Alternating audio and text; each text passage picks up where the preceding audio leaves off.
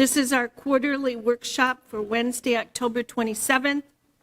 As you can see, we have a pretty full agenda to follow. We're going to start out with NFC, but before that, Scott, do you want to say a few words? No, just again, appreciation for everybody getting together. Towards the end of the day, we have the Youth Advisory Board, and they are only able to come in after school. So we can talk about that over lunch, where we're at in our schedule and how to handle that. Great, thanks. Stephanie, the microphone is yours. It is. Okay, great. So, good morning. My name is Stephanie Murphy with Neighborhood Finance Corporation. I know most of you, but I thought it would be helpful just to do a little introduction since it's been a couple of years since I've been here. I've been the executive director for 7.5 years at Neighborhood Finance, but I did start there in 1991 as one of the first 4 employees and was a loan originator and underwriter and directed the lending team for about 6 years, and then went and did other things and was very lucky to come back.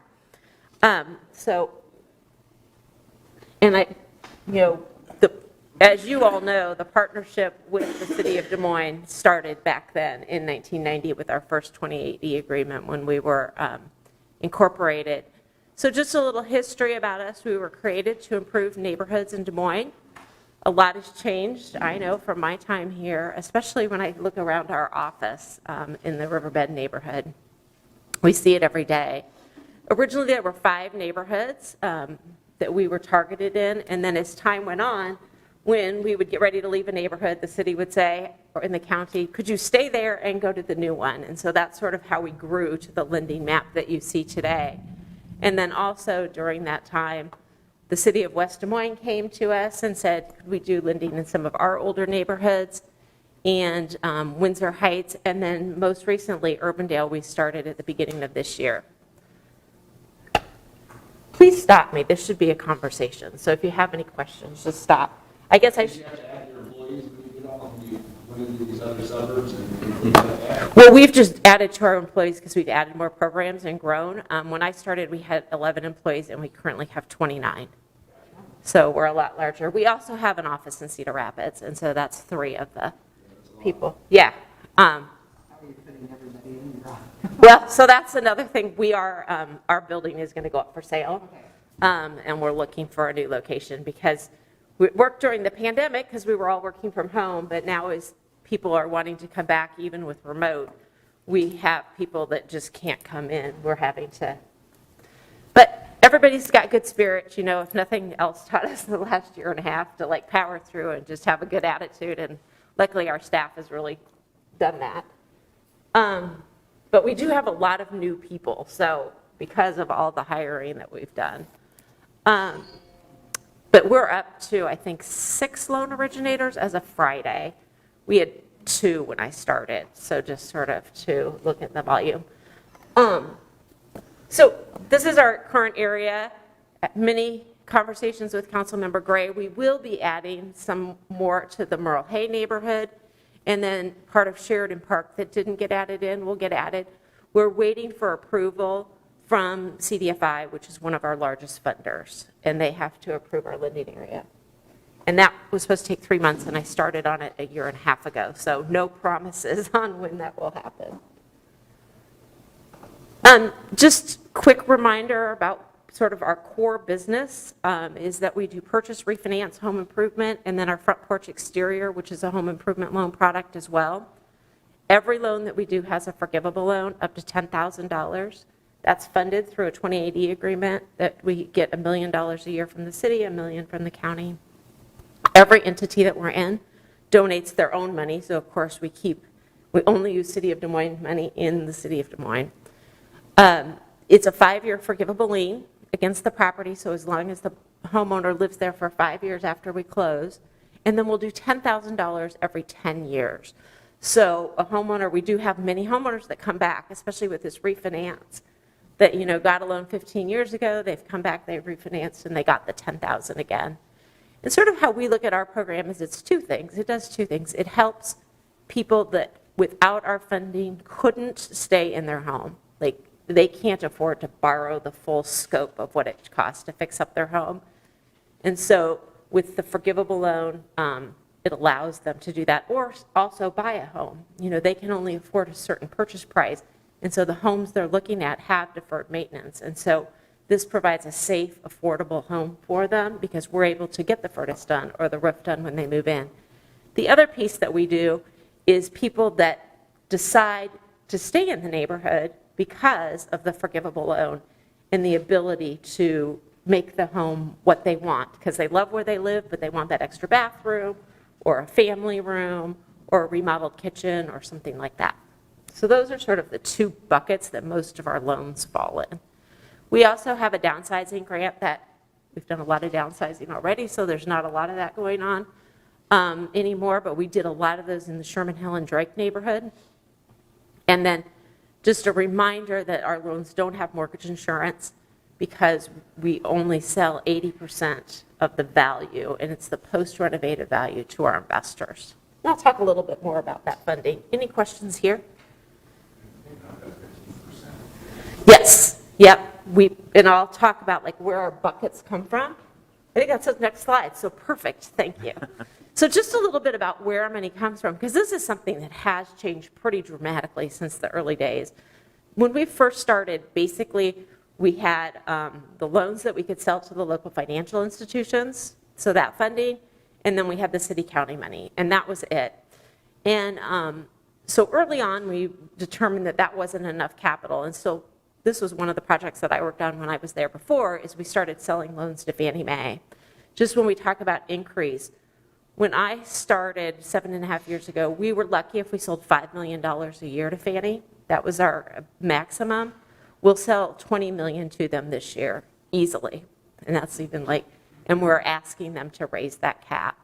So we sell most of our first mortgage loans to Fannie Mae. Under a contract, it's called home-style renovation, which allows there to be an open rehab. We also still have strong participation from our local financial institutions, and we raised $15 million last time. I'll be starting to do another round, and I suspect that we'll raise at least that, if not more, next year, and that will last us a couple of years. The other sources is the local government funds, and how we use your money is for the forgivable loans for homeowners and to reserve on the investor pools with the bank. So basically we say to them, we have this 10% reserve here, so if a loan defaults and we have to foreclose, you'll be made whole.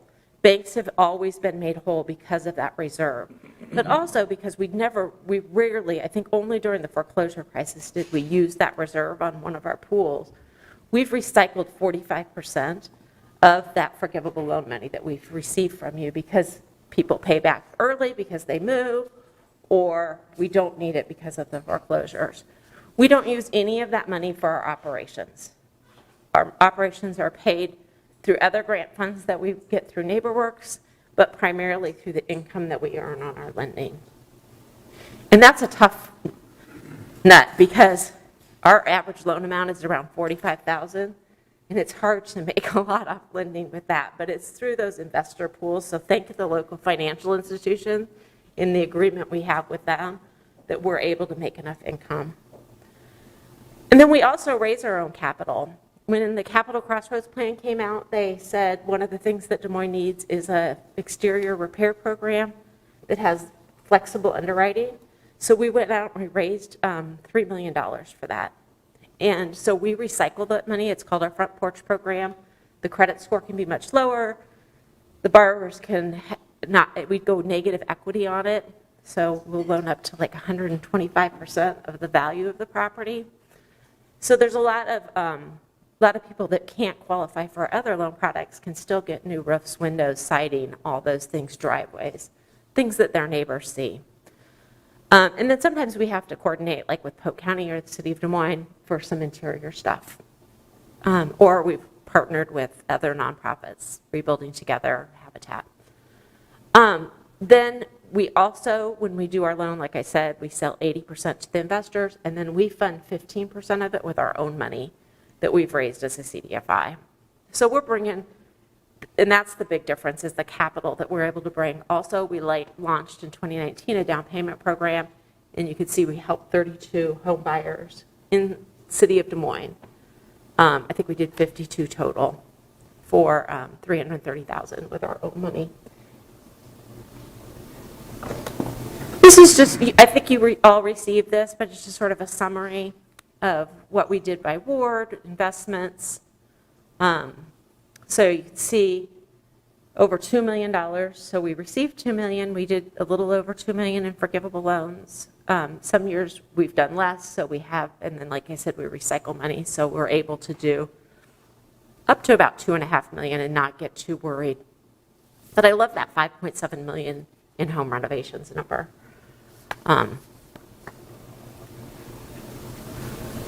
It's a lot of investment.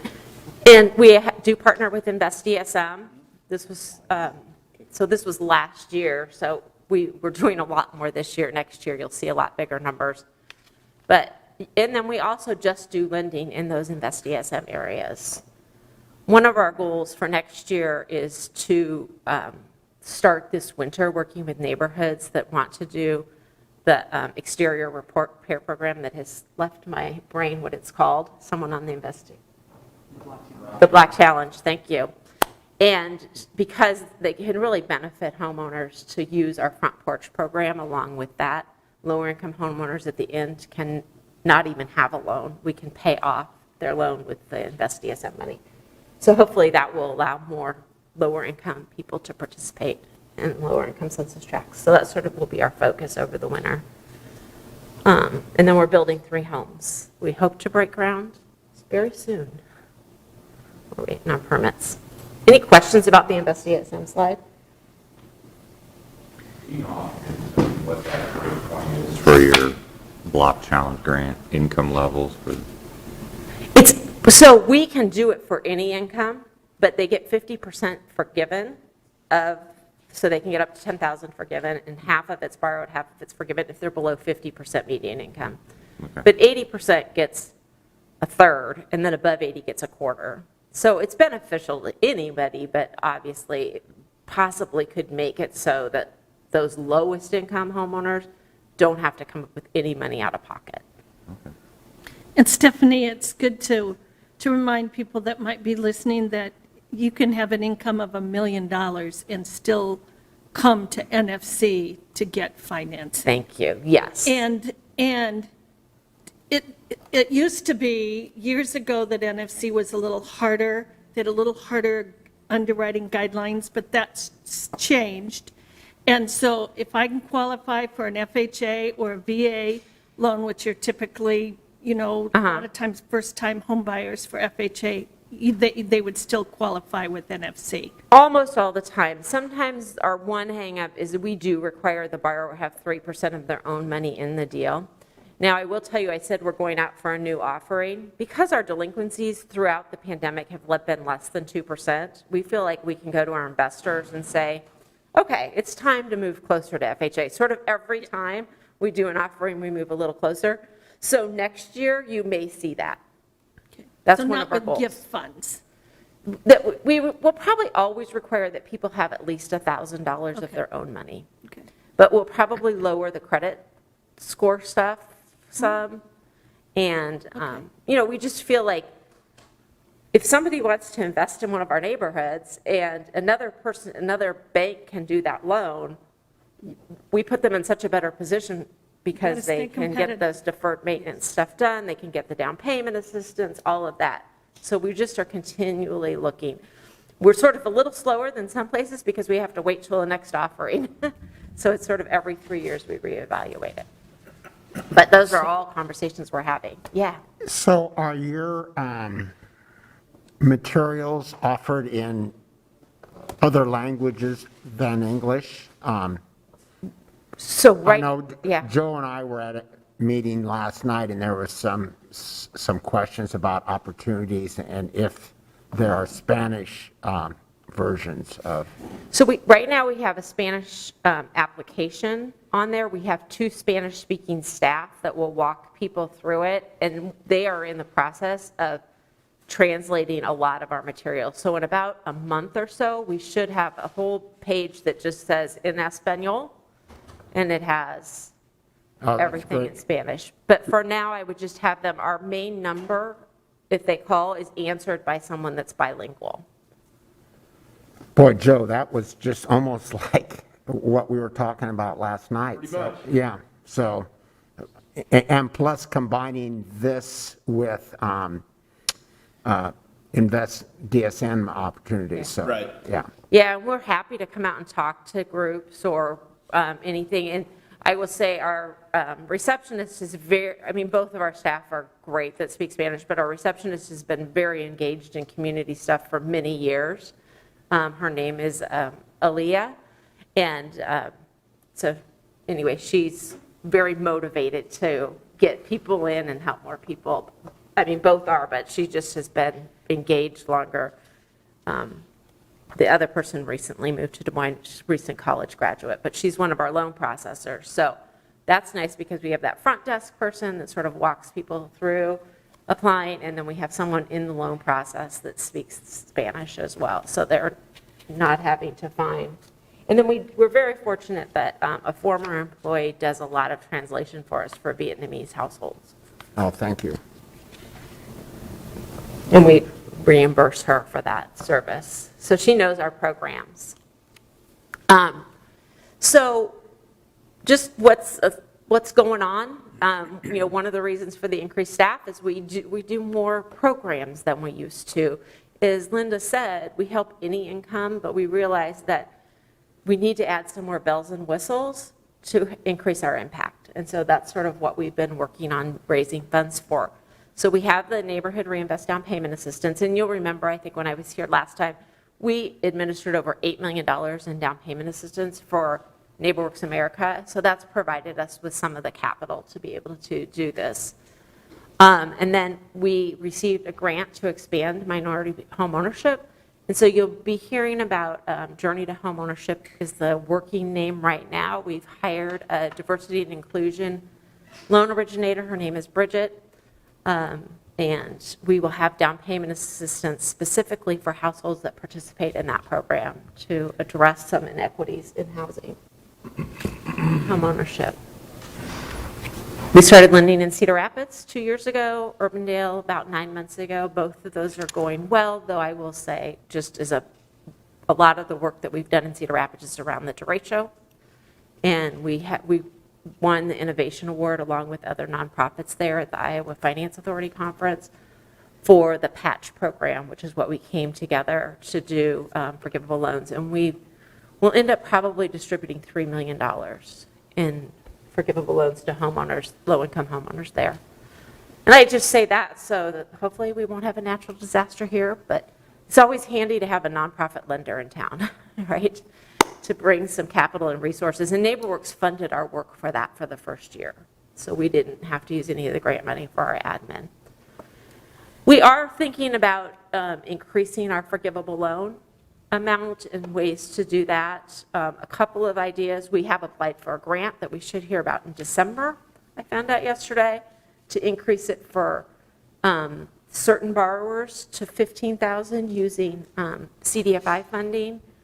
We also are talking with other constituent local governments about possibly using ARPA money and focusing on not only home repairs but energy efficiency and some resilience, trying to make that long-term impact. So I hope to have further conversations with you about that as we move to our next 2080. We just realized that $10,000, when I first started, it was $7,500, and if a household could do a roof, a furnace, and one other thing with that. Now they can barely do a roof with the 10. And so just needing to create an increase so that that affordability is there, since, as we all know, the costs have gone up. I think it's been, I can't tell you exactly, but at least 15 years, maybe 18. What are you striving for? Well, I was thinking 15. Okay. Yeah, a maximum of 15. Yep. I did 2 years ago, I looked at inflation, and to match it would be 20, but 10's working for most people's, but we know the more we have, the more impact we could do. We also have been thinking a lot about energy efficiency lending. Like I said, the ARPA money may help us with that in some areas, because we know that if we can lower borrowers' energy bill, we're even providing more value. And we started measuring this, so we know that about 50% of our borrowers are already doing energy improvement things, but they're small things that they may have done anyways. So if we could incentivize that further to really do above and beyond, not just a energy save, water heater or a low flow toilet, but like actually, we do have some borrowers doing solar panels. In fact, yesterday was a big day because we had our fastest loan approval ever at North of Grand neighborhood. We approved a loan from application to approval in 8 days, and they're doing solar panels. So we were really excited about that. And then we're hiring. So if you know someone that wants to be a loan originator, let us know.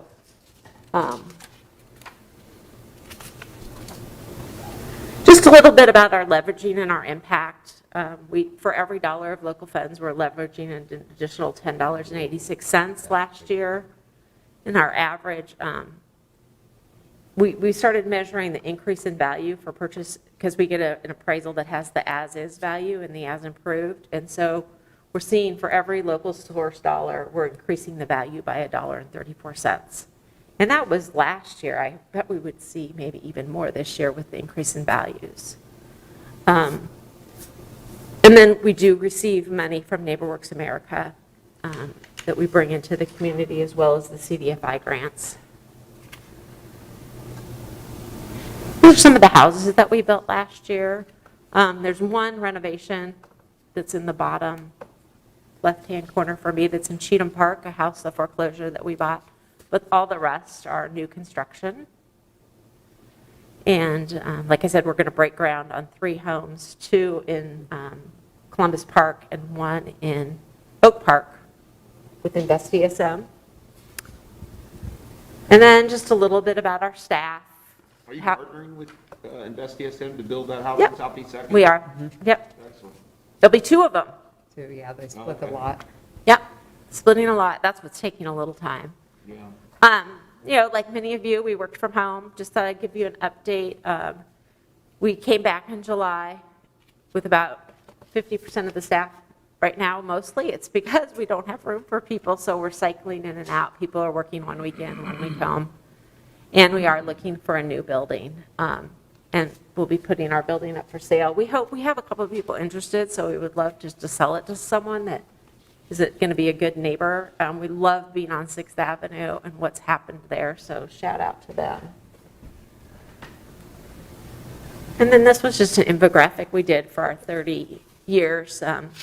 We're in our 31st year, and we really, we couldn't do this, obviously, without the support. I gave a presentation to lenders around the country yesterday via Zoom, and whenever I say the 10,000 forgivable and all of that, they're like, wait, how does that work? How do you do that? And so we understand what a gift that is to our organization and to the city of Des Moines. We appreciate it very much. Any questions for me or comments or thoughts? Stephanie, if I can just make one comment. Going back probably 5 years ago, when the Highland Park Neighborhood Association was ready to fold, they had a meeting, they said, we're going to disband, we're not doing what we need to do. And we had a couple of neighbors who stepped up and they got energized, but then they had the opportunity to go to California with you through NeighborWorks. And to me, that was the changing point, because they came back so excited, so energized, and I believe they put several of the ideas and the think tanking that they did in California, came back, implemented that in their neighborhood, Yep. and it was transformational. I mean, it just made a huge difference. It's been huge, yeah. So hopefully everybody's been to the Slowdown, one of my favorite places, and Drew was the leader. Drew and Kara were the leaders of that group. And if I don't get there once a week, I get nervous. And then Emily from Chuck's was one of them, and they came back. We did the Open Streets event for 2 years with them. I mean, they did it. I sat back and watched it happen and was just amazed. But I really do believe that was Yeah. the beginning of the change of that neighborhood. Yeah, and so I'm so glad you brought that up too, because how that happened is I sort of put an email out to a few council members and said, we have a chance to take a group to a community leadership institute. Does anyone know of a neighborhood that could benefit from this? And Linda said, call Drew. And so I will continue to do that when those opportunities become available. And if you are working, if you've been to neighborhood meetings and you know, we basically take them to a training for 3 days. We pay for everything as well as their food, their flight, the training, it all. And we go somewhere. Obviously, last year we did it online, which wasn't near as fun. But and then we go and we work on projects we decide, they take classes around, raising money, getting volunteers, things that are specific to neighborhood leaders. And then we decide what a project is going to be and work on it, and then they get a $4,000 grant to help implement that the first year. It really was changing. Yeah. So thank you. Well, thanks I love that story. And when I do too. When Scott presented at the NeighborWorks Symposium on middle neighborhoods, they did an article and highlighted and interviewed Drew for that, because it is such a good example of a middle neighborhood that's really fighting for. Yep. Any other? So Stephanie, we talked a little bit about capacity and the ability that the $1 million a year that we contribute could be enhanced with a little more funds. And so I don't know if you wanted to just, the 10,000, literally every 10,000 more we can get you would be another home that could take advantage of that program. Exactly. And our philosophy is, because we've been provided some opportunities, is that we are just going to keep adding staff.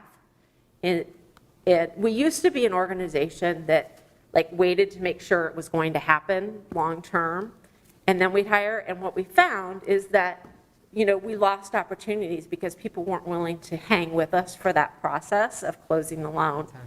And so we're like, if we're never going to close as fast as another lender because of the renovation piece, we own that.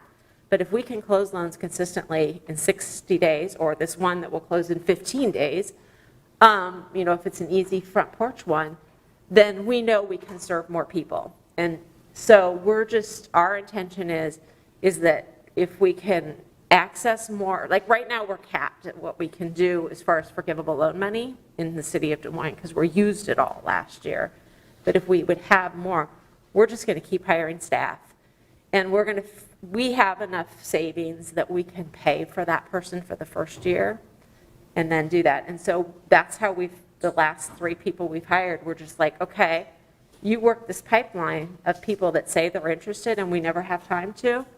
And once you fill that up and you're doing that, then we'll hire the next person. And so we have someone starting Friday that's our next person.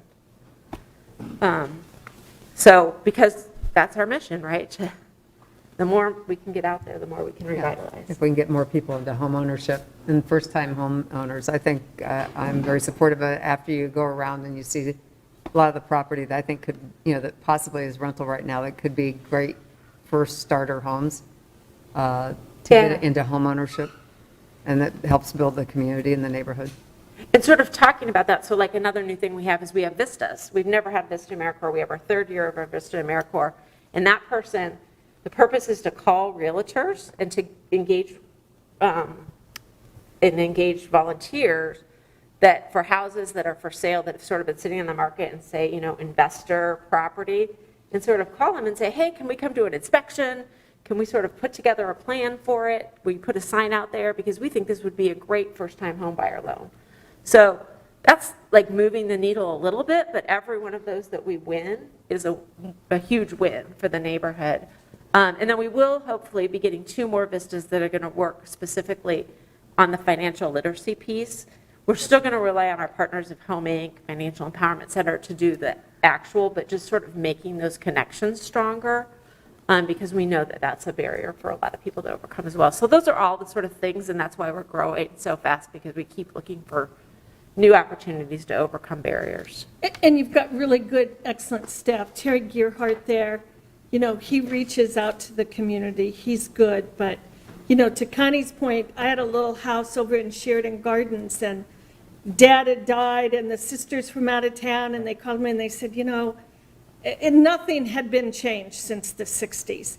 And they said, we really don't want it to go to an investor. We really, we grew up in this house, we just don't want it to become an investor house. And we could have sold it in a second to the investors, but I called NFC, and you guys came and bought it, and it, turned around and sold it, and it's single-family home now that's not a rental, that increased the value of houses in the neighborhood. Yeah, and Zach does a great job for us, and I will Yeah, tell he you, does. that's a program that we would love to grow. We lose money on our NFC properties every year, so we have to figure out how to build capacity without losing money. But we would love to do more homes. It's just that, like, right now, we're losing as much as we can lose in our budget with it. And so, because we have to pay the staff, obviously, but Zach would love to hire like 2 people to be under him and him running more projects. So if you see opportunities on that. And one other thing I meant to say, and I just looked at my note on opportunities, is we are a CDFI, so we can raise capital. And one thing, I was just having a conversation with one of our lender partners, and they were saying, so many deals come to me, like multifamily, affordable housing projects, and we can't do it because they're too leveraged. We can raise money for that. I just need to know what those opportunities are and start having discussions with it through the CDFI. It's a long-term plan, but if someone's out there in the community and seeing things, let's have conversations about it. Because if there's good projects that aren't happening because of capital, we may be a resource. Great, thank you. What size Your- project? Your passion really just comes screaming through your mask. And it's a great way to start the day. And this is a full day, but bodes well, so. Well, I moved to Des Moines because I was so excited about what Des Moines was doing with neighborhood financing. We didn't even have the doors open when I got hired. And so to be able to come back, I left for personal reasons, not because I didn't love the organization. And to be able to come back and be the director has been a dream of mine my whole career. So I'm happy to be here, and we get great support. Josh is on our board, thank you, and we're just very appreciative, and Chris Johansson's on our board as well. So we're very thankful for the partnership.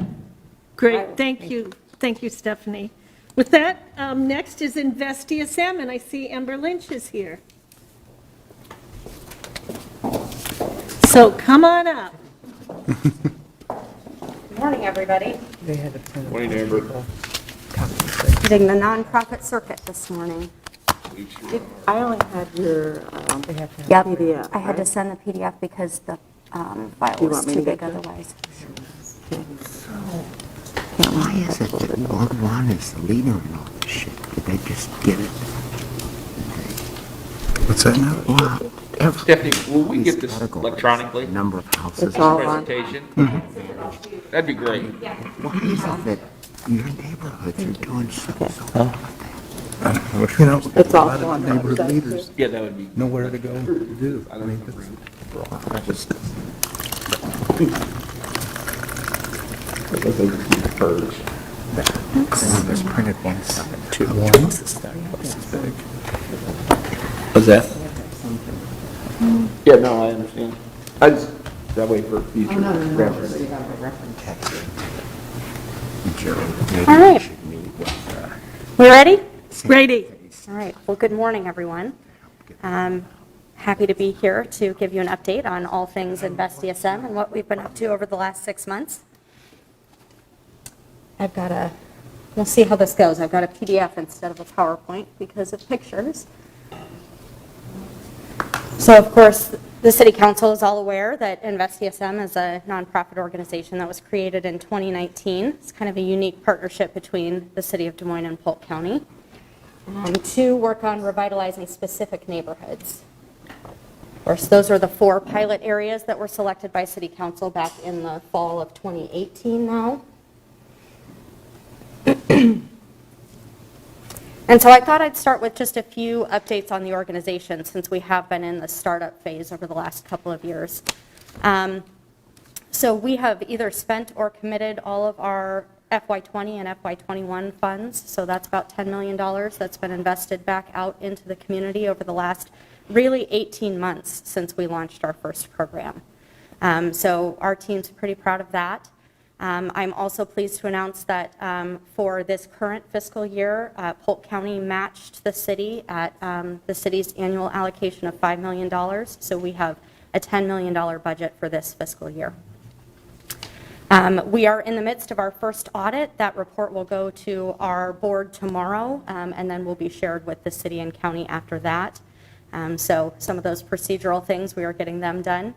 And then our 28E agreement is already up for renewal at the end of this fiscal year. We started with a 3-year term, and so I'm in the middle of conversations with Scott and with Polk County about that renewal process. And then we are starting to think about, along with city staff, in conjunction with city staff, how we begin to plan for a new set of neighborhoods. The goal was that we would bring on a new set of neighborhoods before we reached completion in our current 4, and so we are starting to think about what that timeline looks like and what all the procedural steps are in order to get to that point of selecting new neighborhoods. So as you select the neighborhoods, will we kind of do the same thing as we did before? Would it be each of us would have another neighborhood in a ward? Or are you targeting certain areas of the city that maybe won't be part of each ward? Right, that's a great question. I'm not 100% sure. Personally, I'd prefer not to have another set of 4, just for capacity reasons more than anything else. I'd prefer maybe to do 2 this time and expand boundaries of our existing areas a little bit, Okay. but that's all still a discussion point. I'd like to expand in the. I think we're seeing a lot of interest kind of adjacent to our Right. current districts, and so adding blocks here and there, and we've already started to do that. I'll share that in a minute. Yeah, that would be great. Yep. I know Carl and I visited last night with Cessna and just some of the challenges that we have in the Columbus-McKinley. We've got to figure out a different tactic. Sure. As far as neighborhood associations. Remember, I think Carl suggested maybe we set something up at St. Anthony's Church or and be able to maybe work through the church because a lot of the members live in that area. They're bilingual. Maybe that would be helpful if we do it through there because I think we can all agree the neighborhood association right now is not working like it's worked in other parts of the city. It has been a little bit more of a challenge, that's for sure. Yeah, I would agree 100%, Amber. Yeah. Okay. Is it non-functional neighborhood association? It's just, So this is really just a reminder of the programs that we've developed out since we began. Our Block Challenge grant and homeowner renovation grants are specifically aimed at homeowners, residential property owners in the neighborhood. The Block Challenge can be used by both homeowners and rental property owners. We do have a program available for developers, again, kind of on the single-family side, either to do rehab or we're beginning to dip our toes into new construction as well. We have a commercial grant program, and we've just added some pieces to that so that commercial business owners can work with a pool of vetted artists to help them design even simple things like storefront window displays. So that's new in the last couple of months. We've also launched our rental rehab program. We've done kind of a quiet launch of that because we're in some, we have a staff member on maternity leave at the moment, and so we've been a little bit quiet about that program, but we're already starting to see some interest from landlords in the Drake neighborhood that want to do some more major improvements to their property and might need a little assistance to do that. And on the assistance side there, I mean, in the Drake neighborhood, you have what were previously single-family homes that are multifamily. I mean, is the rental for both, or is it single-family only? Like, how is that? Yeah, good question. That one is for up to 10 units. So we didn't want to take on the bigger multifamily buildings with it. It's for the smaller number of units, but that program is available for a property that would be up to 10 rental units. Okay. So it could serve both a single-family house and something that had, 8 or 9 units in it. Yeah. Okay. And as with everything, that rental rehab program is a cost share. We do have a forgiveness period on all of the grant money that would be in that rental rehab. And we've got a little bit lengthier forgiveness periods on the rental than we do on the owner-occupied, trying to prevent people from doing the improvements and then flipping that house to another owner. But are there other conditions on the rental piece? We Because, do I mean, have some agreements around the rent rates and what those rent rates are during that forgiveness period. And so we've got limitations on how much they can increase the rent, kind of agree on where we're going to set it at the time the project is completed based on comparables in the area. And then they're only able to raise that rent 2% a year during the forgiveness period that we have. And what about other just sort of general maintenance? I mean, we can put money in, and if that's all that's being put in, and they're not maintaining the property, are they still eligible for forgiveness in that case? I mean, the whole goal is to... Right. Yep, that is something that we look at is their property management practices at the beginning. Again, we're new at this, so we haven't really gone through a project yet. We've just launched that program. But the idea would be that we'd look at those property management practices up front to make sure that they're going to maintain it in a good condition and be a good neighbor in the neighborhood in order to receive the funds. Yeah. Okay, but we're not making that a condition of receiving the funds at this point. We're just looking at how they've done in the past. I mean, from a rental perspective, that seems more important than like a homeowner perspective. Sure. I mean, because we want to be incentivizing landlords who are going to engage and keep investing in the property and not use dollars for someone that sort of walks away and it's just our dollars in there. Right, right. No, that's a fair point. I know we have in our grant agreement itself, there are some provisions around, you can't have code violations that go unaddressed within the time period, our forgiveness time period, and some things like that. So we have a few protections in place. I'm sure we could add more, some firmer requirements in there. Okay. Yeah.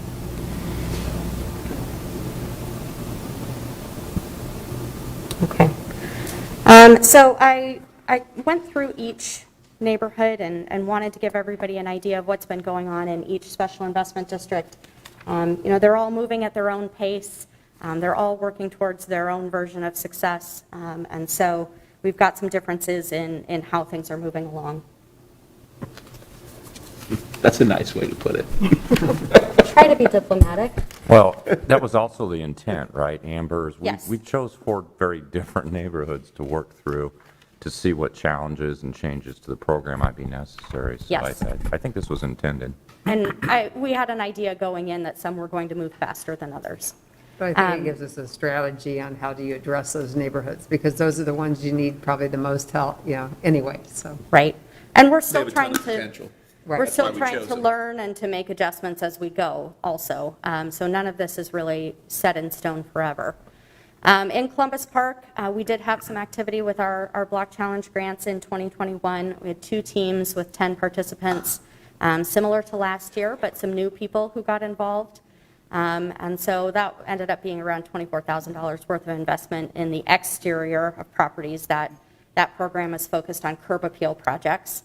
And, it's a little bit of a challenge for neighbors in that neighborhood, don't know each other quite as well in some cases, might be newer to the neighborhood. That's where we're getting the most participation is with people who have moved in more recently.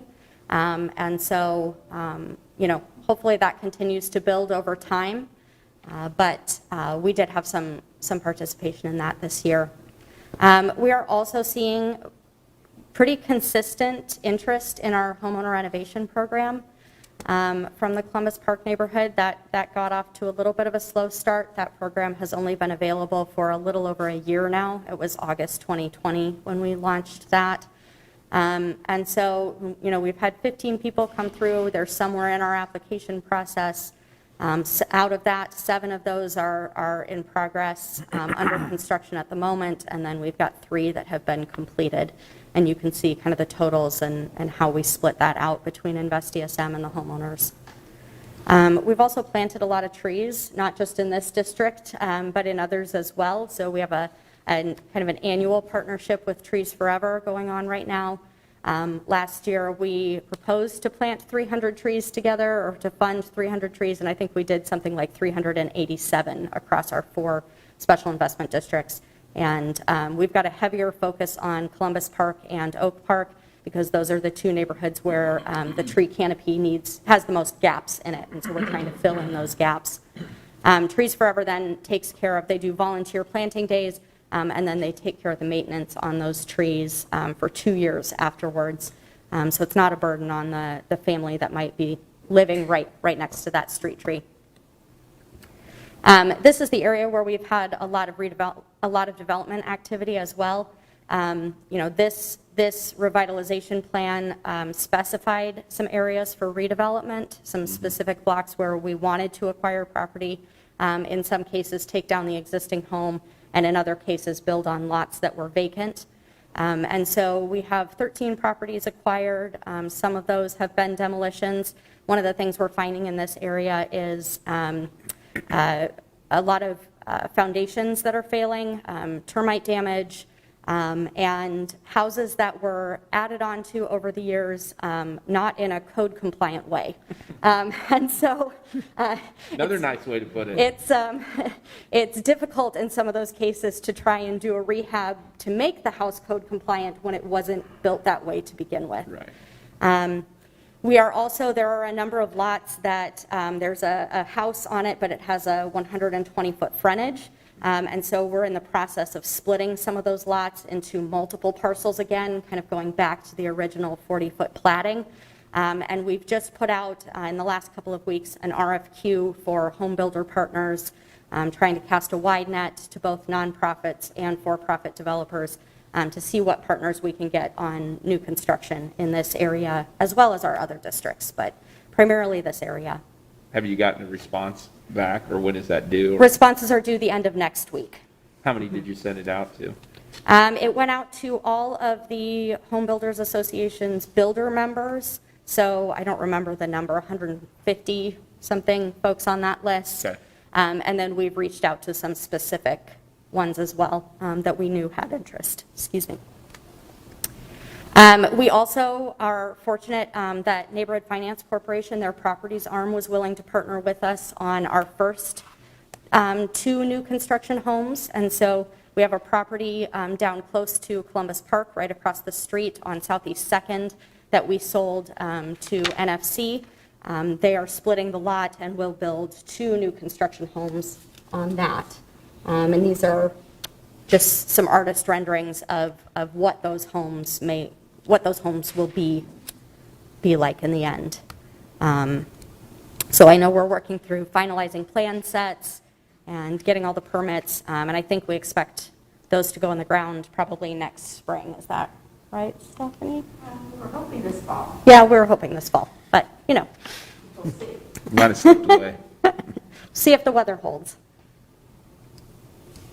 The other thing, we have been doing some coordination with city departments in and around Columbus Park, understanding what the Parks Department has going on as the levee gets reconstructed, looking at how we can take the Carl Voss Trail along the levee and start to create some trail loops that connect through the neighborhood to the sidewalk network and down through the parks that are kind of on the south end.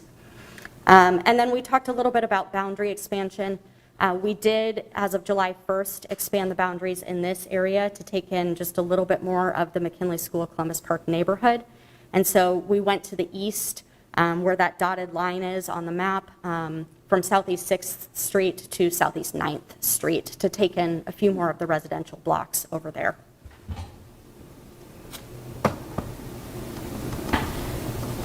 Have you gone past Eagle View and to the east a little bit down in that area where we've invested in all the infrastructure already? Yes. Is that all included now? To the To the Maybe to east the of east. Southeast 6, Oh, past where Eagle View, yes. where Yes. Murray is and. Yes. Okay. Yep. Yeah, we don't. We did all the streets down there, curbs, streets. Right. And we've had some calls from that area of property owners that are interested in the programs, and so it may try and get a little bit more momentum and traction with the residential properties. We thought expanding made sense. Okay. Yep. So moving into Drake, we had pretty strong participation again in our block challenge this year. Again, some repeat clients and some that were new, many that were new. And in Drake, we're seeing both homeowners and landlords participate in that program. So we do have some rental property owners that have done exterior improvements to their properties because of the block challenge. How many repeats have we seen? You know, it's probably about 40% in that area. They have to do a different project, and we'll cap that at a certain point. We're talking about capping that after this year or after next year. But those repeats are really helping draw in new people as well.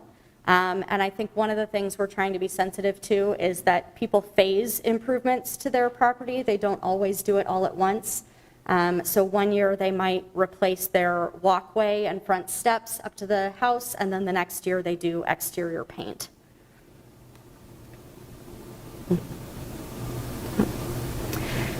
We also have pretty strong participation in homeowner renovation in this neighborhood. 63 that have applied so far, 12 that have been completed, and you can see the numbers there. And then Drake is another neighborhood where we've had a fair amount of development activity where InvestDSM has purchased property. We've got a number of rehabs in progress, including some that were multifamily conversions that are being downsized back to single family. That was an explicit goal in the neighborhood plan, so that we downsized about 20 of those conversions over our 10-year implementation timeframe. And so we have several of those underway or in the design stage with construction coming soon. Our excitement at the end of the summer, we helped Drake University move a house that they needed out of the way for what will become the new Broadlawns Clinic along University. They had a house on Brattleboro that they needed to move and that the neighborhood really hoped would be saved. So that has been moved around the corner. It's now on the corner of 31st and Cottage Grove and is beginning construction. And we've got quite a bit of activity on that 31st and Cottage Grove corner. I have a question with the conversions back to single family. I mean, were those primarily, the conversions primarily like studio, or were there any like 1-2 bedroom that are being converted out?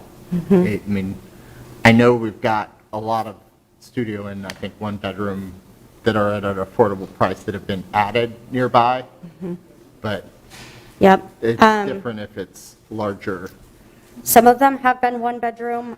There may have been 1 or 2 units that had 2 bedrooms in there.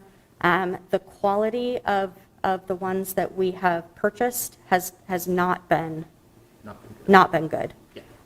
So, you know, it's not our goal to take quality rental units out of the market. Most of these have been opportunities where the property owner was facing losing the rental certificate because of the quality of what they were providing and decided to sell the property instead. That has been most cases. Okay, that's good to know. Yep. I just think many times a single-family house was supposed to be a single-family house, and to try to convert many times, having owned one of those, my first house, where had a rental up above, and it just is problematic in most cases. And in these cases, I know, having gone through the one that was on 31st and Cottage Grove, we need safe, quality, affordable housing. Yeah. Yeah, no, I Yeah. agree. It's just Yeah, no, it's thinking a about future. thinking about the other piece of it. I mean, Right. and in Drake, like, the Canary Lofts have a lot of, studios that are at an affordable price point, but as a community, we haven't done as well with the affordable 2- and 3-bedroom Yep. that a family needs. And so it's just a different set of Right, to be, yeah. concerns, and if some of those, even if they're substandard, right, like, yes, we should bring it up to quality Right. and do that Yeah. right, but we should also be thinking about the broader impact. If we're losing those units, do we need to backfill with some other program to make sure that those Yeah. affordable units are still in the neighborhood? Very possibly. I think looking at the larger, especially as the merge project comes through, up on University, looking at the unit sizes in those buildings is probably a beneficial thing to do. Or even as you rebuild into these homes too, that they might go into, instead of 6 apartments, 2. Right. I mean, Right. 2 apartments where you can make them bigger and retrofit them so they are. Right, the duplex, the Right. quads, Right. that can fill a role, that sort of missing middle piece. Because that's the one thing that will be needed, especially, they said, with a lot of the immigrants population coming in, the Right. bigger families. Yep. Yes. All things to keep an eye on as we go here. And part of the reason why we wanted to bring that rental rehab program on as well is how do we maintain the quality or improve the quality of what we have here, especially in the Drake neighborhood. Yep. Yep. Okay. Other activities that I wanted to mention, we're working with the Dogtown Business District on some new branding. We've started a process with a local design firm to work on logo development for them, as well as we partnered with Bravo and Group Creative Services last year to host an artist in residence. And so we had a Chicago-based artist that worked with us for the better part of last year and resulted in some activation along University in the Dogtown Business District with painting the sidewalks and a series of block parties throughout the neighborhood. So I have if you'll indulge me, I have a quick, it's like a 2-minute video, if I can get it to play, gives you a better overview. Oh, this is a PDF. I'm not going to be able to make that happen. Never mind, I'll send the link around. But here's some pictures of it. You want me to try and pull it up? It's on our website.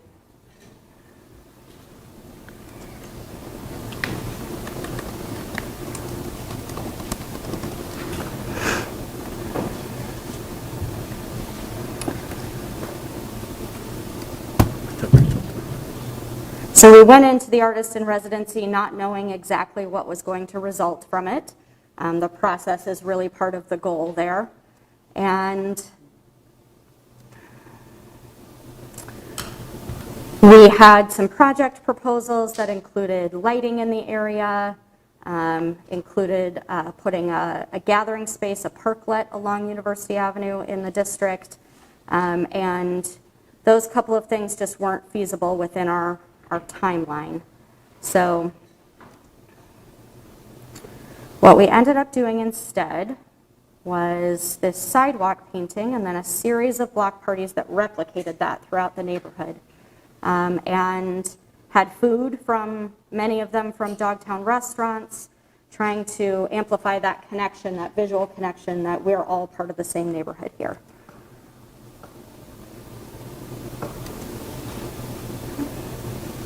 I don't know if the sound is going to work.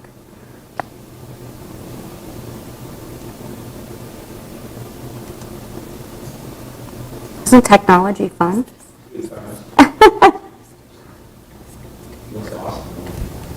Yeah, it turned out really well. It'll be temporary. It'll wear off. We had a couple hundred people stop by the block party that we hosted in the Lucky Horse parking lot. And then neighbors throughout the neighborhood, as I said, they kind of replicated their own street painting and or sidewalk painting, and then hosted their own block parties throughout the residential neighborhood. It was interactive. The paint is paint, but then there was sidewalk chalk, so you could add to it with sidewalk chalk. The paint is still there. Yep. And the owner of Mars Cafe told us it was the best Saturday he'd had in a long time in terms of business. So That's Eleanor. She was our artist. We're still working with her on a new project. We were just awarded a $75,000 grant from Wells Fargo to do a beautification effort in a business district, and so we're going to be able to make some of the lighting happen this winter. So we're rushing to get that designed and figure out how to implement that in the next couple of months. But I won't make you watch a silent video anymore, but I will send around the link afterwards for those that are interested.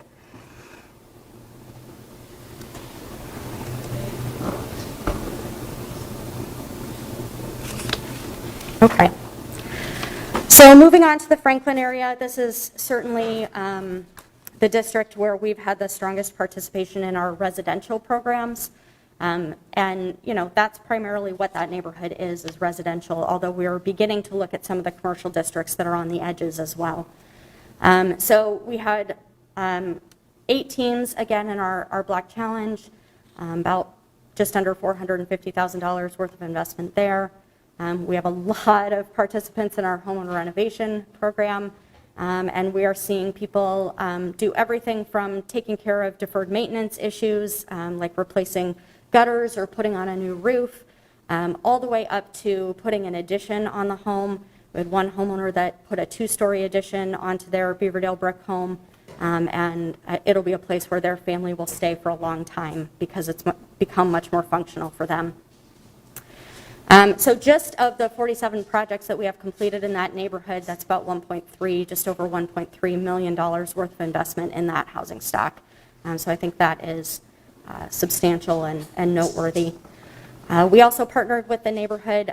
We do $10,000 grants to each district every year that they are able to use for a beautification project or some sort of community building project. In the Franklin area last year elected to do some public art with it. And so there were 4 glass mosaics that were designed by a neighborhood artist that have been installed on the sides of local businesses in the area. And then we're currently in the process, we had a meeting last night, of working with city engineering, planning, and economic development departments to look at the Waveland Cafe and Uptown Center nodes, those business districts, and how, as the street redesign comes through, we can make those districts feel a little bit more like destinations and places that people want to come and stay. So there's the other mosaics. The Bulldog is on Snookies. They had a competition where neighbors could submit pictures of their dogs and then vote, and this is the one that was chosen.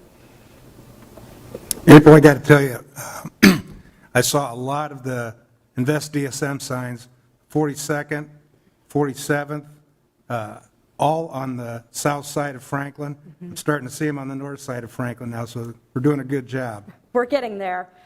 We didn't do as much specific outreach in Franklin because they're kind of moving along on their own. We focused our outreach efforts more heavily in Oak Park and Columbus Park. But we've got some work to do to get north of Franklin in that area. So we'll be looking at that as we go into next year. Moving into Oak Park and Highland Park, we did not have any Block Challenge participation this year, but we are seeing much more consistent interest in the homeowner renovation program that is more individual and doesn't require that team component. So I think, about every week we're getting a new applicant to that homeowner renovation program, and that seems to be spreading well, especially in the more recent months. So we're excited about that. The big success in this neighborhood has been the commercial district so far. There's been a great amount of activity in the commercial district, thanks especially to Neighborhood Development Corporation and their partnership, but we're also working with some private developers there as well. This is another district where we expanded our boundaries just by a couple of blocks. So we took in the rest of Oak Park Avenue to the west as you go towards the river, and then we also expanded a block to the north up to Madison Avenue from Seneca. We've had some development activity here. We've got a couple of rehabs underway. We are partnering with Home Inc. on an accessory dwelling unit demonstration project. And so the lot that we previously owned has been transferred to them, and they will be building a new single family with an ADU connected to the garage. And I see that Tony is here today. We've had a number of conversations about how we can do additional projects together. Oh, sorry, go ahead. How is the ADU? Is it above the garage, or is it like Next to. expanded garage so that there's living space? Yep. Yep, expanded to the side. So what was the total, oh, sorry, Councilor. Go ahead. Well, I'm just particularly interested in how we can replicate the ADU model, because I think that's a really good option. Yep. And I'd like to see us encouraging that in more places. So Sure. I'll be interested in learning more about how that experience is, and thinking about what else we can do with that. Okay, that's good to know. We have had some homeowners in other districts that have been interested in adding ADUs. Most of them are thinking specifically about a family member that they need a separate living space for. And so I do think that there is more and more interest in that in the community. Yeah, that's what, walking door to door, there, somebody was building on for their mother-in-law to come live closer. There's an ADU. Yep. underway. And our code is set up favorable to do things like that. We need some work in terms Yeah. of where, I mean, I think we could pretty easily make a small tweak and allow them in a lot more places than they're currently allowed. Yep. Yep, I would agree. So one other question, Chuck's looks fantastic. Right. What was the total investment that Invest DSM did for Chuck's, and then they Oh, did yes. separately on their own? Yep, I good think that we question. should, So I think altogether, the Chuck's project ended up being about, if you include the new equipment that they purchased, it was about a $1.4 million renovation. And Invest DSM, with our change order, we had probably about $320,000 in that. Now, Neighborhood Development Corporation, we got a little creative. Neighborhood Development Corporation purchased that building and oversaw the renovation of it. At some point, they will sell the building back to the restaurant owners. And when that happens, there may be some payback to both Invest DSM and NDC, because NDC had funds in the project as well. what did they have in it too? Do you know? Oh, I don't know that number off the top of my head.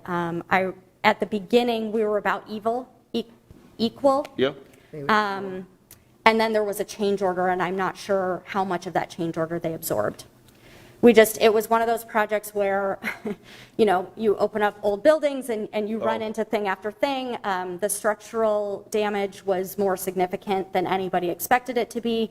And then at a certain point, they decided to replace the HVAC system as well. Sure. And so the increased cost of all of that was shared to some degree between Invest DSM, NDC, and the restaurant owners. So Now, there's other businesses in that building, isn't there? Is that why? not currently. There's 4 apartments that were added. Apartments. But they renovated the upper story apartments, so there are now Which never four apartments that are available for lease. So NDC owns it and is leasing those apartments as of now until Yes, it's bought back by Yes. either the restaurant owner or some other investor that would buy it? yes, Okay. yep, There Good weren't investment. any. Longtime staple. We need more of them. yes. Yep. That's been a great project. And they should, I believe they're opening soon for carryout, and then we'll start to add in-house dining as they get their new staff trained. As they get new staff. Get new staff and get new staff trained up. That's been a little bit of a challenge right now, too, I think, Piece is of cake. finding restaurant staff. Joe, Oh, I it's made easy. the offer that all of the elected leaders, we should go up there and serve pizzas some night. Sure. Just as long as you guys work as hard as I do. We're good. And I should say me and Connie. Yeah. She's got a little bit of experience in that Yeah. field. I'm used to apples, not pizza. Yeah.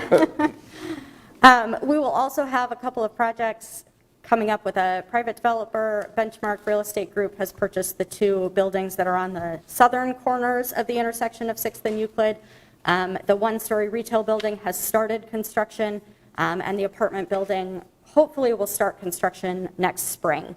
And the city has some funding in those projects as well through TIF. So this is the TIF area, the whole thing.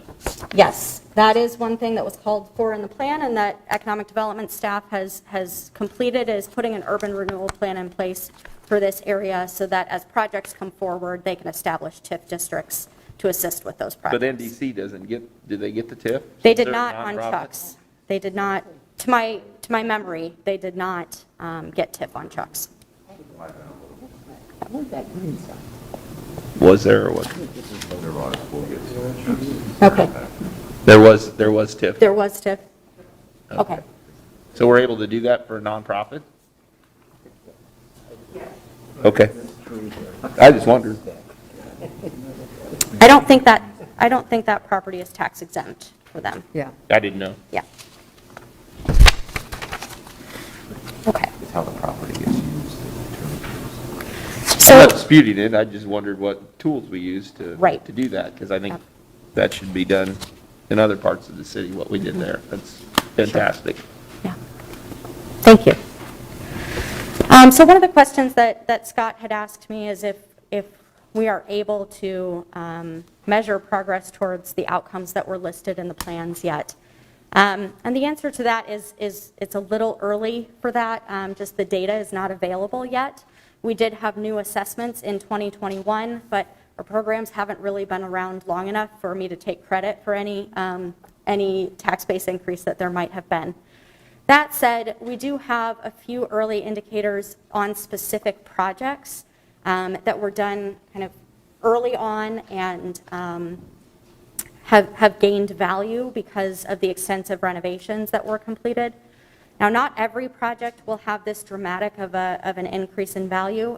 These were all fairly big kind of gut rehabs, but I thought still it was worth sharing and kind of exciting to see some of the change.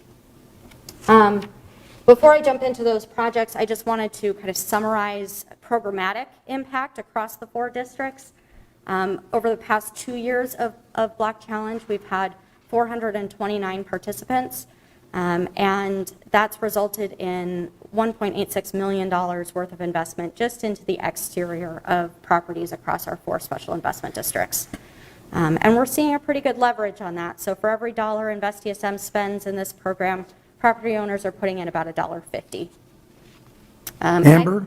Yes. How does that compare to what we budgeted for InvestDSM? Mm-hmm. You know, is it 1.86 million? I think it was 2.5 million, wasn't it, Scott? You're talking about in total, our contribution? Yeah.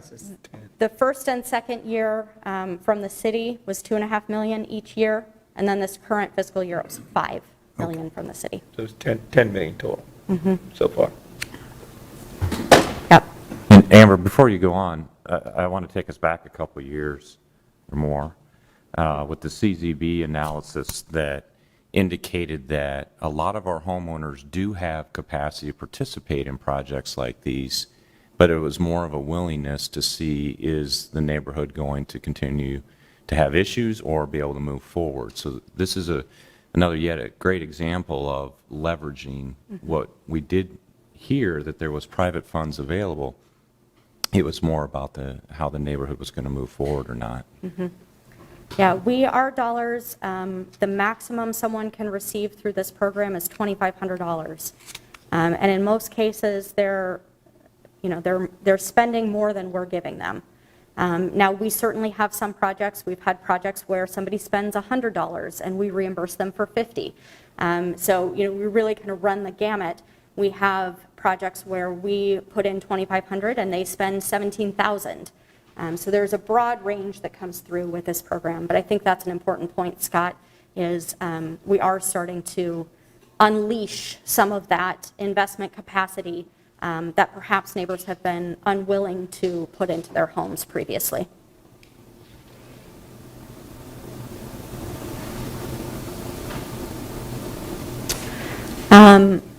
So our homeowner renovation, this one has only been available, like I said, for a little bit over a year, and we already have close to 400 applicants.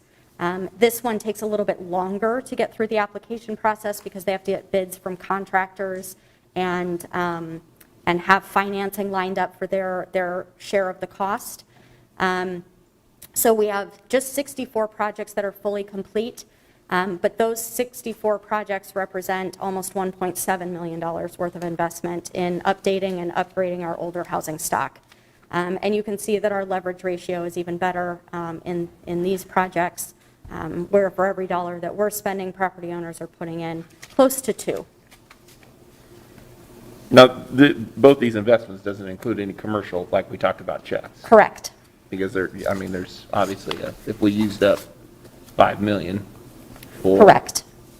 So of the funds that we have spent, there are additional pieces in commercial property renovations, as well as property acquisition and rehab that we are doing through Invest DSM. Okay. You don't have those numbers here? I do not, Okay.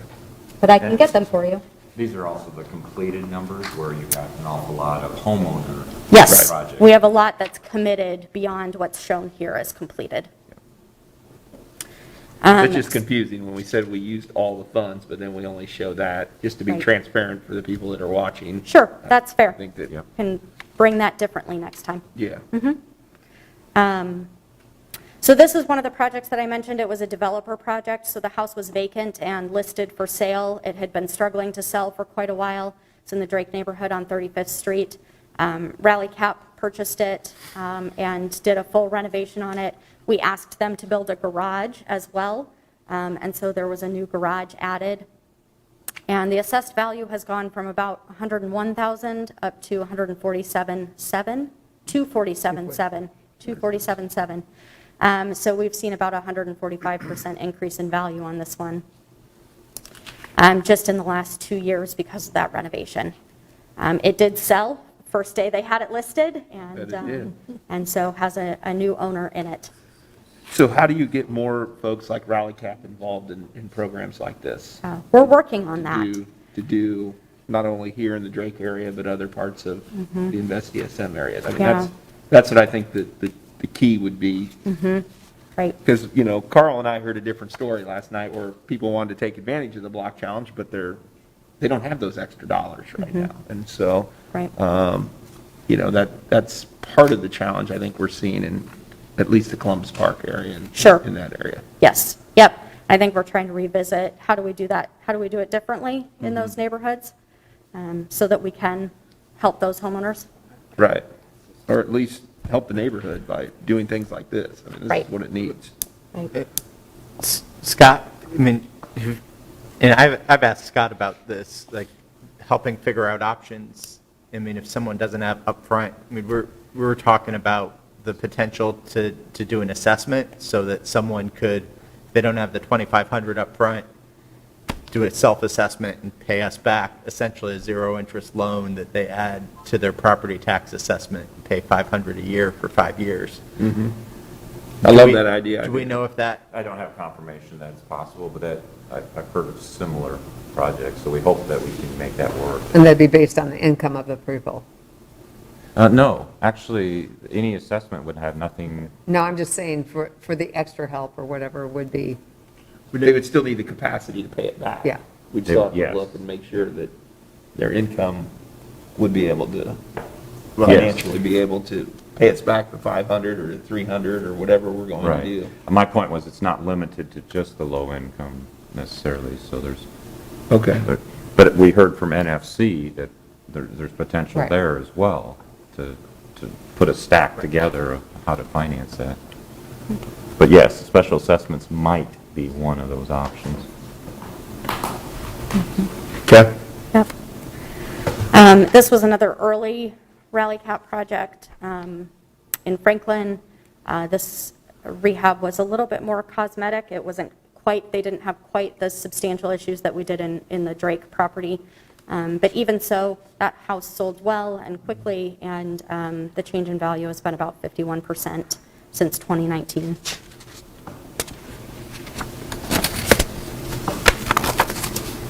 And then one of the commercial projects, this again, it was a partnership really with NDC and the city of Des Moines, and then the Highland Park Bakery owners to get that building renovated and the business reopened.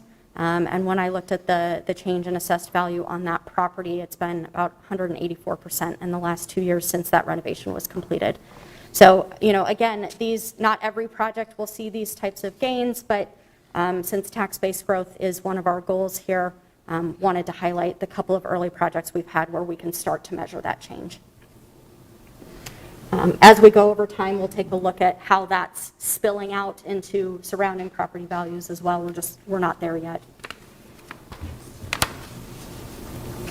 But we've already seen in the Highland Park, we've already seen other people come in and making their own private investments. I mean, you've got Yes. Benchmark that's Yes. coming there. We've got a couple of others. Yeah. Yes, that's absolutely true. So I think the wheels have been set in motion and, are starting to turn happening. on their own. It is happening, yes. And, remember, we're very early on still. We expected that we had about a 10-year implementation timeline in each of these districts, and we're really only 2 years in, maybe less than that. So it's still early to say, but I think we're making good progress. The last thing that I wanted to mention is I do believe that we are seeing gains in neighbor engagement across all 4 districts, even though it is slower in some than it is in others. That was an outcome that was in all 4 neighborhood plans is, how do we see increases in the number of active volunteers with the neighborhood association or just with neighborhood events? Can we start to develop a pipeline of emerging leaders so that as neighborhood association leadership transitions, we have new people in place that want to take on those roles? And so I think even at this early stage, we are starting to see that across all 4. In Franklin, we had a couple of Block Challenge participants last year who now are on the Neighborhood Association Board, including the current president. I think Drake is seeing more consistency in the number of volunteers that are active in the things they're trying to do throughout the year. In Columbus Park, we have a lot of the newer neighbors, those that have recently moved in that are incredibly excited about all that's happening. And so they are beginning to get more involved. And then in Oak Park, I've been really pleased to see the homeowner renovation participation grow because we've had such great momentum in the business district, and we want to make sure that we pull that into the residential blocks as well. So I think that consistent activity that we've seen over the last couple months is definitely going in the right direction. And I believe that's all I have for you this morning. So, I welcome any feedback about what you'd like me to share that I haven't this morning.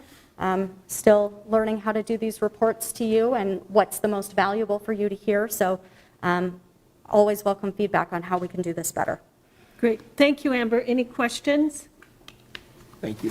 With that, thank you. Good job. All right. Next up would be neighborhood grants.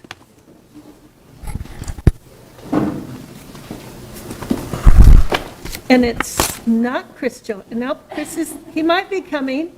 I can't tell. Amber, you'll send that electronically too, right? Yes. Okay. So Lisa Krabs Yes, is going to be yes. our presenter. Okay, thank you, Lisa. And I heard Lisa's name, but I don't know you. What's your role in the, Who am I? yes, please. So, I work for the city. I've been with the city as a planner since about 2016. Okay. And then in February, Chris hired me as the federal funds administrator. So Okay. I work primarily with the federal grants that we receive through HUD, such as the CDBG, home program, ESG, COC, and then neighborhoods. So Great, thank you. yeah, no problem, no problem. And we'll get a chance to see Lisa again on Monday morning, hopefully. Yes, Just hopefully. depending on situations. Hopefully, we'll get to see her on Monday as well. What is she on for Monday? So Monday is the COVID conversations with the extra federal funds that came through for Oh, mental great. health and Okay. some of that. So And- she's been working on that for over a year now. Over a year, yeah. And I offered to do it from the hospital if I get, out of capacity. Scott said that's not Oh. necessary, so that's fine. Oh, I see now, okay. It's not just COVID weight, so. Right. Maybe a little, but. Yeah. You're good. Fair enough. All right, well, thank you for letting me speak today. This appropriate, I'm following Amber because this is the Block Challenge grant from the city side, right? So this is a program that we adapted from Invest DSM with our partnership with them. And so talking about kind of how it worked from the city angle, and hopefully, some topics of discussion on how we might be more strategic in the future from our side. So the Block Challenge Grant, I'm not going to read the whole paragraph, but basically what the theme is, you'll see in the next couple slides, is it's really a program to strengthen the Des Moines neighborhoods, and that's through linking neighbors together, enhancing their communication through an exterior improvement program, right? And the main component is that it is a matching fund program, so up to a cap, depending on the team size, we do have matching grants per project. So, and again, kind of continuing this theme, the purpose is to build community, build neighborhood identity, enhance communication between those neighbors, and while improving the physical improvement of the neighborhoods all at the same time. So, not surprisingly, the goals. We want to create more momentum for larger, more impactful projects. So, hopefully giving neighbors the confidence. They start with a small project, and then they can build. They feel good and want to keep continuing to invest in their neighborhoods and houses. Obviously, improve the exterior physical condition, and then finally bring neighbors together for a sense of community pride. So that's kind of like the big scope of the goal, the purpose, the reason why we're doing this. So now we'll get kind of more into the nuts and bolts of how to do it. And again, we basically adapted Invest DSM's program. So there's not a lot of changes right here. But the eligibility requirements for the property, it must be in the city of Des Moines. So contrary to Invest DSM, they have the 4 special investment districts. Ours is citywide, and we didn't have a targeted approach. Just whoever applied, we basically accepted. The projects must be exterior improvements, so it has to be visible from the street. That's not to say that if someone wants to paint the whole house, we're only going to do the front, right? So primarily curb appeal projects, but with the understanding and the logic that could extend around the house. The applicant must be the homeowner of record or have written permission. So one thing is we do allow contract owners to participate. We do allow rental properties. They just have to be residential properties to participate, and the rental properties have to have approval from the owner. So. We don't let them do that if they have any code violations, correct? If they're not able to participate in this if they have any code violations? Oh, code violations, I don't know. The rental certificate must be up to date. But in terms of code violations, I guess that's not something we don't, I don't know, I guess. All right. Did we have any rental properties participate in the first year? I'm going to look at Kayleen and Ryan because, no. Okay. We had one that was interested, I do remember that, but we had run out of money by that time. Okay. Yeah. Maybe that'd be something that we can look at, though, Yeah, for sure. if someone is in violation consistently, and I don't think that they should benefit from Okay. any type of programs that we offer. Okay. And I would hope that Invest DSM would do the same thing also. I don't know what their rules are, Amber, or anything like that, but that'd be something worth taking a look at. They have to have a valid rental certificate. We do check on that. So we check with Neighborhood Inspections Division on kind of what their status is. And if they have a valid rental certificate. Okay. But you're concerned about habitual code violations? I am concerned about some habitual violators, even if their rental certificate is okay, but if we constantly are having to Inform them to improve. I Call guess the that's weed a commissioner or- strategic way of saying it, but Sure. yeah, I would definitely look at that differently than I would look at someone that just has a rental certificate, unless they're habitual violators. And Yeah. I think if there's limited dollars too, it's, again, absolutely the ones that have been problematic and you have to keep telling all the time to improve. Yeah, I think that all makes sense. Okay. We can definitely incorporate that. All right, thanks. Yeah. And then the property must be within eyesight. So we're forming teams of neighbors. So If you can see it out the front door, that person's also eligible to be on your team, and you can daisy chain it. So it doesn't have to be one owner can see everyone, but if they can kind of see and make a chain, and that can be a team. And then the teams for 5 to 9 people each can receive up to $1,000 for reimbursement per project. For teams that are 10 plus, it's a $2,500 per project can be reimbursed. And so that's, I think Amber mentioned this, $2,500 is the cap.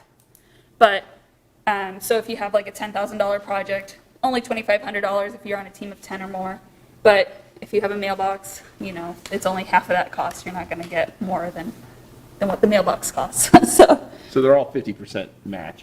Yes. Okay. Yep.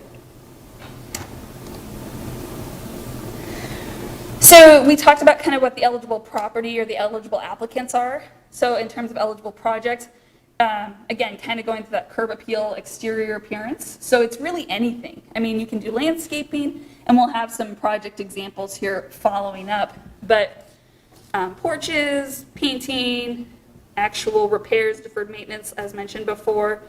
I think I said landscaping, something as small as house numbers. If you're just trying to get your 10th person on a team, and they're willing to contribute something, we can do that. So it's really, this is not a limited list. This is just some examples of what could be done. The process overview, how it'll work, just from a high level view. When we first start, if someone's interested, our staff will go out and meet on the neighborhood's turf, basically, where the residents live. So our staff has been very engaged, and we did it initially with virtual meetings, but they have been going out in person. And so we'll have an informational session, or at least one person has to attend, hopefully more attend than that, but just kind of giving them the background, answering any questions they have and whatnot.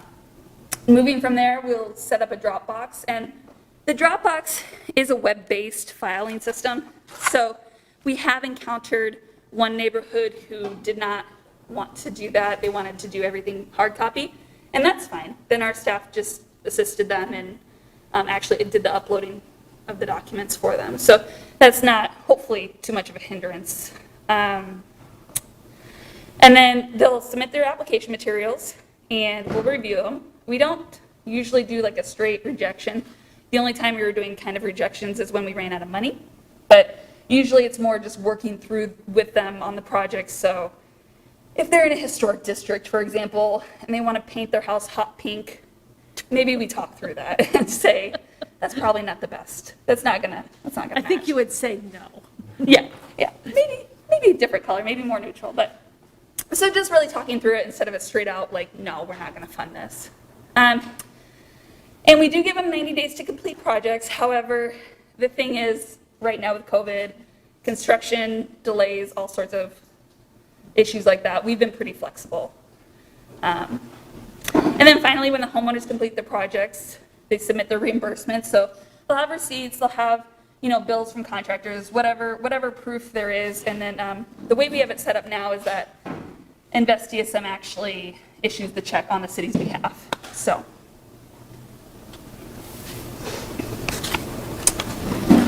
Now to the results. So that was a pretty brief overview of how the program works.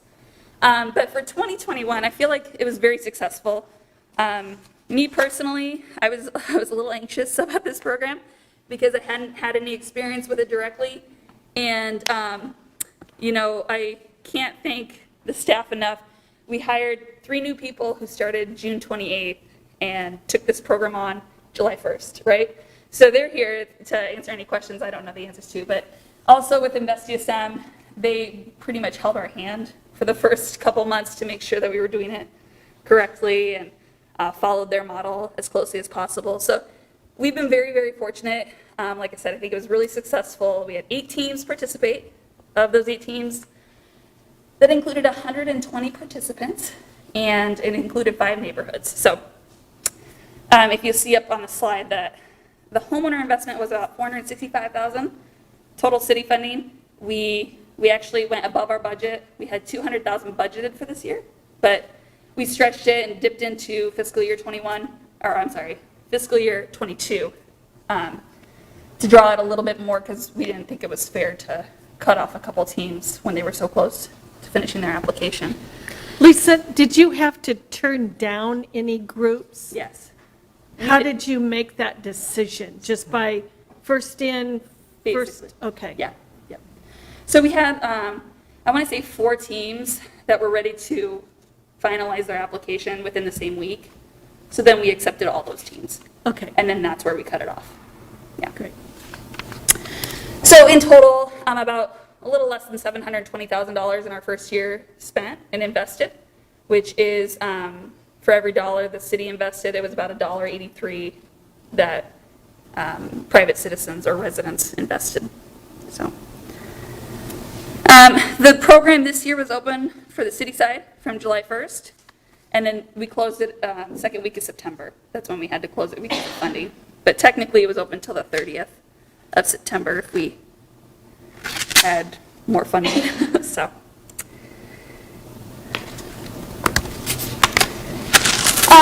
how we marketed this or did some outreach.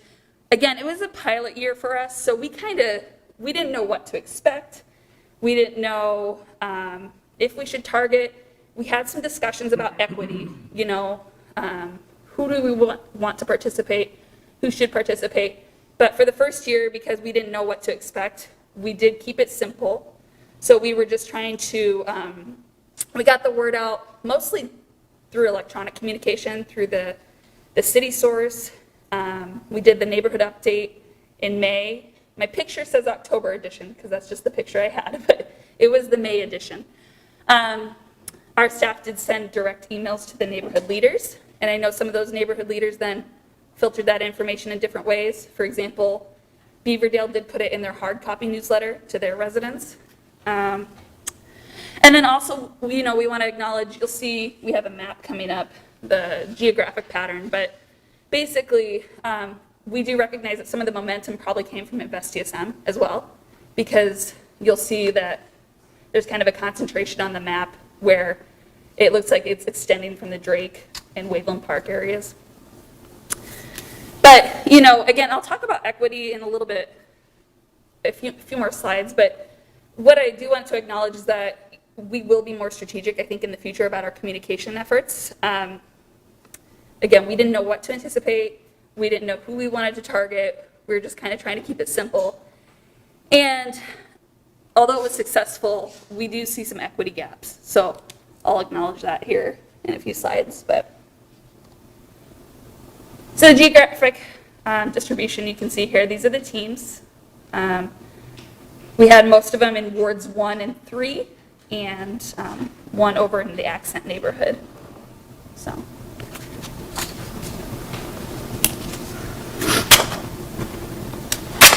And then the next handful of slides are going to just be some examples. And like I said, then I'll kind of go into a little bit more equity and strategy for the future.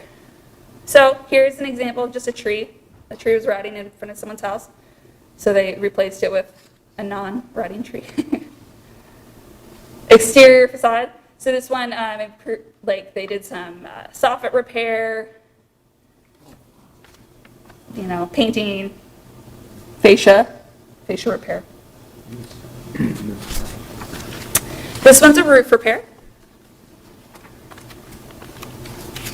So you can see there's quite a range of types of projects. This one included stucco, trim, windows, gutters, and a storm door.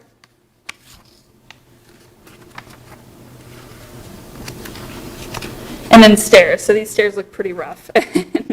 Probably some tripping hazards, and just cosmetically they didn't look very, very safe. But so they were able to redo those. So as I mentioned, as we were approving applications and going through this, patterns did start to emerge.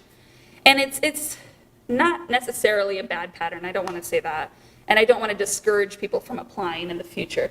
But what we did see is it's kind of the typical players, you know, the neighborhoods who are good at organizing, have the time and the financial resources to do so. they're going to participate, and they got right on it, and they were very organized and were able to access the funds. That being said, they're going to be usually white, upper, middle class in that area.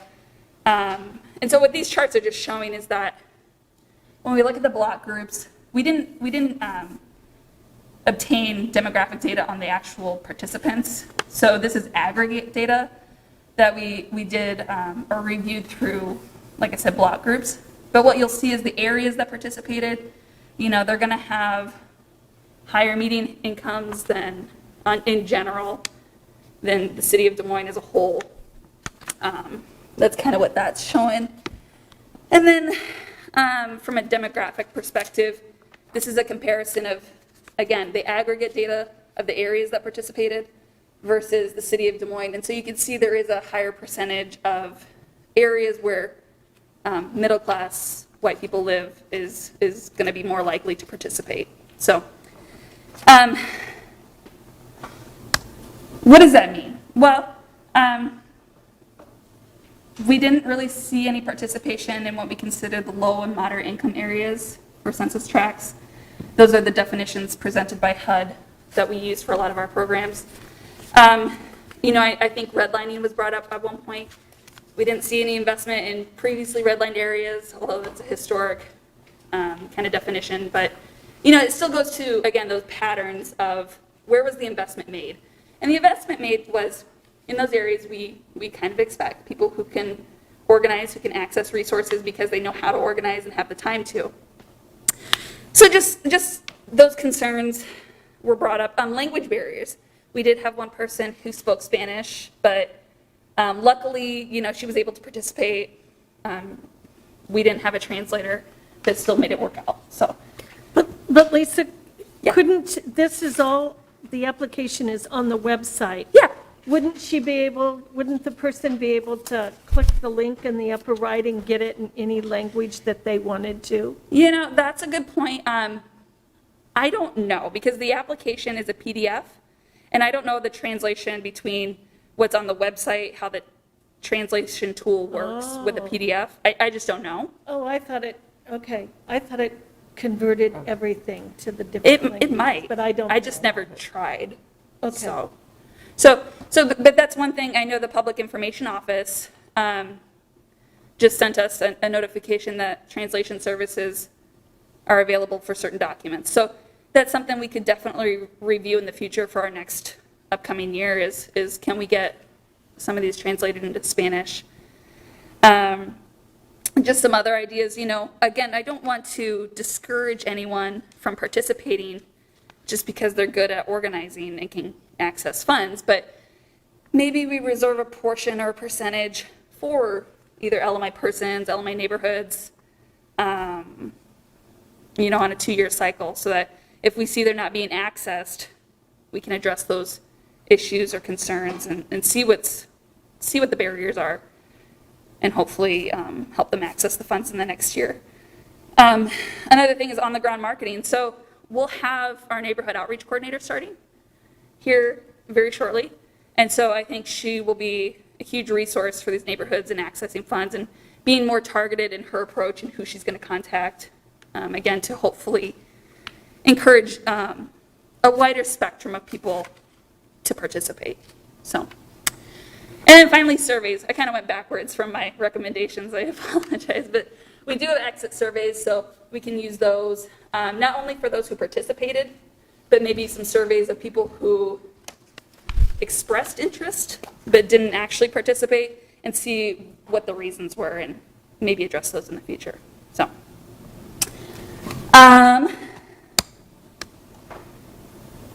yeah. So the next cycle opens May 1st.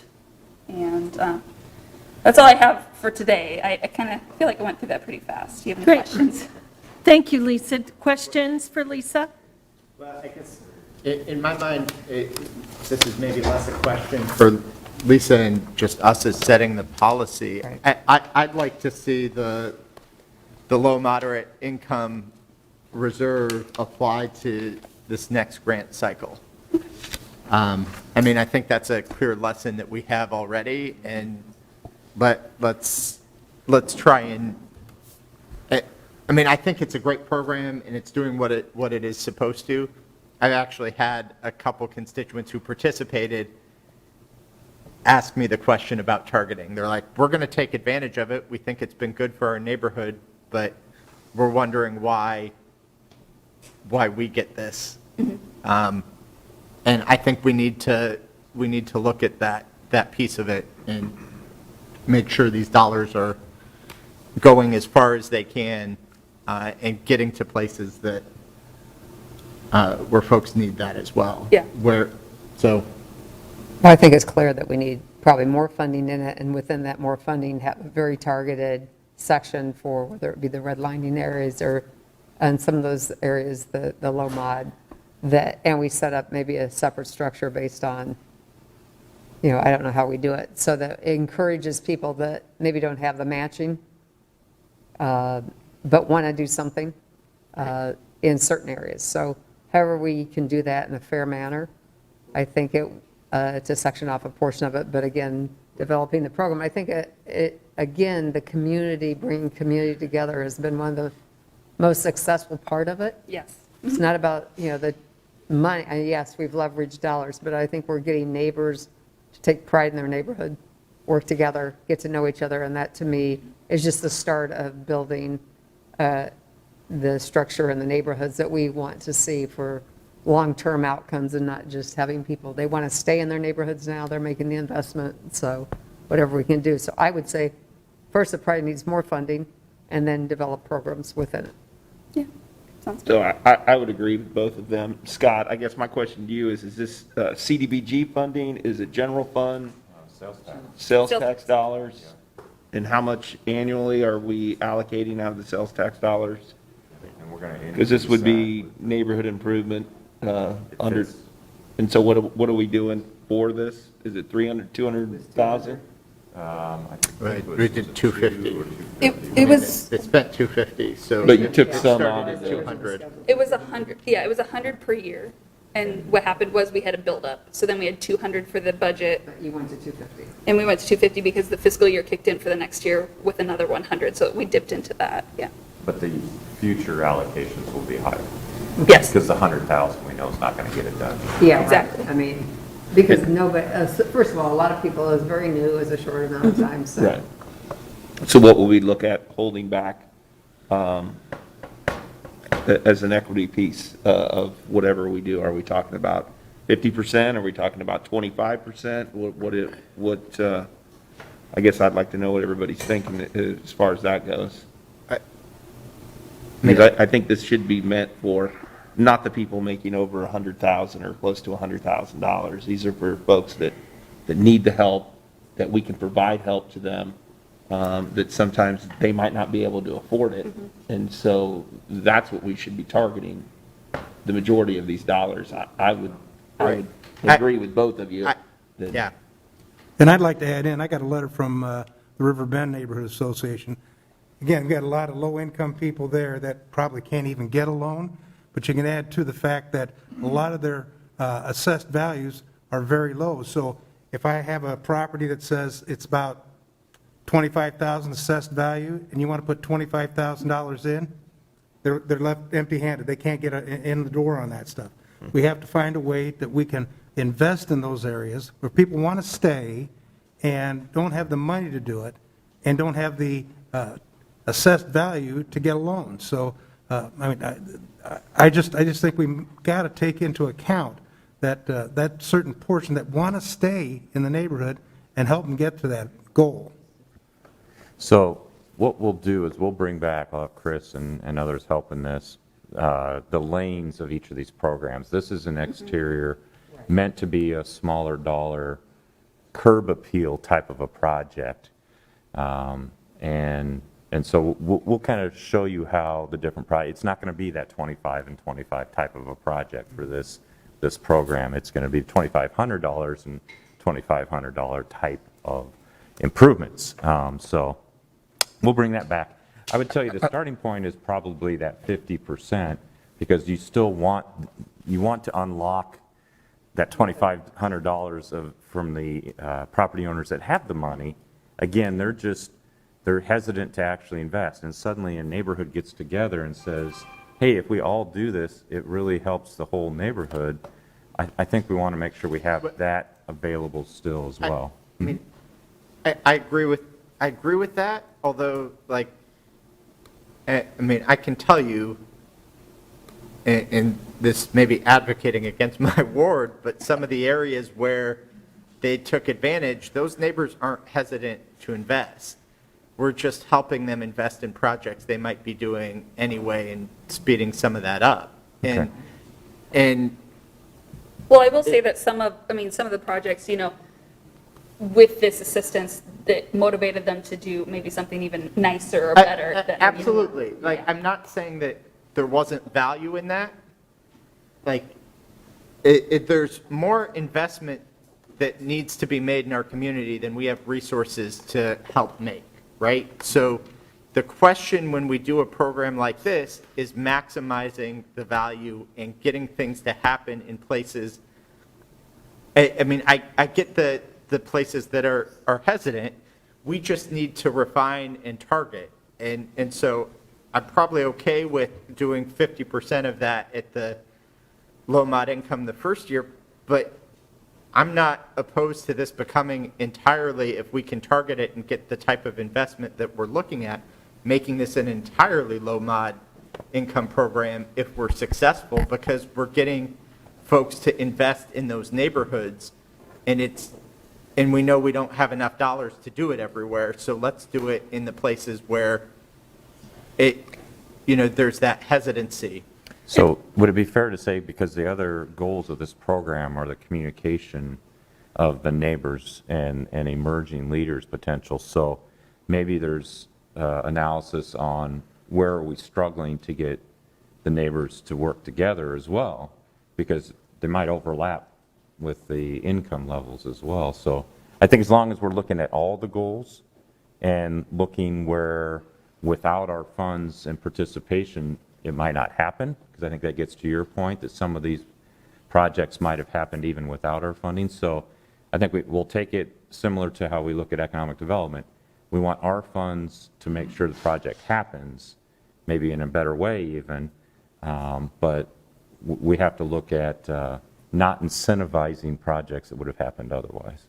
So going forward in May, we're looking at 50% allocated. We can, absolutely, with these additional So limitations. how does one get a chance to talk here? Scott, I'm going to let you talk. Go ahead, sorry. Go ahead. And then I don't think we want to forget about the front door program through NFC. Right. Yes. Maybe Stephanie could just add something to that. And I just want a tool that, other communities use, this is my knowledge, is this shared equity where you do a deferred loan. So at some point, you're getting that money back. That's what we do for our down payment money, and we certainly can help you with that, if that's something you want to do for lower income people, so that can't get a loan, so they can't get the financing, but you could put a lien against the property that they would have to pay back if they would refinance, like do a cash out refinance or sell the home.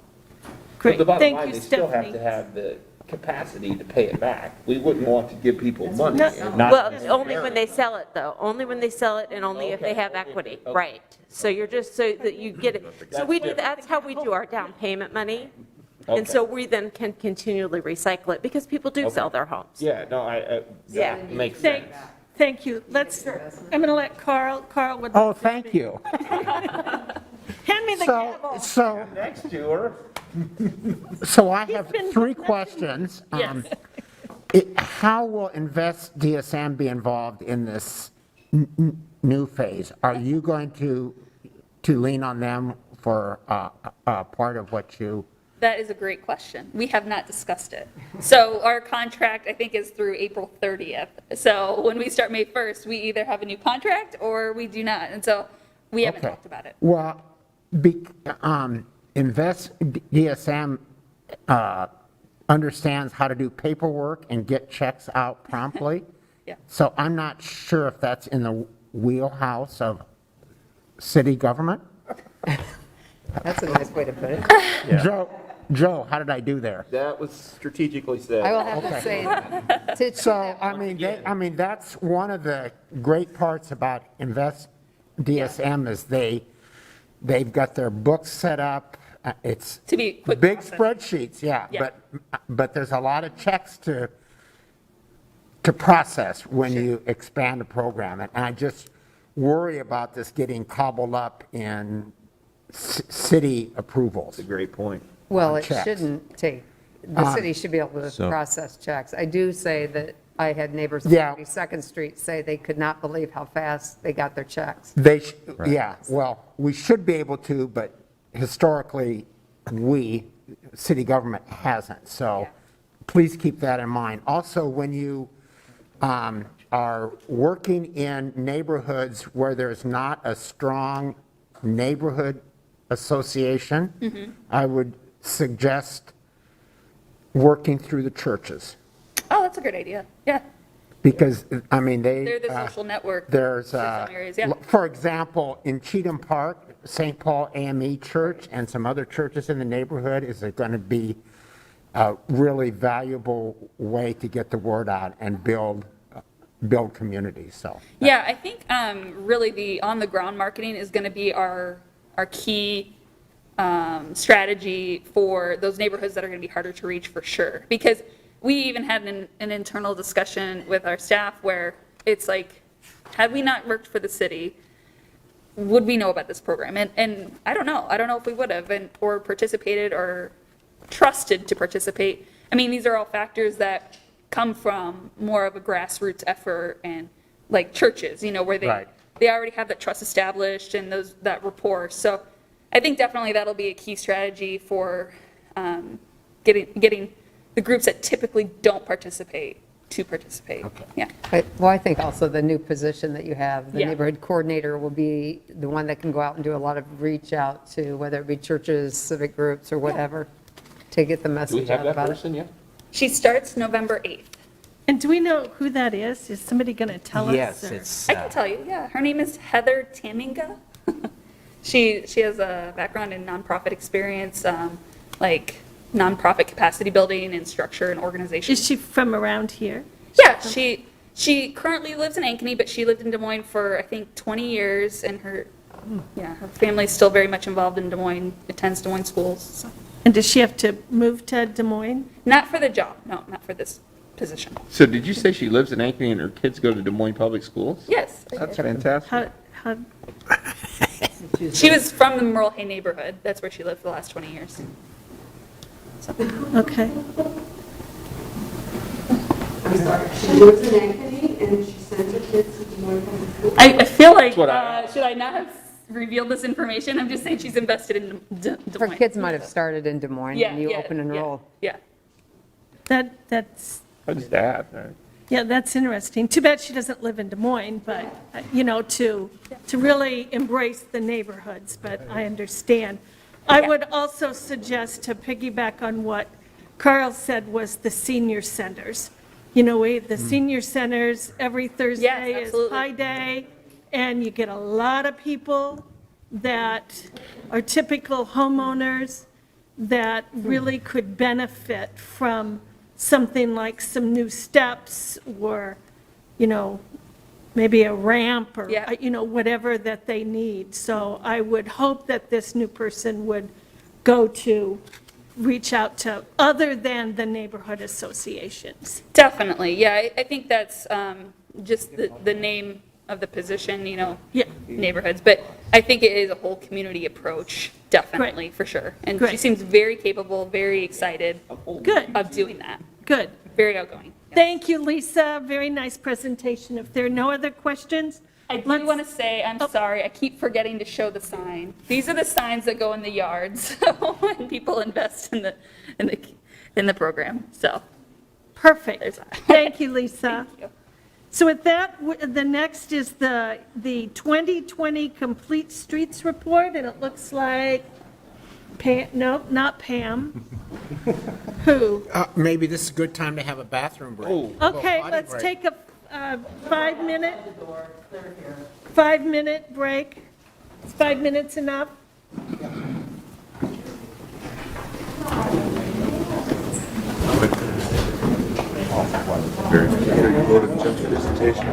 Yeah, the complete streets. yes.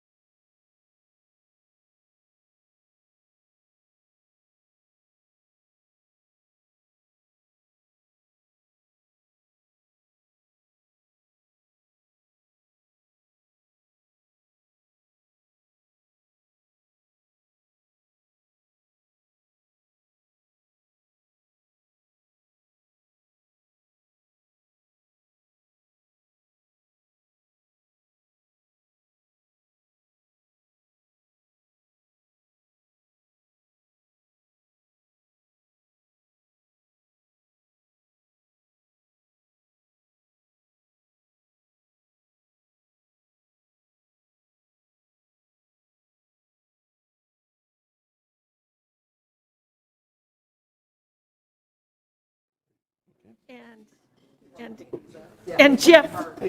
Jeff, hi Jeff. Yeah. Okay. Okay, members of City Council, thank you so much. My name is Steve Neighbor. I'm city engineer.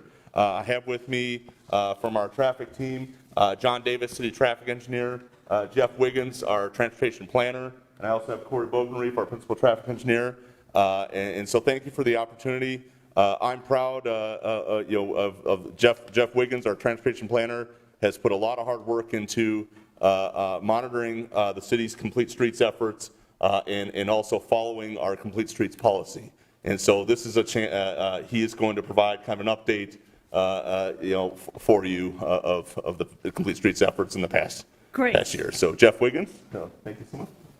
And Jeff always answers his phone. Like it rings once. It's like it rings once and he answers it. Does this need to be in front of the screen for the screen here? Okay. I'm just trying to get the microphone so I can be close to here and you can hear me. All right, so as Steve said, this is going to be both an overview of the program in general and then drilling down into how we're doing with the 2020 report.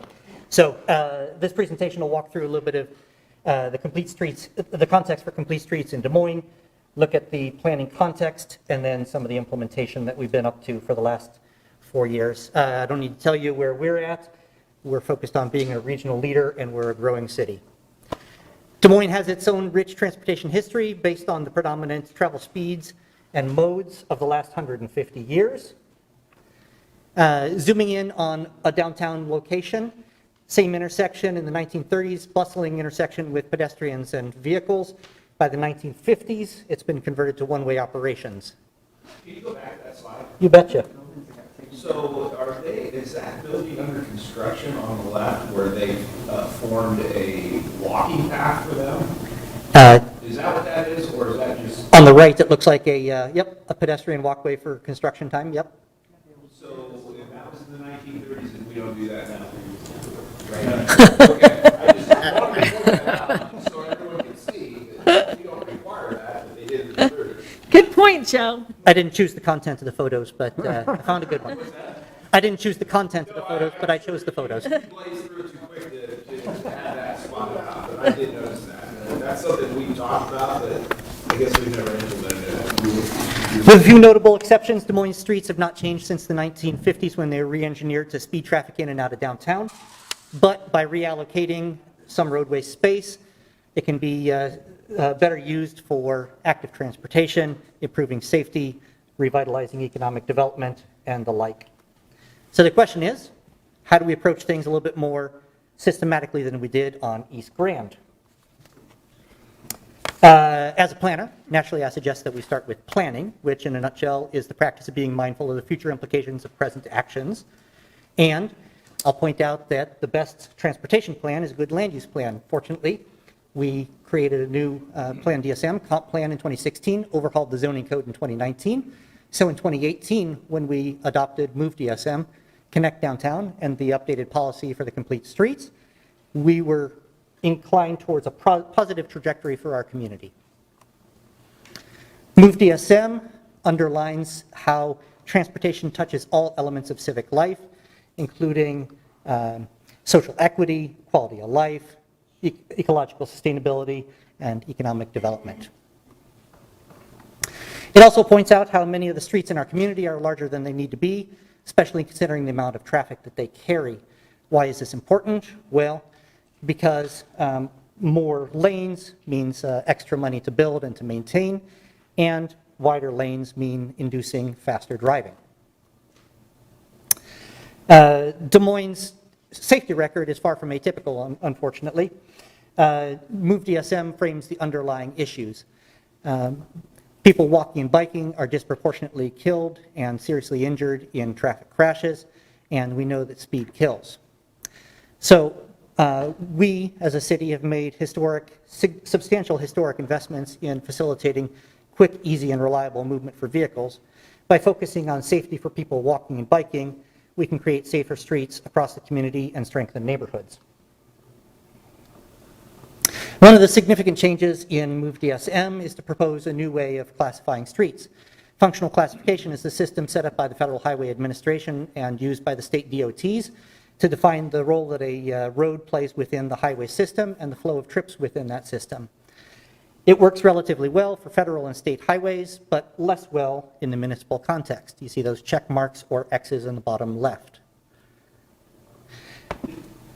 Jeff, can you go back one? Just explain to me the difference of the minor arterial and the collectors. The yellow and the green, what are the difference between those? How do you classify those roads differently than others? Right. The amount of traffic, is that what you do? Amount of traffic and its role within the system, where it connects you to, which other classified roadways it connects to, and how important it is in creating that link between that. Is that a fair? Okay. I defer to the traffic engineers. I'm a I planner. just something that I wondered. Thank you. Yep. Move DSM takes a slightly different direction, using the same basic building blocks that come out of our comp plan, meaning our nodes and our land uses. So if you look at the right, the 6 typologies that we ended up adopting use those same language. Neighborhood, community, and regional for the character, which comes out of the nodes. And then the land uses, simply residential or mixed use, and then that separate category of industrial business park. So this map represents what we came up as our future network through the planning effort. And there are 6 typologies, and they check all those boxes that were left unchecked by the functional classification system, including moving people safely and comfortably, enabling economic activity, and supporting quality of life. So what happens when we have a roadway slated for construction or reconstruction? This provides a roadmap. This diagram provides a flow chart of how we go about establishing a typical cross-section in a new or reconstructed roadway. So the first step in the process is to define what is the typology. And so check, we got that. It's important to note that this only represents some 30% of the streets in our community. 70% remain quote-unquote local streets, right? So does it have a typology? Check. Second step, we say what modes or nodes are associated with it. Those nodes, again, come directly out of Plan DSM. And the nodes are things like, is it either part of the current or future network for bikes, transit, trucks, etc. Next step in the process is to compare that baseline that exists within the Move DSM for each typology to the current state of the roadway, see where there's differences, and customize that baseline based on those policies relating to speed limit, curb radii, ped facilities, and the like. And we come up with that typical section. This introduces increased predictability in the process and ensures that we're developing the streets that the neighborhoods want, that the citizens want, and that you all as elected officials want. But Jeff, it isn't one size fits all, right? We've kind of learned that through this process. Where Yep, that's a talking point coming up here in a few sorry, slides, but okay. absolutely. Yep. All right, go ahead. You're going exactly where I'm going. Trying to build an argument here. One other final thing that Move DSM does is codify the project design and implementation process. You can see where Complete Streets fits into it in the bottom center. And again, with a more organic process in place previously, we were inadvertently missing important voices in the process. This ensures that we're engaging the right people at the right time and working together across jurisdictional and departmental silos. Can you come back to that? So there are 2 times where there are check-ins, and I think, Carl, you've pointed this out. there's some times where it seems like the second check-in is, but it's maybe done a little more informally, so just making sure that the whole piece of the process happens while there's still opportunity for feedback and input. And design changes, correct? I think, Josh, is that would, if that was the case, that you're not already too far ahead of the game with that second check-in. Well, that's the intent, yes. Yeah. Yep. 2 complementary efforts were adopted concurrently, as I mentioned previously, in 2018 with Move DSM. Connect Downtown, which is a downtown area plan looking at the unique options and opportunities and constraints of the downtown area, and the issue of the day, which is the update to the Complete Streets policy. So when we were updating the complete streets policy, we asked ourselves, what is a complete street? You have one definition there in front of you. I would suggest that it's better to think of it as an equitable distribution of the public right-of-way based on the values of the community. So when you think about the fact that a neighborhood like this, Fairgrounds, pictured on the bottom of the screen, in a typical community, they set aside up to 20% of the land mass of the community as public right-of-way.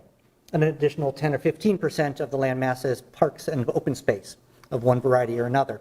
So it's not surprising in that regard that public rights of the way are the way in which most people experience the public sphere. So it's the places where people interact and the way that they get around. For that reason, I find it odd how lopsided the use of the public right-of-way has been in the last 75 years. So the Complete Streets policy serves as a gut check on the use of the public commons, introduces additional transparency and predictability into the process, accountability into the process. So in 2018, when we were updating the policy, we looked around and saw what the best practices were. There was a model ordinance prepared by the MPO.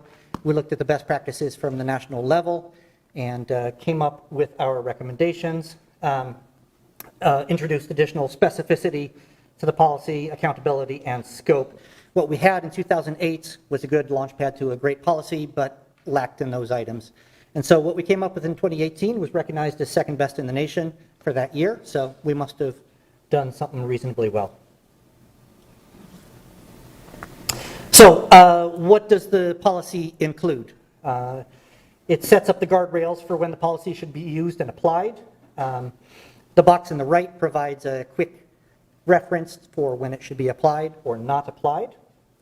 And as Joe pointed out previously, Councilmember Gatto pointed out previously, conditions are different on every street.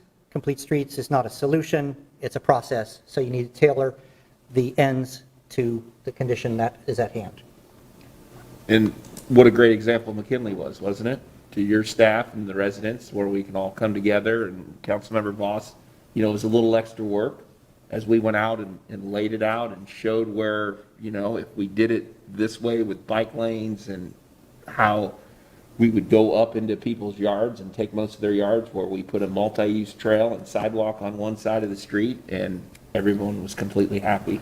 So I think that is a prime example how it worked in checking back in with the council members, having the public meeting, then going back and having a second meeting. So, you know, I would use that as an example of how the process has worked and it has become better for our residents to understand it, other than to just bring one picture and say, this is what we're going to do. And so, you know, hats off to a little bit of difference changing that you guys had to do, but I think we got it right, and I'm excited about that project. Good. So thank you to everyone in the engineering department that had to do a little extra work, but I think it'll be well worth it in the long run. And I'd add into that list the citizens, right? Listening to you, the people who represent the people, and then the people themselves who attended the meetings. Right. Jeff, before we move on, you've got under may apply a sewer separation. Sooner or later, we're going to be done with sewer separations here in the city, hopefully in our lifetime. But what about any sewer work? Like, for example, we're going to be doing some down Franklin, we're going to be doing down 48. That's not sewer separation, that's sewer work. Where would that apply in this situation? Yep, so in that instance, we do take a second look when we're going to rip the street completely out and replace it. That's exactly what happened on Franklin, is we said, is this what we want moving forward? We're going to rip it out. Why not put back the same thing? Well, Yep. Perhaps we can do something differently. So absolutely, we do look at it when the street is going to be completely ripped out. Okay, thank you. All right, I'll try and run through these quickly. I know I'm running short on time. So question, is it sitting on a shelf and collecting dust, or are we moving forward? The latter, we're moving forward. This map represents a visual of where in the last 4 years we've implemented the elements identified in Complete Streets policy and the typologies from Move DSM, and applied them towards either completed or program projects throughout the city. As you can see, it applies to each of the typologies. And so we've been making pretty rapid progress. The end of this presentation, we'll simply walk through a quick check, 2019 to 2020. How are we doing? And it's the exact same metrics that are laid out in the policy that I'll be walking through today. And you have printed materials, hopefully in front of you, and then there's some here on the desk if you haven't grabbed one. So I'll mostly just read through this, but bike facilities, we're making steady progress. On-street was up 123% this year, 2020 versus 2019. Again, 2019 is always on your left, 2020 is on your right. Up 123% for on-street, off-street up 14%, total system up 6.5%. We're making sustained progress on the new sidewalks that are being installed, about 14 miles each of the last 2 years. Ramps and ADA access to transit stops, we're making modest increases. Note, though, that there was a reduction in the number of stops. That's driven by DART, not us. ADA ramps were up 21% of the last year. I'll note, though, that this 2020 was the end of the compliance program with the DOJ, so we won't be seeing quite as many of those in the future. Instead, that funding will shift over towards the sidewalk program. The number of new marked crosswalks in 2019 versus 2020 went down a little bit. Sidewalks, focusing in on what we call core network for bicycle facilities or priority one, we're up significantly for both bike facilities and sidewalks. So could you go back? Slow down. Jeff rolls We've pretty got fast, so. It's okay. We're here all day. It's all right. Take it easy. Go ahead, John. Just following timetables. Well, so I'm looking at the almost 14 miles of sidewalk, and then it looks like we only did about 6 miles of priority one sidewalk. Could you help me understand that a little bit better? Where's that at? So it's 13.9, and then. 6 miles is about what we're able to accomplish. That's more than what we're able to accomplish with our neighborhood sidewalk program. And the additional miles are miles that are either with new construction or reconstruction gray field type sites, or rehabilitation of a site for residential use or whatnot.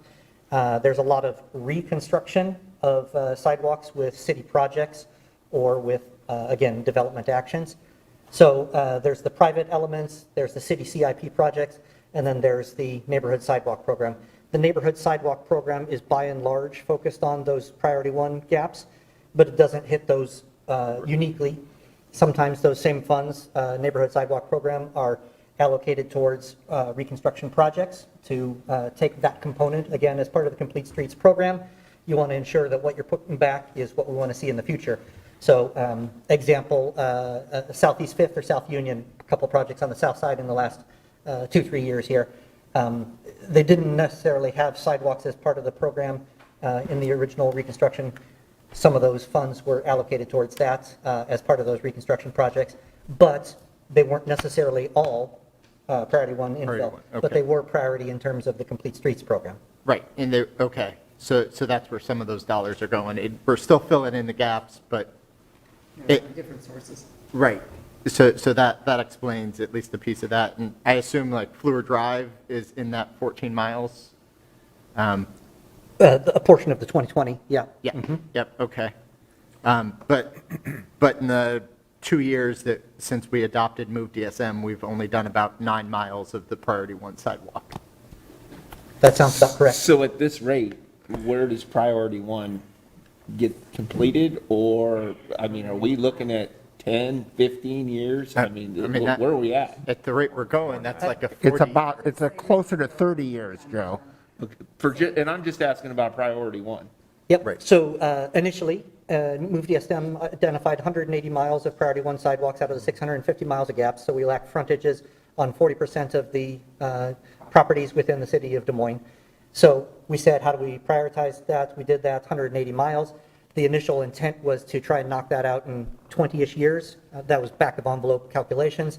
When rubber hits the road, there were some things that are a little bit more expensive in terms of, it's not just putting down a sidewalk, you have to reconstruct driveways, you have to do perhaps right-of-way acquisition and negotiations, et cetera. So yes, it's going slowly, but we're making steady progress, I think. Jeff, quick question. So are there roughly 14 new miles of sidewalks, and that includes roughly 6 miles of those are priority one? Correct. So about half of the sidewalks replaced are priority one sidewalks. Constructed. Constructed, okay, yeah. Yep. Because it might be a new neighborhood is, okay, gotcha. Okay. So I know that we have, and this is a question for you, Scott, I know in the art funds that we have money set aside for sidewalks that you have, maybe we're able to allocate for sidewalks through the federal dollars. Right. Is that okay to use it for sidewalks? It has to be utilized from the portion of our federal funds that is associated with loss of revenues. So that's where the U.S. Treasury could be more helpful in loosening up their language. So But if they don't? if they don't loosen up their language, it is not one of the allowed spending uses of the funds. And so we would not be able to utilize those buckets. So if we can use the funds for something else and take that out of that pot and we can use federal dollars into that pot, can we get more money allocated? Because 40 years, I mean, Yeah. I'm going to have to get a new set of knees after the fake set of knees that I got to even try Sure. to walk. I mean, we Sure. can't, I mean, that's, So we know at this point that between finance and city manager's office that roughly 12 million of our federal funds can be counted as lost revenue, and that's just in the first annual calculation. So we'll have an opportunity to hopefully add to that amount. But of the 94 million that the federal allocation is, 12 million of it at the moment could be used on any of the governmental purposes like sidewalks. So there's an opportunity to spend a portion of that 12 million on sidewalks. And in fact, that would be the recommendation.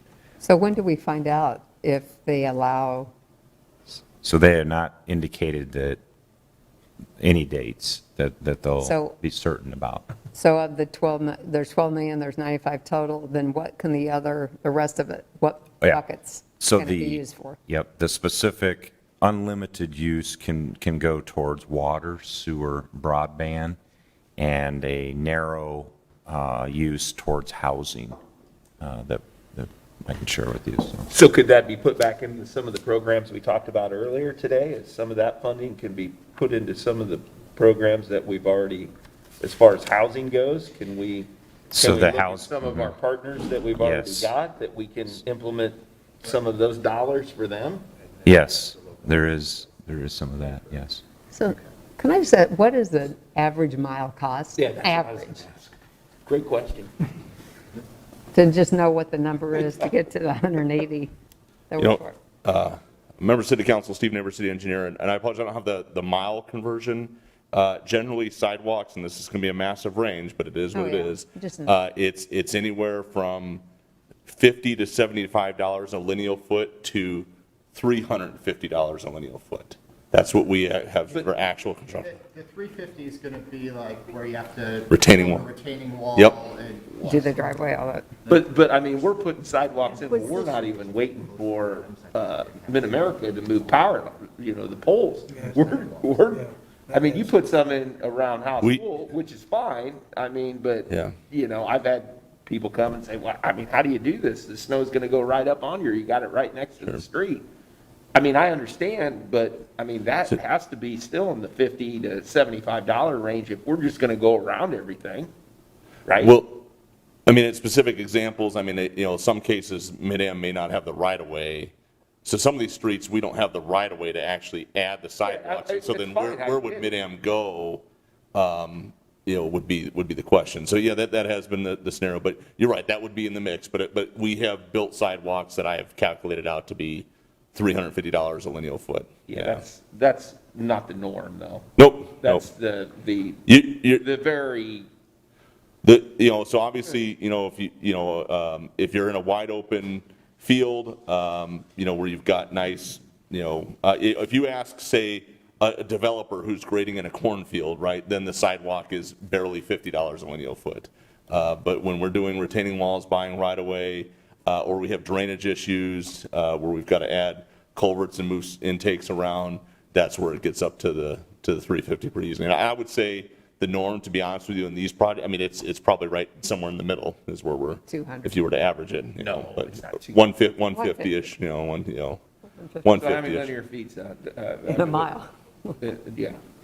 You're the engineer. 5,280? 5,280. Yeah, so, yep. Wasn't that in a movie where somebody had to run? Yeah. Yep. So we get about 3 miles, 3 miles per backcountry. Yeah, so yeah, It's expensive. so. Thank you, Steve. Yep, thank you. Yes.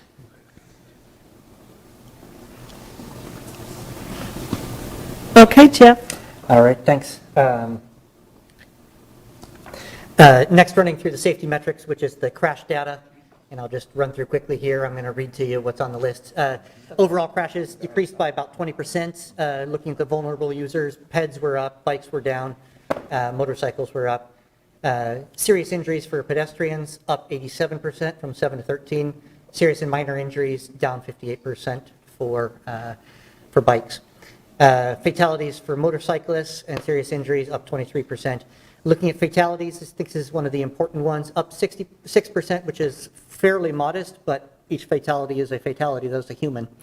53% increase in fatalities from 15 to 23. That includes 3 multiple fatality crashes with 8 individuals. The one that jumps to mind for me is that one on George Flagg Parkway next to Waterworks Park, where around New Year's Day, where we lost, I think, 3 teenagers.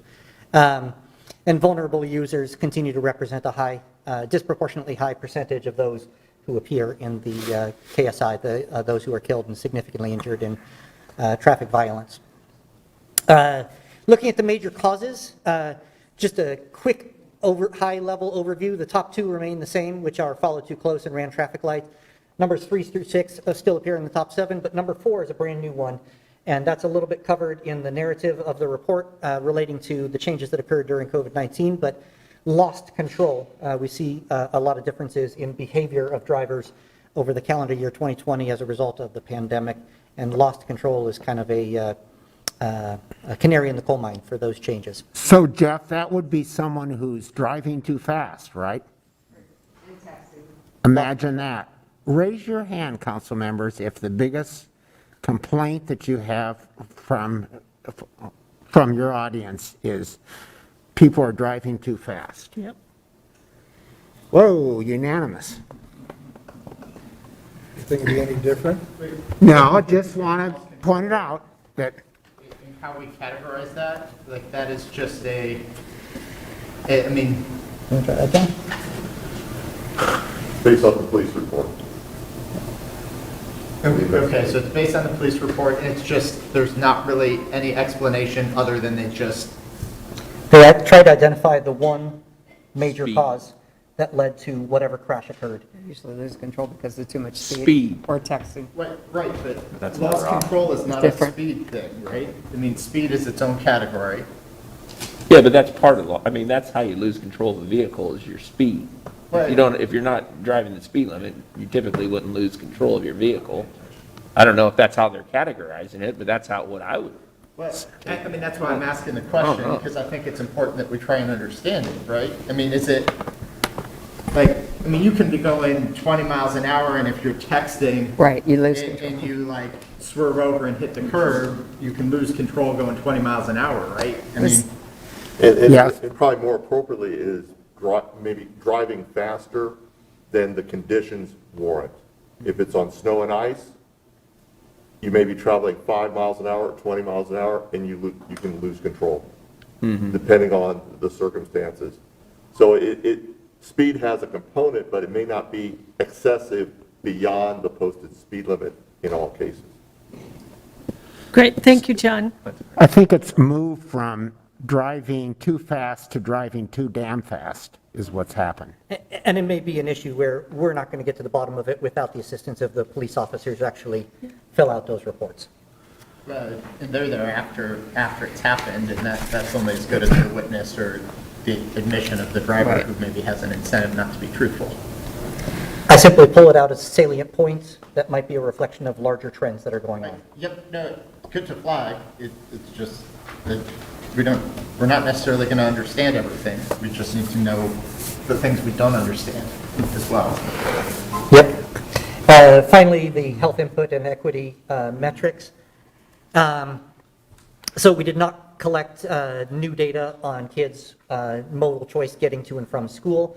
The larger picture here is that in 1969, about 48% of kids were walking to school. By 2009, that dropped down to 13%.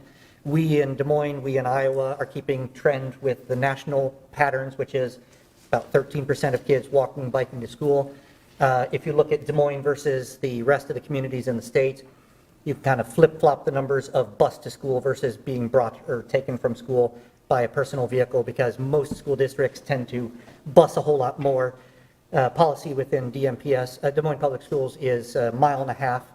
If you're outside that mile and a half, you're eligible for free busing, or if you're beyond a hazard busing boundary, but anybody within, so anywhere within the urban core of our community, you're not going to see anybody bust. And we didn't collect data because of COVID. Kids weren't going to school. Looking at a 5-year window, Complete Streets has not dramatically increased the response time for emergency vehicles. Jeff, if you could go back to the response time. So is this measured by when someone calls and said, my grandma fell, so that when the 911 call is placed? Or is it measured from when the fire station gets the call to go out? Actually leaving the station, I believe. I don't know that I can make a full answer. You'll have to ask Chief Takip, but my understanding is it's from that dispatch call. The goal, the national standard, is that 90% of the time that first arriving vehicle should arrive within 240 seconds, 4 minutes from the time of that call. But again, I defer to But I think Chief Takip. This is travel time, this is indicated as travel time, so that's leaving the station. Okay, but to someone who's calling about their grandmother, it's really when they place the call, it took 4 minutes to get there, not when the truck is rolling out of a station. Okay. But the national standard, the key there is to match against the national standard. But regardless, we're not hitting the national standard.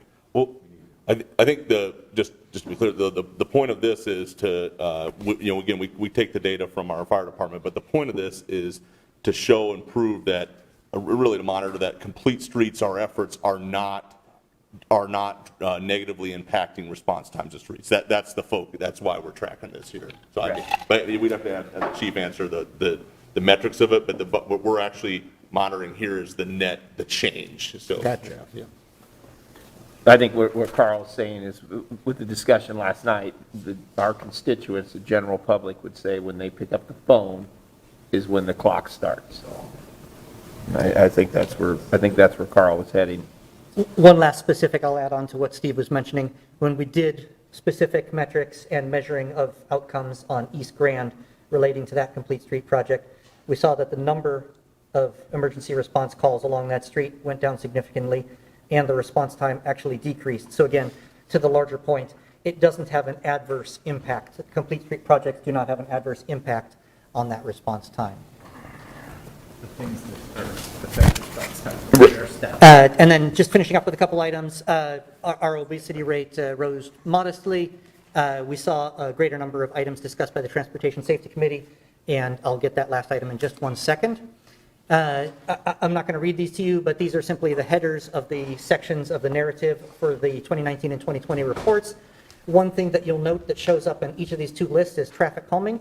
As shown here, those projects were up 43%. And so I thought I'd just take a quick second to talk about traffic calming. As somebody mentioned up here, it's a pretty common item that you hear about from your constituents. Yeah. And so over the last 4 years, you adopted the policy in November of 2017. Over the last 4 years, I've had 131 touch points with citizens, and you can see how that's broken down. 90 of them are inquiries where it's simply an email or telephone exchange, all the way up to we actually implemented a project drilling down to actual projects, if you will, so taking out the inquiries, so it's a little bit less cluttered in the image. This kind of gives you a list of the areas that we have focused our attention over the last 4 years, and where we're going to continue to look as we move forward into the next construction season and beyond. Jeff, one quick, just for honorable members of the City Council, just for benchmark here, the funding program is for about 3 projects a year and 3 studies a year. So that kind of gives you a benchmark. So if you see the list up there, as you all know, we recognize you're getting a lot of requests for speeding, but please know that obviously you can see the queue up there, and then we're looking at 3-year total citywide, so just as a benchmark. So. And I think it's important, and I know you stated this, I've had, you can see the small green one where, we're not able to do it because of the amount of traffic that's on the road. And I think that's hard for residents to understand as they see people speeding up and down the street, but they don't have as many cars to implement the traffic calming. So I think that's something that's confusing to them, I understand, and I think it's a good policy. But sometimes our constituents don't understand that at all.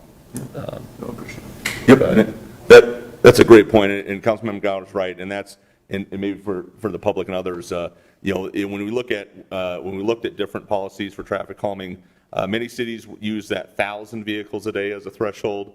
We did drop it down to 500. When you go less than 500, you're getting close to more like a cul-de-sac, and I live on East Hull Avenue, like dead end street. That you're getting to that measure, and it all just comes down to prioritization, right? And so when you get too low volumes, the argument can be, well, I mean, it is the residents who are speeding, right? It's not a cut-through issue, and so there has to be some benchmark in prioritization, is what the councilman and I were talking about there. So.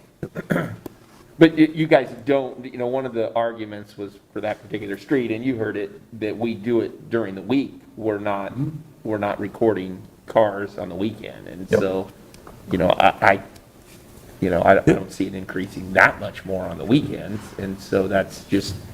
But I've heard that we've heard that argument together. And we will make adjustments. That's a good point. We will make adjustments. So we've done a lot of monitoring out in Southeast 22nd. There we have taken a lot of day on the weekends, because when you get the baseball tournaments and soccer tournaments, there's no question. I mean, that's a lot of cut through traffic there. I mean, I'm one of them. My kids play there. I don't speed, but I'm Thank you. Whatever, Steve. Okay. And just the general big picture here is, this takes up a lot of staff time, I'll say. And so this winter, maybe in a month or two, we're going to take a little bit closer look, but this was sort of the first step in that process, is to take a look in the rearview mirror, see what's happened up to date, and the next step is to evaluate, is it going the way we want it to go, or do we need to adjust any things moving forward? I will point out, the next 2 fiscal years worth of projects are already queued up for implementation. So if we receive a request today, or any request that's been received in the last, say, 5 months, we're looking 2 years out in terms of implementation. And that's a To put the function of speed dollars, humps in, right? it's 2 years out?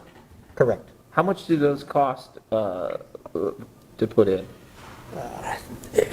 All things being equal, I think it was like $65,000, $7,000. That's the general range of them, yeah. And how much do we have budgeted for that then?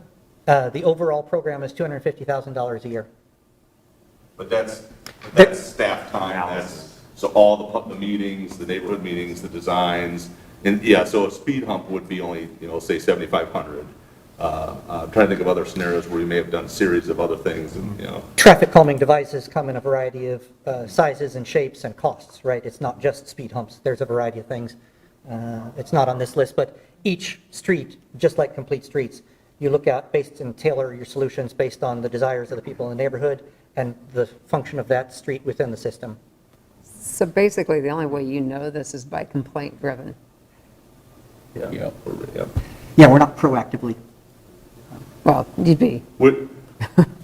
with the exception of, please keep in mind that we're, Jeff, as we talk, we're following our complete streets process. Right. And our process when we do roadway reconstructions, Right, we are. sure. we're I'm just looking saying, at- but in the most part, like, we get But the you're not putting complaint. speed humps with No, but- construction, Right. complete reconstruction. We're typically don't do that ever. No, but making decisions on, maybe the roadway widths and, Yeah. and how, Okay.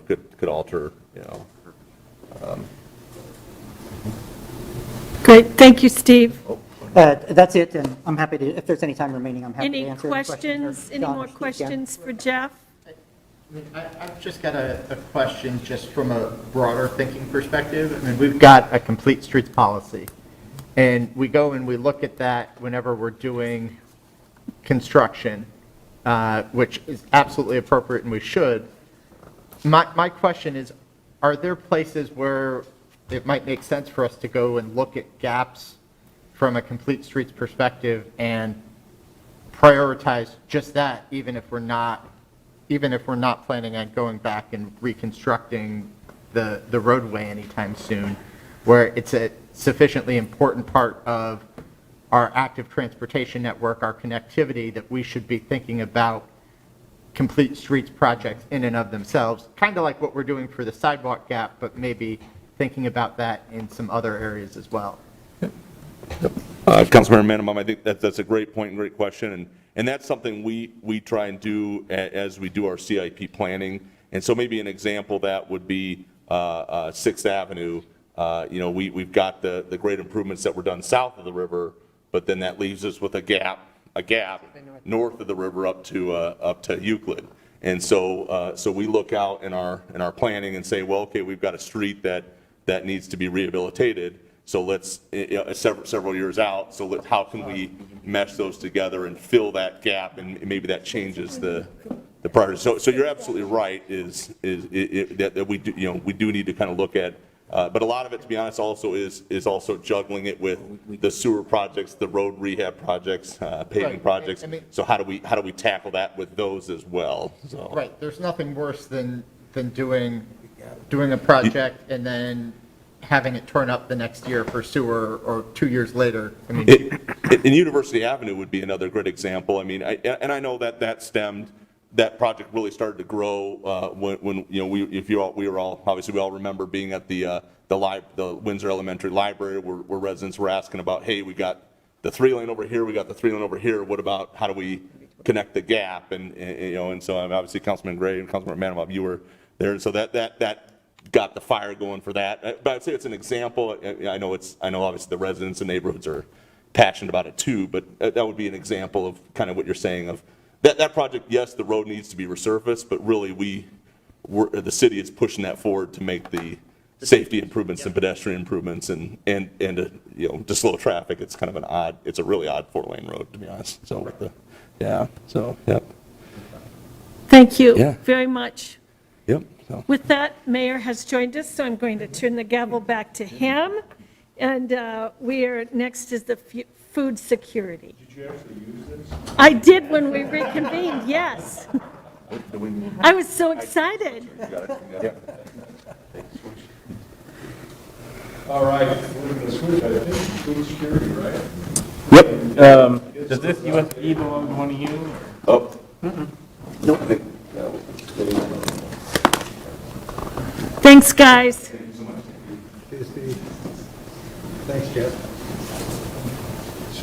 Oh, there we go.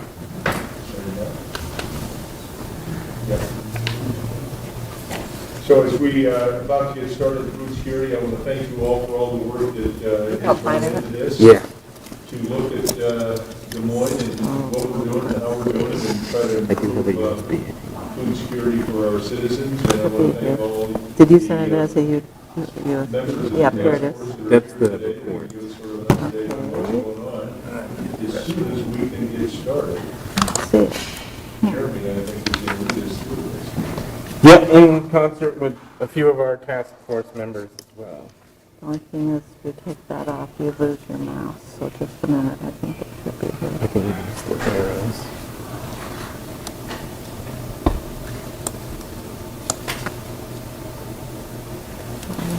Yeah, it's not in there. All right, use your USB. Oh, it was there. Maybe I only have the people.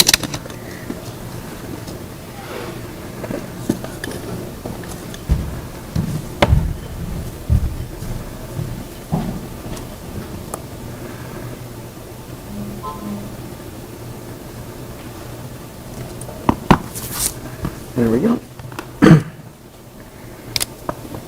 Right. Thank you, everyone. My name is Jeremy Karen. I'm the Sustainability Program Manager with the city. And I'm sure it's a coincidence, but we're talking about food security and insecurity right before lunchtime. We've got several members of the task force here, Ed Fallon, who will provide a brief reminder of why we created the task force, Sheila Kanoplo-Odole and Kathy Burns, who will be presenting the majority of our presentation today, and then Eddie Robinson, who will be wrapping up at the end of the presentation. So, I just want to mention that focusing on food security and food we're producing locally helps improve the resilience of our community. We're empowering individuals to take action. We're helping to alleviate food insecurity, and it also strengthens our local economy here. And I want to commend the task force members and all the work that they've put in over the last several months. Despite the challenges presented by the pandemic and starting in a virtual environment, they adapted really well. And we also had some turnover in our task force membership early on. And not with us today are Andrea Vaghi, Monica Ozarski, and Suman Hoke, who contributed a lot of ideas and suggestions and recommendations that we've incorporated into the work of the task force. And then about halfway through, we brought on Sheila and also Ryan Francois from Rally Cap Properties, who have been instrumental in our recent work as well. And then we also have Rachel Luce, who's unable to join us today. So with that, I want to thank everybody for the opportunity for us to provide updates today, and I'll turn it over to Ed. Good morning. Thanks for this opportunity. Great to be here. And first of all, thank you to all of you for unanimously supporting the proposed resolution. This came out of my realization that climate change is moving fast and hard, and its ramifications are severe and huge. And I'm concerned about weather and other impacts too, but I think food security is going to hit us really hard. We got a taste of that in the pandemic, and I think it's only going to become more and more serious. So again, thank you all for supporting this initiative. And Mr. Mayor, I'm glad to know you're going to be in Glasgow. Here's another thing you can tell the folks there about what Des Moines is doing. This task force, I think, there's other things like this happening around the country, but certainly nearly everybody I talk to says, when I explain to them how easy it is to grow food in Des Moines, whether it's chickens or bees or even having 2 goats or two what else you got? 2 pot-bellied pigs, or you can raise food in your front yard. Some people are shocked at that because a lot of cities don't allow that kind of food production. And so we're already way ahead of the game. So kudos to you all. Keep it going. And again, something else you can tout in Glasgow for what we're doing right here. So, just a couple things I just want to leave you with. Again, the code is pretty good. It needs some tweaks. It doesn't need an overhaul. It needs maybe a few tweaks here and there. But again, great work. I would say the amount of time and effort put into this website, not just by the task force, but by Jeremy, by Dave DeYoung, I'm impressed with how much work they put into, given how much else they have on their plates. And it is a really good website, as I think you'll see in the presentation that comes next. And I would just say, whatever you can do to help promote that, get the word out, spread the news so that people who want to raise food in their yards have some information, good guidance, good resources, good connections. There's a lot of stuff in there that could be really helpful to people. The last thing I'd say is don't sit back and say, hey, great job, we're done. This is just the first step. I think it's really important that we focused on one thing, residential food production. But there's so many other things that need to happen, and let's not wait too long. I know there's a bunch of things on people's plates, but let's launch right into the next phase of this. Pick another 6-month challenge, whether it's identifying land in the city that can be used for farming, for professional farmers, raising food for the community to sell. Maybe it's doing more work to increase the edible plantings in Des Moines, which again are a great start, but certainly there's more that could be done. I know there's also talk about developing a network of farms in the greater Des Moines area. That's a great possible focus. Whatever we choose to focus on, make it concrete, specific, targeted to a 6-month bite we can take, and let's keep it moving because we have a lot of work to do still, and things are only going to get more dicey with the climate changing. But again, great steps, and I'm looking forward to hearing what others have to add to the conversation.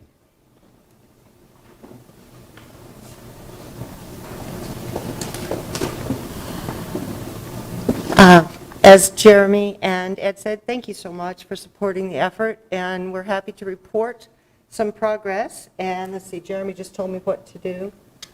Aha, there it is. When you talk about food security, you're also talking about food insecurity. They are one and the same discussion, and so we put together just a few quick statistics about how many people in the city or in general are facing food insecurity or hunger, and what the average cost of a meal is in Des Moines. So it looks like 18.7% are food insecure. 1 out of 11 people face hunger in Des Moines. And let's just look at the cost of a meal, $3.21 on average. A note that that is higher than the national average of $2.88. So we have some work to do to make food accessible and healthy and available for folks. Task force goals, they were clearly established from the start, and we appreciate that. We established the task force to make it easier for people not just to grow food in the city, but to access the food that is grown in the city. We worked with 3 specific goals: to work with the city manager and promote urban agriculture, best policies, et cetera. We researched what other cities are doing, and we started to develop, and I say started to because there is a resource developed, and it will keep growing. It's a website, and we'll tell you more about that, but ways for people to learn what they can do to grow food and what resources are available for them.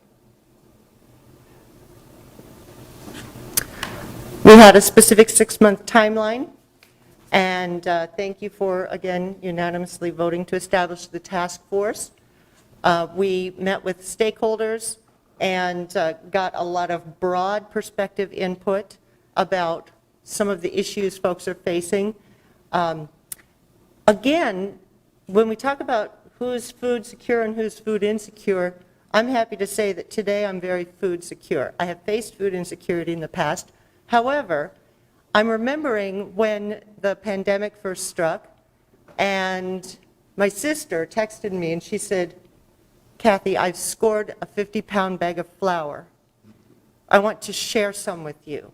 Can you use some flour?" And we could not find flour to buy at that time.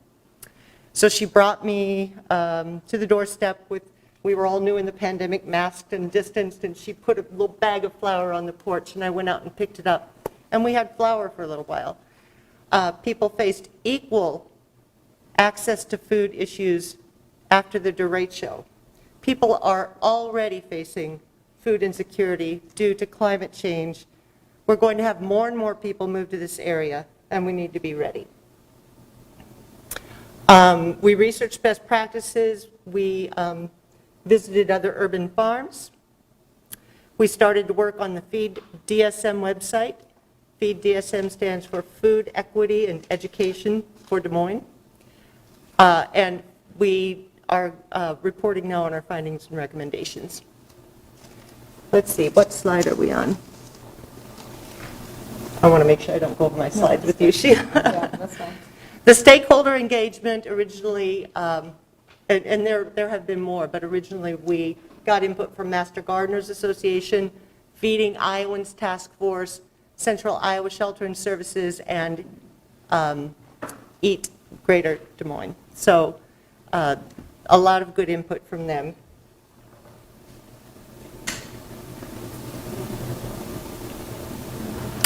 Again, The global pandemic and climate change in general have increased our awareness that not only are people food insecure now, but we all face the possibility of food insecurity in our futures. And it's time now to get going, and we already have a good start, as Ed said. We decided to have specific topics to cover to help people grow and access good food. Structures, tools, and resources. In other words, where do you find, what do you need to grow food, and where do you find that? What programs are there to help you access that? Land access and soil quality.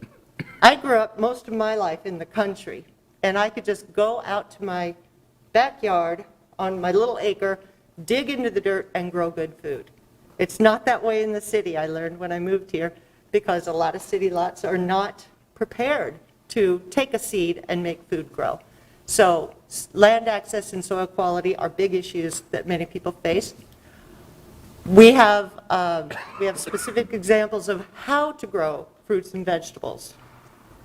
It's amazing the number of questions Ed and I get at Birds and Bees Urban Farm that seem like simple questions to us, simple things that everybody should know, but the knowledge is being lost about how to grow food, and we'd like to reinstitute, renormalize people understanding how food is grown. Raising animals, bees, chickens, goats, whatever nourishes you, whatever you choose to nourish your body with, within reason should be easier to do in the city.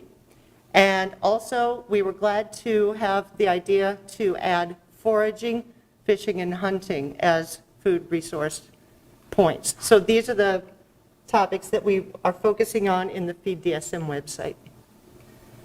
We have partners in planning right now, Citizen Task Force on Sustainability, and the Iowa Urban Food, Energy, and Water Systems Integration. I'm not wearing my glasses right now. And the SILT group, always good partners to work with to just make sure that we know what's going on with more folks. So Sheila, you and I can tag team these a little bit. I'll advance the slides and we can just kind of back and forth this for a little bit. So, good morning, everyone. I'm Sheila Kanopla Odole. I'm happy to be here this morning. As we continued our work, we looked at best practices in other cities, and the three examples you see here are the Tiny Fields project in Minneapolis. They use boulevards, alley spaces, and public right-of-ways to teach the community about growing vegetables, to promote access to sustainable, healthy foods, and to connect neighbors to neighbors.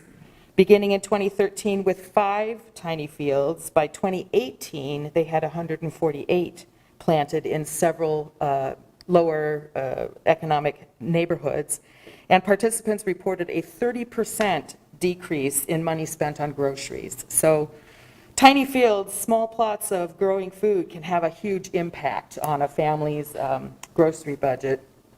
In the center there we have, out of Boston, Article 89, urban agricultural zoning for Boston. In 2013, after about a 2-year planning process, Boston decided to create a new chapter to its municipal code that allowed Boston residents to grow and access healthy foods while ensuring farming activities remained compatible with the urban surroundings. Article 89 was the result. Adopted in 2013, the new chapter updated the zoning code to facilitate the development of diverse urban agricultural activities, from ground-level farms to rooftop aquaponics systems, from raising bees to composting. The focus was to reduce barriers to commercial growing in order to promote economic opportunity and self-sufficiency in food production for the city.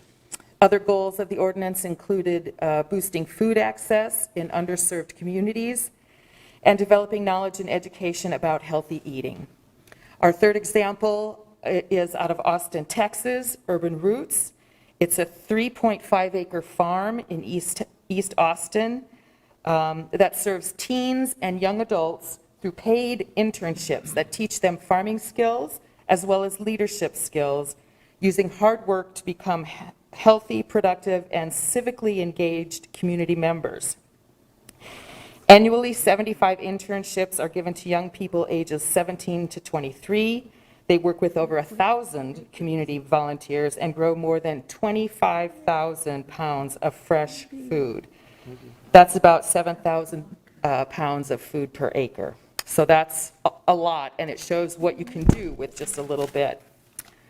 A couple of other things we did, we looked to our local food growing experts, I would say, and we visited Dogpatch Urban Gardens. Some of you probably know it there on the edge of our city in Polk County. They use organic, sustainable, and bio-intensive farming methods for high yields on a small piece of land north of Beaverdale. Operating over 5 years, Dogpatch grows a diversity of annual vegetables with a focus on salad crops and microgreens. And on-site store sells farm produce as well as other Iowa-grown products. Dogpatch has a salad subscription business and sells to local restaurants and the Iowa Food Co-op. And then we went out to Cherry Glen Learning Farm, run by Ray Mailer. Probably some of you know him. It says here that it's a nonprofit farm focused on growing STEM careers and educating students and the public through interactive learning that is literally the best in the field regionally. And I think what Ray Mailer will tell you that it's actually a watershed mitigation farm. That's what he likes to call it. He also works with veterans to build similar teaching farms around Iowa. They work on green infrastructure, and they just completed a new one outside of Elkhart, Iowa, working together with the veterans and the farmer on a farm that receives runoff from several farms and multiple field tiles. Water is now captured in a 5 million gallon wetland that has a 10 million gallon flash event capacity. Des Moines could create mini versions of this and use regenerative techniques developed by Ray. So we felt like that was a really important example to look at what he's doing. Can I add one thing to that real quick?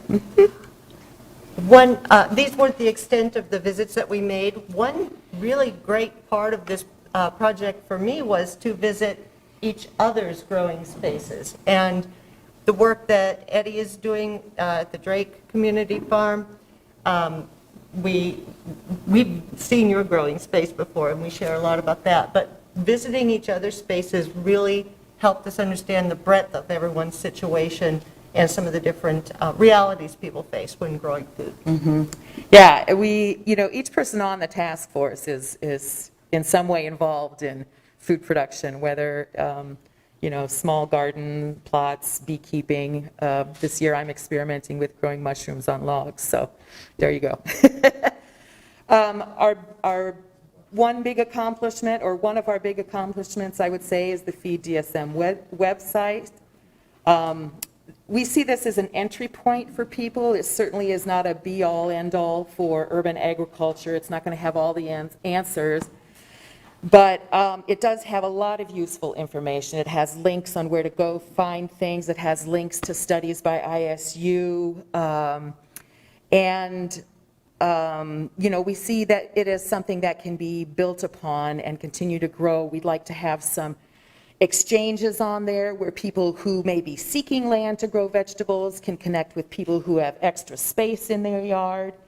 Same thing with we talked just a little bit so far about increasing our edible plantings. We also want to make there a way for people to register their fruit and nut trees and their berry bushes and things, so that other people can perhaps come help them pick, or if they are amenable to allowing food insecure people to come and forage. That's a place where they can post, hey, come help pick, feel free to pick the apples, or feel free to pick the berries. So we want it to be an interactive space for people who are interested in urban agriculture. It's also the point at which people can find information about what are the city codes and standards for growing in Des Moines. Go ahead. And this is just an example of one of the pages. When you click on, you see our categories there: structure, land access, raising animals, growing fruits and vegetables, foraging, fishing, hunting. This is the opening page for the structures, tools, and resources. And then you can see on the right side there, you have examples, current regulations, learning resources, opportunities, and frequently asked questions. And as Kathy alluded to, it's by no means complete, but we feel that we've got a good basic page up there that will serve the goals that we have set here. So we came up with a lot of recommendations. And I would say this first one, work with businesses, churches, and nonprofits to create sponsorships in each community garden, to grow a certain portion of food for local food banks and refugee programs. Sponsorships could be in the form of financial support to hire summer, fall gardening staff, or in the form of volunteers to work the gardens and help with the harvest. In front of that, a recommendation that we need to have up there, it should be, we need to increase the number of community gardens, generally, We need to find spaces. When Baltimore looked at their food growing situation, they went out with GIS and found lots that were amenable to growing food on, and they found 53 acres that could potentially have food growing on them. They were flat, they had sun, yada, yada. So we need to find the spaces, we need to find the land and make it available. We recommend creating a gardening corps of at-risk youth to give young people skills in growing food and to provide consistent staffing for community gardens. We highly recommend creating a city staff position to coordinate and supervise the work at city-owned community gardens, and again, to incorporate more edible plantings into city facilities and parks and recreation plantings on city properties. So edible landscapes, edible forests. We feel that looking at some of the data, climate change is going to inundate us with displaced people, refugees, immigrants, and they're going to be coming to Des Moines because we're in kind of a sweet spot where we will still have water, we still have, so far, decent soil, and we're going to be able to grow food here. And people are going to come here, and we could be flooded by them, and that is why we feel that increasing edible plantings can hopefully circumvent some of that chaos when people first get here. They don't know, they might be homeless. We're going to see increases in homelessness. I think we just have to look at these things squarely and just say, okay, how can we make a dent on this and help these people even in their desperate situation? And our committee thinks that we can address some of that problem through more edible plantings. Okay, specifically as regards the code, we looked at code that affected these 6 items here. And made some suggestions. Not a whole lot. I would say that it would probably be good for Des Moines to do like Boston did and just create an entire chapter of code that directly addresses urban agriculture. Because we want more than just individuals growing food. We want this to be a business opportunity for people as well, so that we can have more concentration of food production in and around the city. So I think having a new code chapter that cross-references with what things are already in the code would be good, and it'd be a place that somebody could come and find everything all together if they wanted to invest in an urban agricultural business, for instance. Do you have a question, Josh? Well, so one of the things that, and I don't know if it's going to address this, we use the term urban agriculture, and it means different things, and they should be maybe treated slightly differently. And so I don't know if there's specific recommendations, but an urban garden and what someone does in their front lawn or their backyard or in the right-of-way in front of their yard is different than an urban farm, where you're taking an entire plot of land and maybe devoting that to agricultural uses, where you're growing food at a scale that is not meant to feed the people on the lot, but meant to be either a small business or to feed a larger number of people. And the code probably needs to treat those two things differently. And there may be slightly different issues. Are you just generally saying we should address that, or do you have specific recommendations for what that needs to look like and what the models are? And then what are the issues that the task force has identified with those two different functions? Right. So we spent a lot of time, quite a bit of time, working specifically on the website to get that up and running. But looking at the example of Boston, you're correct. I mean, different size operations are going to require different regulations. You know, the small person growing food in their backyard probably really doesn't need much in the way of regulation, you know. But as you say, if somebody has got 5 acres somewhere or 10 acres within the urban boundary and they're using tractors and industrial equipment, that's going to need to be regulated so that it doesn't create health or sanitation problems for other residents that are close by. And one of the things that Boston did to address that was identify operations by size. So anything that was up to an acre was considered a small garden. Between 1 acre and 10,000 square feet was a medium, and then anything above 10,000 square feet was considered a large. And they each had their own sort of separate regulations to address the specific problems associated with those operations, or challenges rather. And I think that's going to be the work of the City Council and any further extensions of the Food Task Force. Is we will need to identify and define certain things. What is an urban garden? What is a market garden? What is an urban farm? And there are some good definitions out there. So as we go forward, I think this is going to be some more work of the task force and to help flush this out, because there's really good examples out there of how to go about this, I think, in reasonable manner. I can just add into that, to answer your question directly, there is a recommendation in the report to revisit the definitions that are in Chapter 134 and provide more clarity there and incorporate some of the best practices we've seen in other communities to expand those definitions and provide more clarity between a personal backyard urban garden versus a commercial small business type of urban garden, or another type of urban agricultural business or entity. So we have gathered a lot of that material and have it as a resource, but we haven't provided any specific language to adopt. Yes. So we've got to figure that out still in following up on this specific recommendation. Right.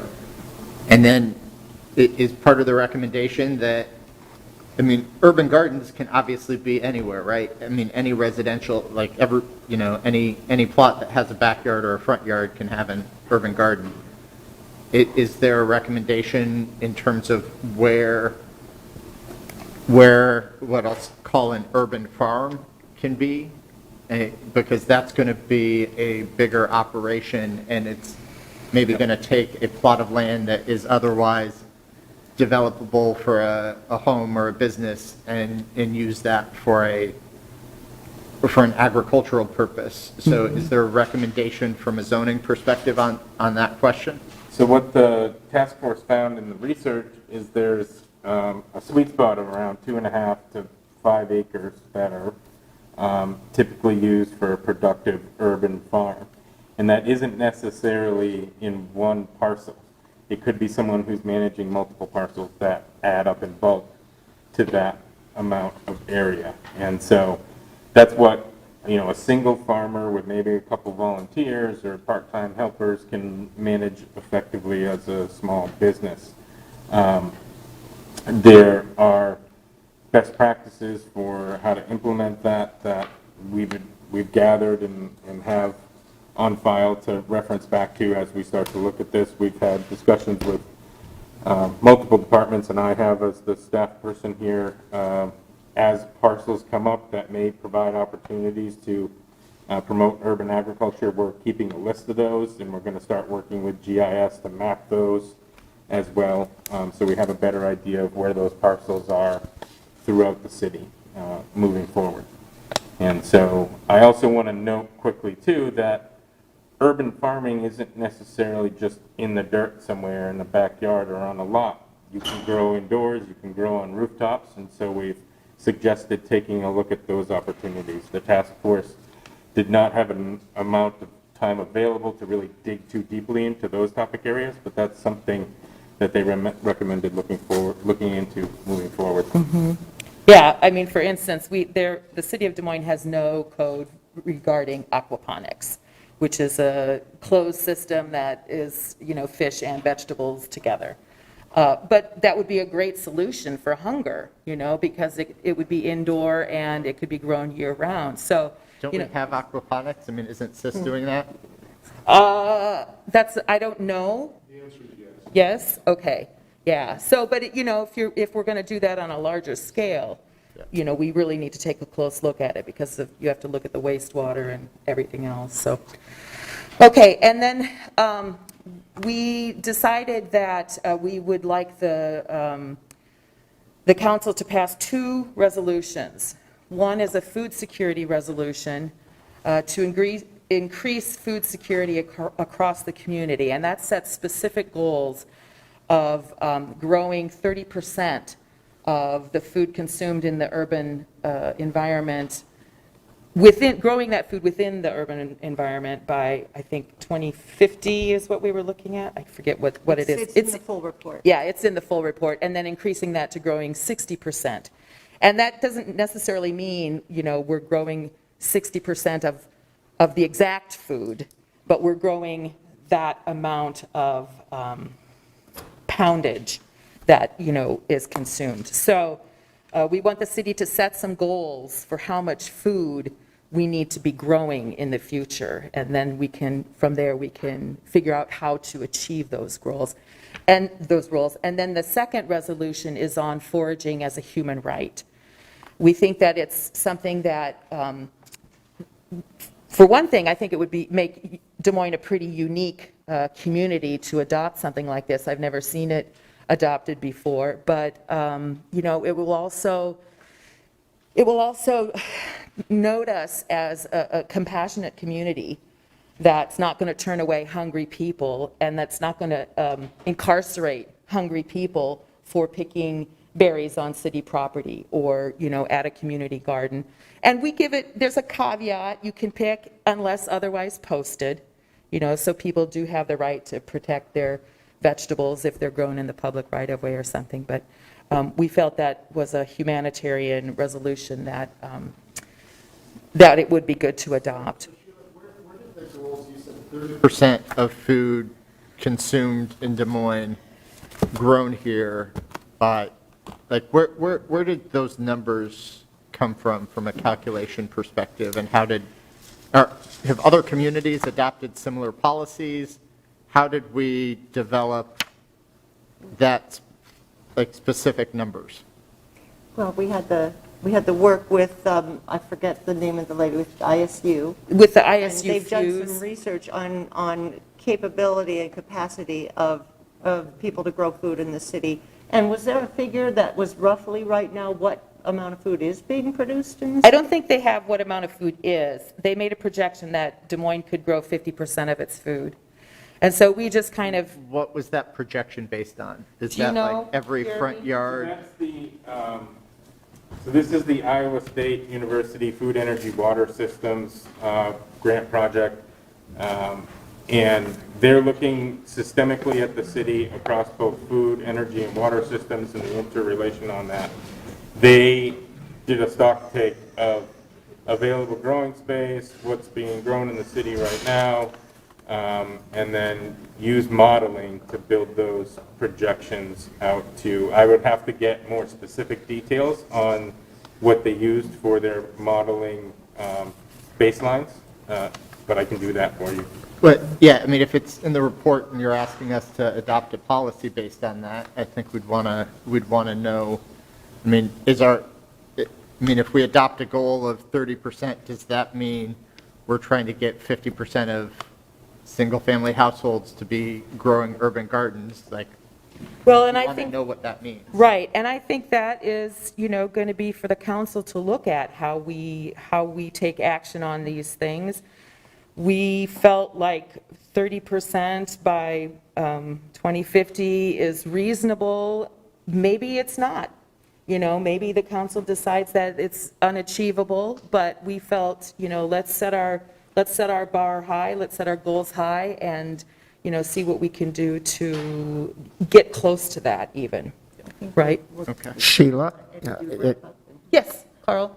appears that foraging was an interesting conversation among your committee members. It looks like it was a 3-2 vote yes. So I guess we'll have to explore that a little bit more. Yes, and the vote wasn't on foraging per se. It was on whether you could forage private plants on public rights of way. So, whether there should be a sign posted or how to resolve that. So, yeah, All right, we'll have to take a deeper dive on that one. What's that? We'll probably have to take a deeper dive on that. You may have to, Yeah, it's true. okay. Yeah, absolutely. Okay. Thank you, Sheila. Yes. So, just to wrap up this, before we give Eddie a couple minutes here, next steps, we'll talk about that next level of detail that we plan to dive into as a task force moving forward. We're going to take a couple months to regroup here and think about what that focus should be.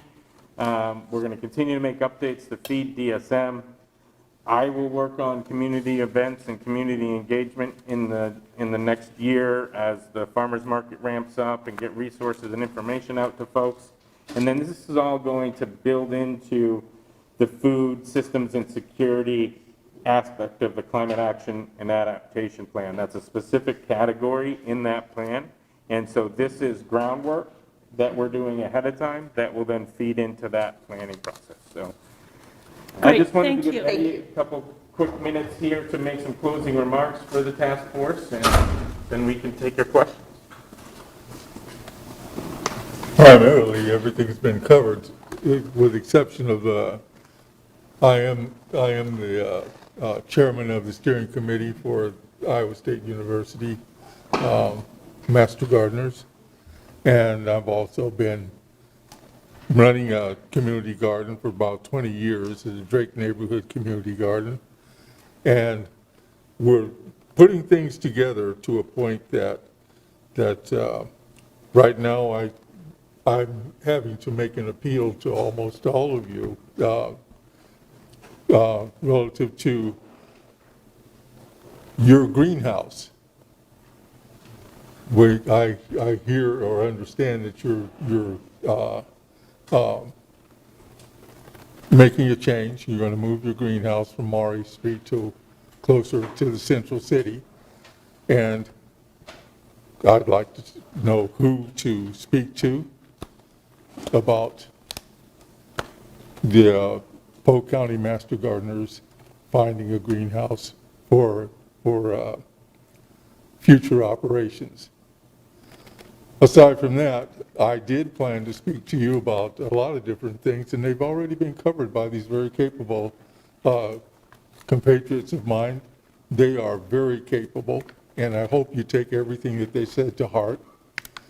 And I hope that in the future, we'll be able to work together on the same thing, because we've been doing this for about 7 months or so, and we will, I think that some of the members wouldn't mind being on another follow-up group to do the same thing. So keep it in mind, and thank you for your time. Great, thank you, Eddie. Do we have any other questions for the task force? Any more questions? None? With that, we'll direct. You should be very proud of your work, all of you collectively, and pretty close to the, what was a 6-month time frame, and this is 7 months out, so that's incredible in terms of the speed of government, so thank you. It's going to take a little longer than that, guaranteed. And we'll take it seriously with food harvesting. This will not be done serendipitously. It's going to be a very serious issue with all of us. Thank you very much for your time. Great, thank you. Scott, can you make sure to connect Eddie to Yep. either someone in the city manager's office or yeah. Ben Page on the Yep. greenhouse? And Jim Hoff is pretty closely involved, so Jeremy can also. I've already had some conversations with Jim and the team working on that design about potential access, and so that's something they're keeping in mind during the design process, but we'll continue those discussions. Great, thank you. Moving on then, do we want to take a lunch break, or do we want to eat through lunch, or do we want to move forward with the TIF impacts, the next item? So the food is here, so you have that choice, and my understanding is they're bringing it up now. Yeah, it's back there. Okay. As a council, do we want to just work through lunch? Do we want to take a break? What would you like to do? Do I hear any? Take a short break and then. Take a short break, but bring our lunches back here? Is Maybe that what about you're 10, saying? 10 till, or what are you thinking? Okay, I'll have Nick come up here in about 10 or 15 minutes. Okay. great. So what was that, you're coming back at 10 till, I'm sorry? Yes, yep. 11:50.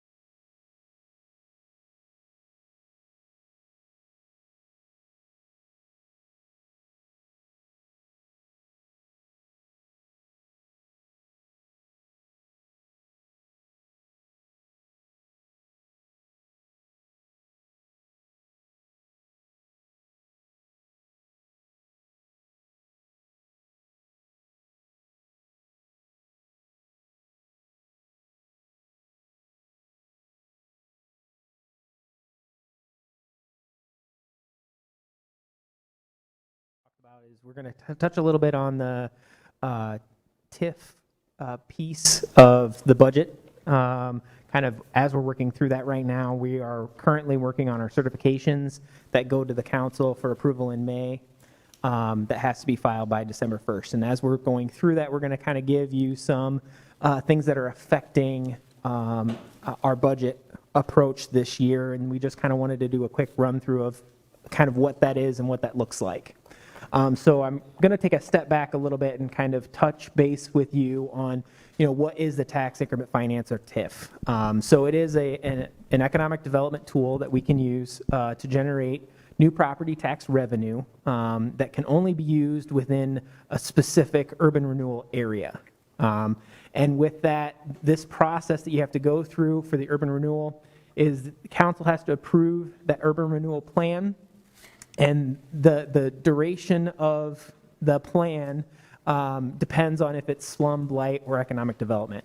Those timelines for slum and blight doesn't have a statutory end date, whereas the economic development one has a 20-year limit for those urban renewal areas that are set up.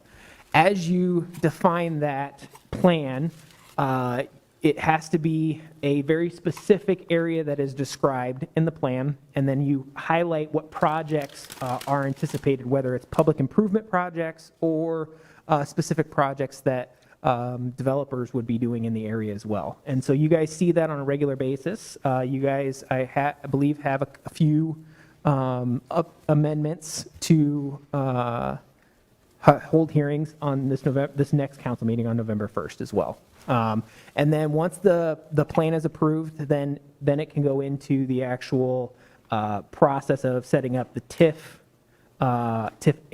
areas within the urban renewal areas as well, because it's technically two different pieces. Let's go to the next. To highlight the current situation that we have, these are the lists of all of the urban renewal areas that we have in the city. This is urban rural areas, not the TIF districts. And I'll kind of explain why on the next slide, why that's not the same. And as you can see, it's kind of spread throughout the entire city. Obviously, the larger areas is the Metro Center and Southwest Ag is those larger urban renewal areas on the map. And this was updated in July. Can you go back to that for a second? It says south. Yes. Isn't that Southridge? Yes. And surrounding, yep. In surrounding, it's just west. I can't remember what the cutoff is on the west side. I think it's Southwest 9th. Yes, so that's it'd what be Southwest like 9th to 14th. Super block is when it was created. Mm-hmm. So it covers the zoo, the 5th Judicial, Blackbird's Project, and Southridge. Mm-hmm. Okay. Yep. And then the Army barracks, and that's about it. Okay. Once the urban renewal area is established, the TIF ordinance has to come into play, which allows for the area to be certified, and that's through our certification process that Finance puts together. It has to be due and submitted to the county by December 1st. Once the TIF ordinance is put into place, then you're allowed to certify, and once you certify, that starts the clock and sets the base. So one thing to kind of think about with this is the reason why we refer to them as the urban renewal areas and then the TIF districts within those urban renewals areas, because you can have multiple TIF districts within an urban renewal area. And that kind of allows for that clock that starts to happen within that as you work through that setup. What's the purpose of forming an urban renewal area without TIF? What tools does that bring in the toolbox? It allows a bunch of other aspects of where you don't necessarily have, where you can do processes of city projects that allows us to go through a different avenue of determining support of a reverse referendum on certain public projects. So Under that would Iowa be code. for public projects. For public projects as well. not necessarily using TIF funds, but allow us to go forward with some of our capital projects that are needed in certain areas that are, let's say, over the essential corporate, not an essential corporate purpose. The limit is $1 million. So if we have a project that's over $1 million, it allows us to go through and have that as a project within the urban renewal area without having to do a referendum vote on that particular project. It's then a reverse referendum. We had Where that. do we do that at right now? We did that with the Fire Station 11. So we've only done it once. I think we've also did that for Metro MSC2, Phase 2, and maybe Phase 1 as well. So there's a hand, yeah, only for public projects. Yes. We typically, it's not a practice that we use to define an urban revitalization area without. The intent to do a TIF, yes. Okay, that's. Yeah, it's usually, Okay. We do have some urban renewal areas that we haven't established TIFs yet, but All right. the intention is the hand in hand. I got it. Thank you, because I was a little confused by that statement. But it is a progression that you go to, so the intention would be you would set up the urban renewal area, and then when the timing is right, you would set up the TIF district to then, you wouldn't want to start the base at the wrong time. So you have to work through the right timing of setting up a frozen base in an urban renewal area within that TIF district. Okay. So how this functions, and I've got a chart on the next slide. So this is kind of because there's multiple ways to kind of learn how it functions. As you certify the debt, the first time you certify a debt within that TIF district, it creates what's known as a frozen base. So what that value is at that time of certification, it sets up that frozen base, and all of the taxing authorities with that frozen base are held whole at that level. So when that's established, that's the most, that's where it starts. When we set up that certification, that creates that frozen base. All of the taxing districts keep that value at that frozen base. Any additional value is available for TIF projects or anything like that to be able to be used for that increment, to be able to be spent within that urban renewal area.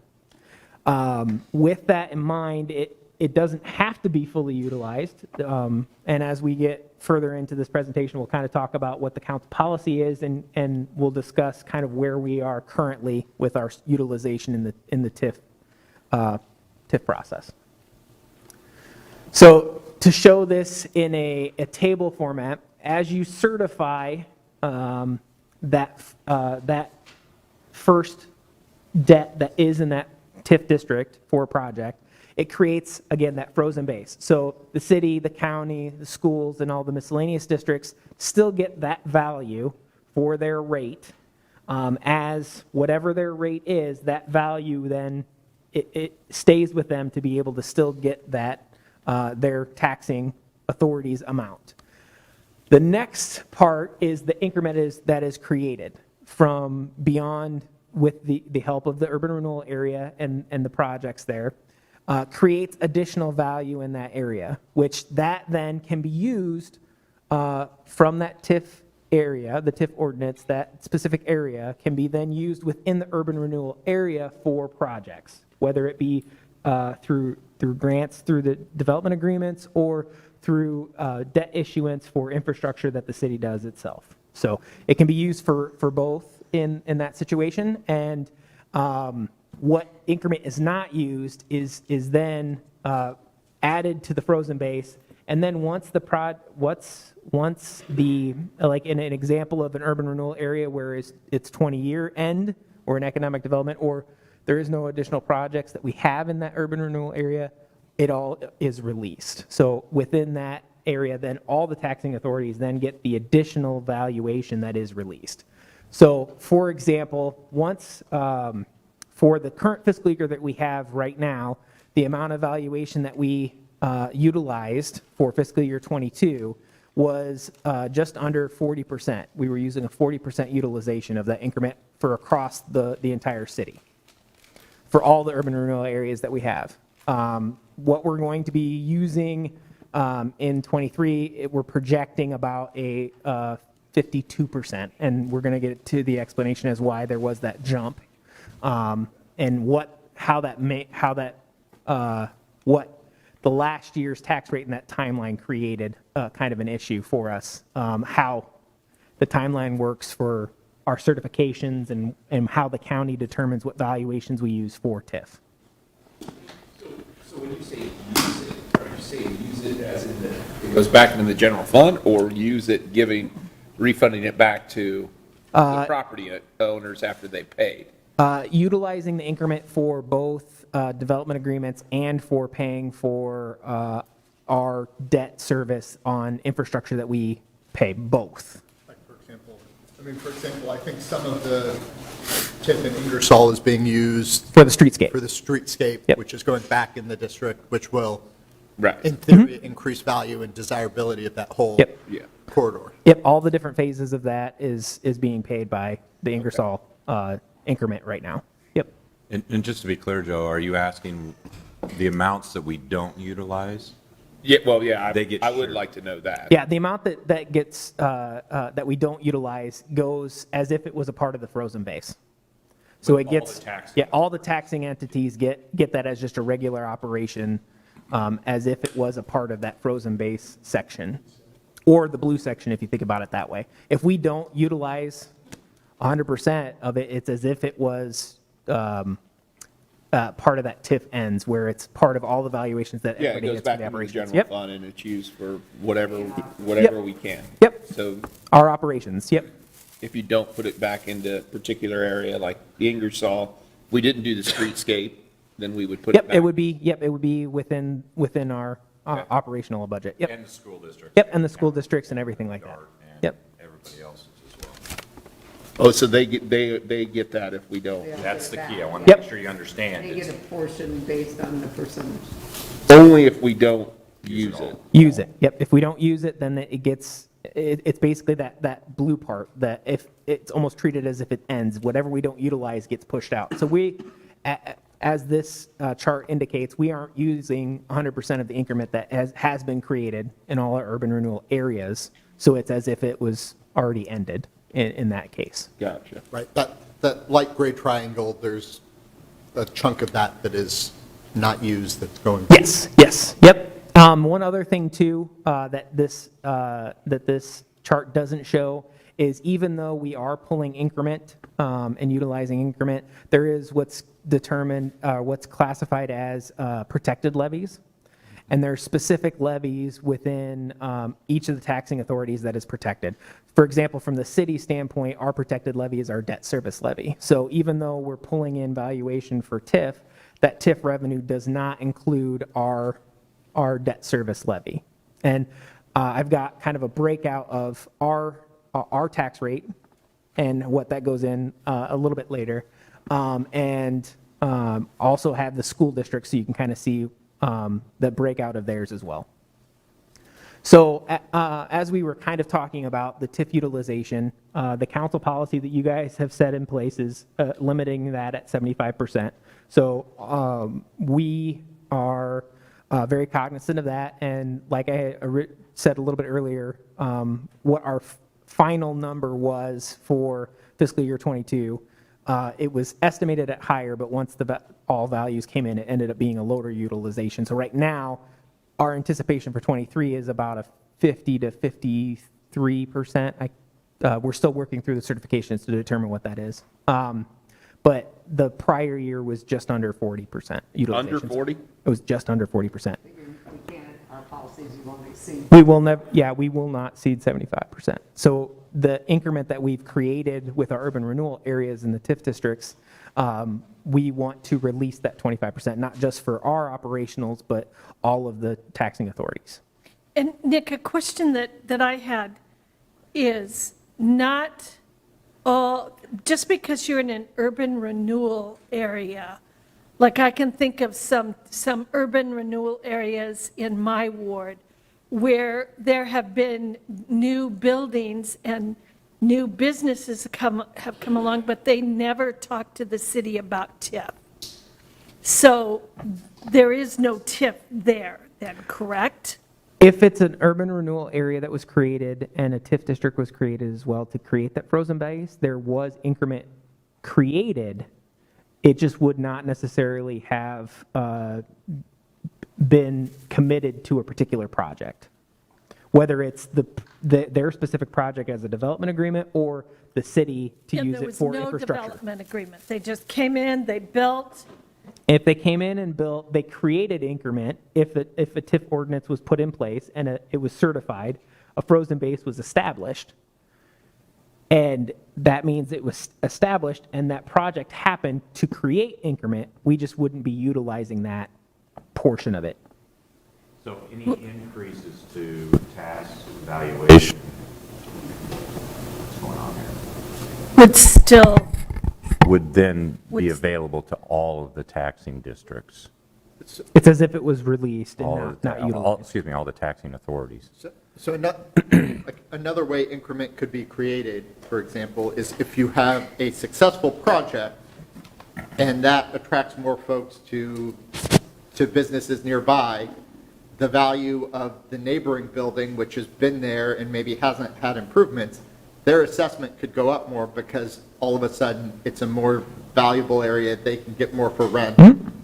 And that would be in the increment during the TIF district period as That's well. correct. That's correct. okay. And that's part of the reason why we're very cognizant of the 75% of what the council had put in place is What's the sweet spot for us? I know our policy is 75%, but it sounds like, I mean, I guess I should ask you that. I mean, So- where's the sweet spot you're looking for. I Yeah, guess I'm curious what that is. Unfortunately, the answer is very complex because it depends on why you've established the TIF district to begin with.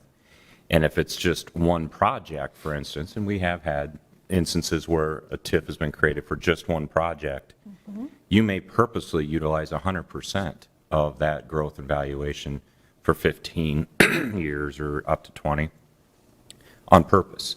And so what this 75% is citywide. And so it takes into account that our downtown TIF, which is it 50% or it's even less, right? Yeah, well, it's right It at about is, but that 50%. was It's gonna about be my 50% right now. And so recognizing that it is sitting there with all kinds of excess capacity that we are not utilizing on purpose. Because, Right, I okay? understand. And it is our largest TIF district. We can blend in some of these individual TIF districts at 100% and we still can stay under 75. And so I think the 75 is a pretty good number because I know that even as we get close to that, it means we may be utilizing tax revenue for TIF that might be best used in operation. So in the last 10 years, how many times have we been at that 75%? Not even close. Not even close. So from, I want to say fiscal year 17 to now, it's varied from that 38 to 55. So we are in a good spot. Yeah, yes. Yes, we're in a very good spot with capacity. Okay. To start some more 100% smaller areas. So to look at some of the other corridors where we're challenged and we don't have that in the toolbox. Yep. And so another good example too would be the Ingersoll Grand. In fiscal year 22, we actually did 100% utilization in that particular year, and then we're going back down to the 75. So there is, Right. based off of what's You're doing going a on ton with of that. improvement there to increase the value of everything. So we can then fluctuate in certain areas depending on what our needs are at that particular time. So we've been ramping up the streetscape project in the Ingersoll area. Yeah, that makes sense. Which allowed us to do that up to that 100% for a year, and then it'll creep back down to the 75 policy that we want to. Okay. So the part that I want to kind of talk about, that how it's affecting our budget this year, is how the TIF timeline comes into play. So as we are working right now, finance is working with our OED staff. That's that first bullet, that's TIF review, where we're kind of going through all of our obligations, our development agreements, our debt service, all those different pieces that we have committed are that we need to be able to fund through our TIF revenues. So what we have to do is we have to go through that planning, how much valuation we think we need and how much dollars we need. What ends up happening is that's something that will go to council. This year will be at the November 15th council meeting. We'll be taking the certifications for approval to council for council action for those certifications, because those have to be approved by council prior to December 1st.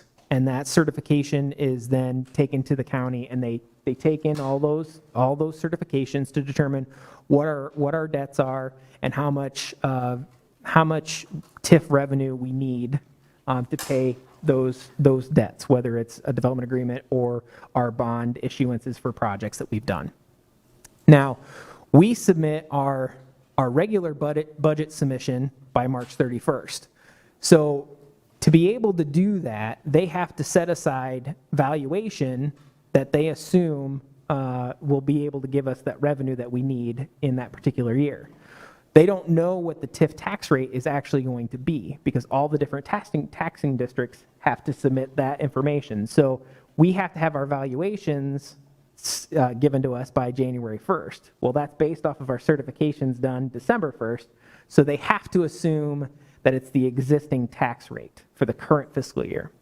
So what ends up happening is if there's a drastic change in any one entity that makes up the TIF tax rate, that will throw off what we end up receiving for TIF revenue in a particular year. We don't know that until all the taxing entities have filed their budget submissions to determine what the new tax rate is. So that's that last bullet. The new tax rate is determined after all the taxing entities have submitted their budgets to determine what their rates are going to be. So what thing that happened in this particular year, for fiscal year 22, our existing fiscal year, when we did our TIF certification last year, it was based off of the current tax rate, TIF tax rate of $40.88 basically, when you round up. But what ended up coming out as the ending tax rate was $37.35. And so that was a difference, a decrease of what we anticipated for revenue for TIF purposes of $3.5 million from what we anticipated and what the county thought we were going to receive to what it actually generated because of that 8.6% reduction in the TIF tax rate. So we're kind of starting behind the eight ball with certain aspects. Some projects are based off project generated, and it's a percentage, so that will be a 1-for-1. That went down, that payment will be equally down. But as you deal with things like our debt service, that is a set dollar amount, the principal and interest that we have to pay. So that means we assumed we were going to receive additional revenue to be able to pay that. So we're behind the eight ball when it comes to 22 on where we're starting. So that's why we're going to have that jump of where it was below 40 to where we're going to be just a bit over 50 in 1 year span. Normally you don't see that huge jump and change from 1 year to the next. So as you go through this, is it now's the time where you would introduce another urban revitalization area and then categorize it as a TIF? Or can you do that anytime through the year? Or is it better to do it now before the budget? So you can do that any time of year. And economic development staff is well versed in this. They just need to know within their project planning and the economic development agreements that they're working through that the first payment might be delayed. It wouldn't actually occur until like maybe even 2 years out because there's increment that has to be created. So they're well versed in understanding the timing of when payments would actually occur that allows the districts to be created at any time. So go ahead. So like at this point, we're working our certifications that deal with the revenue that we anticipate receiving in fiscal year '23. So at that point, it would be best if any agreement that happens after we certify would be kind of that payment after that, which would be fiscal year '24. So are we looking at any other areas on this map as you go back to the urban renewal areas? Are we looking at any other parts of town that, I mean, I know Douglas has been promoted quite a bit in television. I know that they're working on the Douglas Avenue corridor. Right. Is that on here? I don't see that on here for the most recent, because that's just now getting established, right? So there's technically just a step or two left. But yes, we are constantly, this map is, it's pretty incredible to see how many more there are on this map since I was the finance director a few years back. So we're constantly looking at where it might be advantageous, where projects come to us. I think it's it's well known in economic development circles that if there's a project, a good project to locate in Des Moines, that we're willing to create a new urban renewal area and TIF district to get that done. So do we have a lot of projects going on the Douglas Avenue corridor that's already in the slate, ready to go? So the node to the east is the one that's the most active with where the bowling alley had burned. So that's the one that's the most active as I understand it. And there's opportunity then that to spend the money within the same district along a corridor. So it makes sense to go ahead and draw the map a little bigger when you have a foothold at one end of a corridor that you want to be able to leverage beyond the one parcel.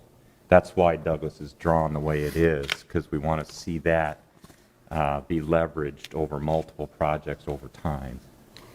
And there's also a timing thing when you go through a project.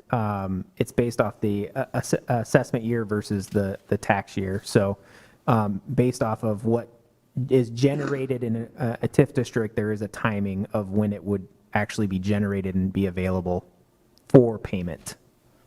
But to go back to what Joe was referring to, we've got some areas that are designated as TIF, and I don't see much going on. And I think it'll go into our next discussion with economic development. I don't understand why economic development isn't reaching out to businesses that are in these areas and actively work. I was disappointed the Northeast one, Quick Star came in and nobody even talked to them about TIF, but they're sitting in a TIF area. So let me real quick, if I can, Councilmember. Okay. One of the high-level goals that we've got in economic development is we only utilize TIF in the but-for scenario, that we need the TIF to make the project actually go forward. Okay. So it is an absolute success when we have new businesses come in and not talk about TIF at all. We want that. Yeah. And you can imagine a C-store is not one of the highest areas of leveraging Okay. tax dollars. I just talk about that. There's been others. I mean, we've got some over here in the Eastgate area and other areas, but I look at the Accent, that we even expanded that, but there's so much opportunity there. Yeah. And it's just kind of setting fallow. I don't see a lot happening. And that's where my desire would be, to have economic development focus on that, just to get businesses, to bring people there. Let's absolutely bring that back in the next I will. conversation, Okay. because part of that you'll hear is the willingness of the current property owner Correct. to work with us to figure that out. And so just a quick question, how difficult is it to expand the boundaries of an existing district? Jeff, so that has changed. That's a real problem now. So it depends on whether or not it's an economic development. There's two kinds of TIF districts generally. Slum and blight does not have to have a sunset. And so think of our downtown area when it was originally established as a slum and blight does not have a sunset. Gotcha. Anything since 96? Is that the right number? Year? Roughly, I think. 95 maybe. When you have economic development TIFs that are not slum and blight, they're limited to 20 years. And so that comes into play. If they're, it's easier to add to an economic development TIF more 20-year economic development requirements. There's Supreme Court case law now that amending the boundary of a non-limited TIF will make it a limited TIF. So You can't add central. You can't add to that, but could you add to, like, the Accent neighborhood one? I believe it is a slum and blight. Oh, it is? Okay. Okay. So we're All not right. going to want to add to anything that is slum and blight because that's going to limit our ability to, I mean, because we're bumping into that, I think, on the Ingersoll and Grand, where the fact that you have a time limited, that lowers the TIF significantly. And we've got projects that I think would only go forward if we had that incentive that are being taken off the table right now. But what we could do, for example, is there's that boundary. We could, right next to that, create a new TIF district that's economic development that would accomplish that same aim. But now that's going to be a 20-year limited. So whenever we start that, we probably want to have a project in place before we start it. Because if you start it, I mean, maybe you're trying to accumulate the increment to use towards a project, but you have a limited amount of time that you'd be able to use it, right? And is there a minimum square footage or miles that a economic development TIF must be? No, it looks like our Forest Avenue is an awfully small one. It's one project. We've got some really small ones. The Forest Avenue, yeah. Yeah, so as I look at my ward, the challenges we have on especially the Southeast 14th corridor, there is slum and blight. There's massive box buildings that, I mean, they're going to need any type of development that goes in there is going to need some type of tool to help them clean up that area. So why, I guess my question would be, and maybe this is the next conversation, and I've said this before, why wouldn't we think about adding another one either on that corridor? I think Army Post Road's covered under the south side one, right? I guess I don't know which side of the street that is. I don't know how that particularly works, but. It's just the south, I think it's just south of Army Post Road. Yeah, it's not on the north side. I don't believe so. I mean, so particularly the Southeast 14th corridor where we've had, I mean, everything is gone there. I mean, you have slum and blight. You have no, basically really minimal businesses there now. And for any developer to come in and do a substantial investment, he's going to need some help, being our new current codes and building codes and how things work. We're going to need to incentivize them to be able to do things in that area. And so now, when would be the time that we would do an urban renewal area and then start a TIF area?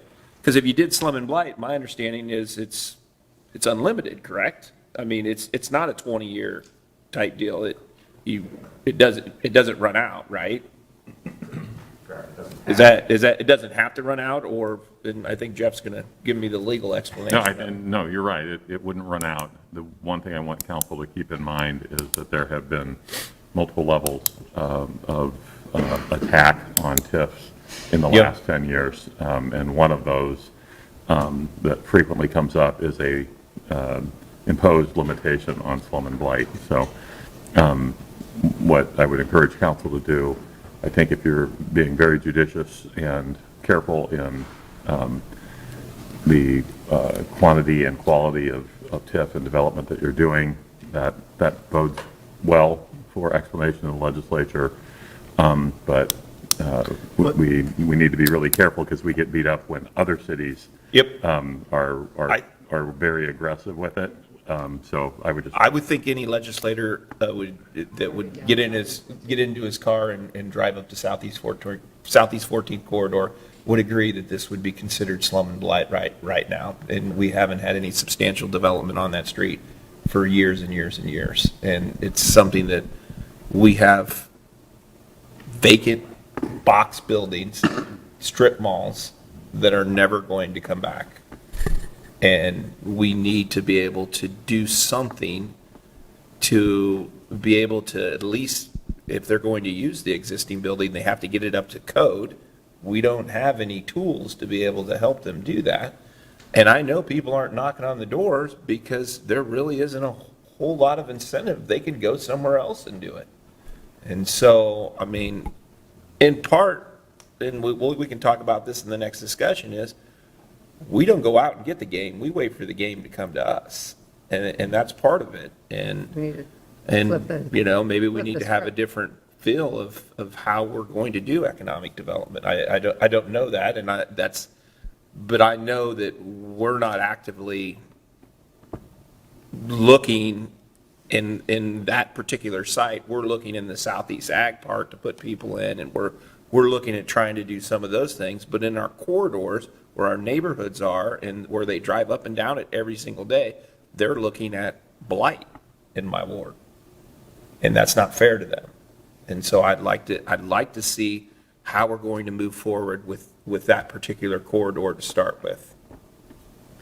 And I know that we've had discussions, and I know I've talked to Aaron, and I've talked to you, and I've talked to Carrie, and, K-State's doing a study of that whole corridor and what kind of changes that can be made.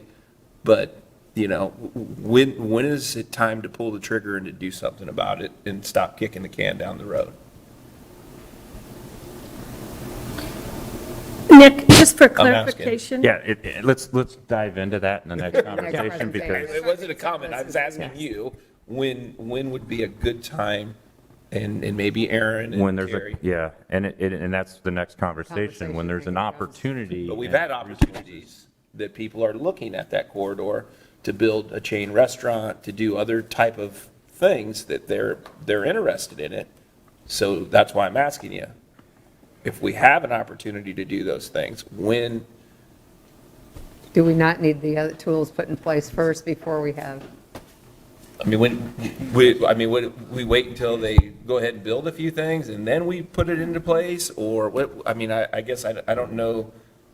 So it is. I don't know how I've asked this for 7 years. Let's dive into that in the next conversation, because it is about resources that include oftentimes infrastructure as well, right? So there's multifaceted that we're going to need to address. I think we're nearly done with this, and then we can dive right in. I just have Yes.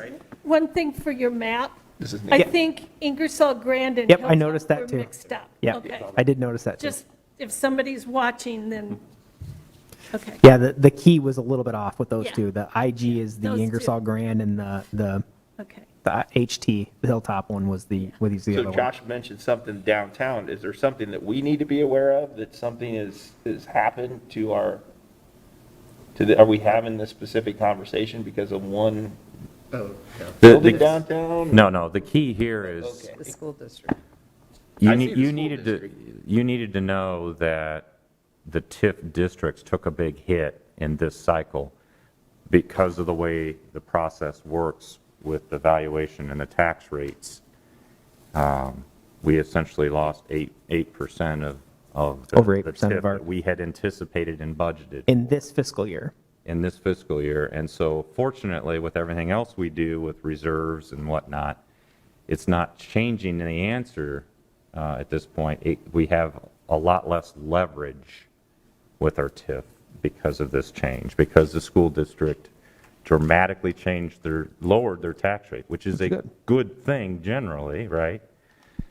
It had the consequence of the TIF districts losing millions of dollars, $3.5 million for our TIF districts, so. So are you not able to pull more of the percentage from this downtown area that we've got in excess to cover that 3 million? Only within the downtown area, not the other TIF districts, because that tax rate change affected Every all of them, or individual, almost all of them. all of it, yeah. And they're limited to using the dollars within Within that, yeah, within that specific area.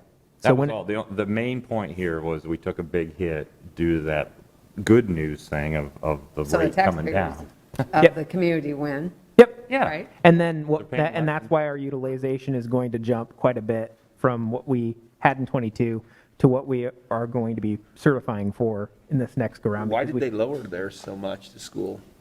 It was Both their enrollment going down considerably, and they had built up a significant amount of cash Yep. in their cash reserve that they didn't have the authority to even spend, so they needed to lower those portions of their tax rate. Yep. You can't And I talked to them, Yep. because you want to Get learn lower from, attendance. learn from these things, You- right? you have to have And lower and speaking to the Des Moines School District, they do not intend to do that again. So this was, Unless the the best they- goes down again. well, and that had a less effect on it than the cash reserve issue that Okay. they, that was the main reason. But yes, we have to monitor that. Now, having said all that, we do know, because again, we learned from Yep. these, that the county has some remaining mental health levy in their total that was a 2-year step down. So you'll see the Polk County was at 661 last year and went down to 644. It will go down again next year, as I understand it. I think 38 cents. They have massive reserves of money. So we're doing better about understanding where those big changes might occur. And that was the main reason. There's normally not, no. And like if you, the next slide has a breakout of specifically the city and the school district, kind of to give you an example of their full tax rate of what their different levies are. And then it highlights with the asterisks which ones are the protected levies. Okay, and so with this, it kind of shows, so from the school district standpoint, their levy from fiscal year 21 to 22 went from 1861 to 1606. But there was a more of a change from what was non-protected to protected. So as you can see, their protected levies went from $2.53 to $3.23. So that's why the amount that they're contributing to the TIF levy went from 16 to 12. Yep. And then to kind of put it in perspective, from the city standpoint, we have just the debt service levy. And so how we've been contributing toward our levy portion of the TIF levy has kind of sat in that 1660 for a while. I said to Josh, try to explain that in a neighborhood meeting. Yeah. Well, I they'll would see tell the them tax that their, bill. yeah, I would tell them their tax rate went down Went down. significantly. Yeah. And they should see that in their annual They bill. have. But just acknowledge that that happened in a fashion that we took a hit on our TIF districts, and we'll adjust on that, and we have already, essentially. We're taking that in consideration for the They TIF don't certifications that you guys will and they see don't in Care about in the November. They don't really rate, probably and they'll be want happy no if more. the rate went down. So the last slide that we have here is the kind of conclusions to kind of highlight kind of what we've been talking about, which is the impact that we were seeing. So the impact on the TIF back debt that we have, you have to pull in more valuations for the loss that we had from 22 plus the additional value we have to pull for the 23 and on. Same with TIF agreements. That's two pieces. If it was a project generated, it's a 1-for-1. Based off of what was generated is what they get. But if it was non-project generated for those development agreements, then those would have to, would be affected by needing additional valuation pulled.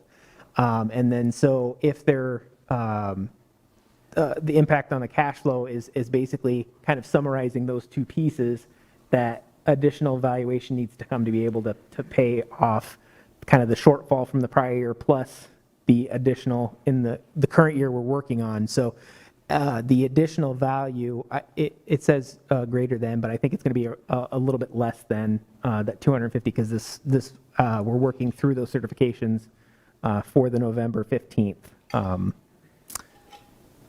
council meeting. In a nutshell, that's our our push of what we're working through right now for those TIF certifications, because that's the first kind of level that you guys see from a budgetary standpoint that affects our valuations.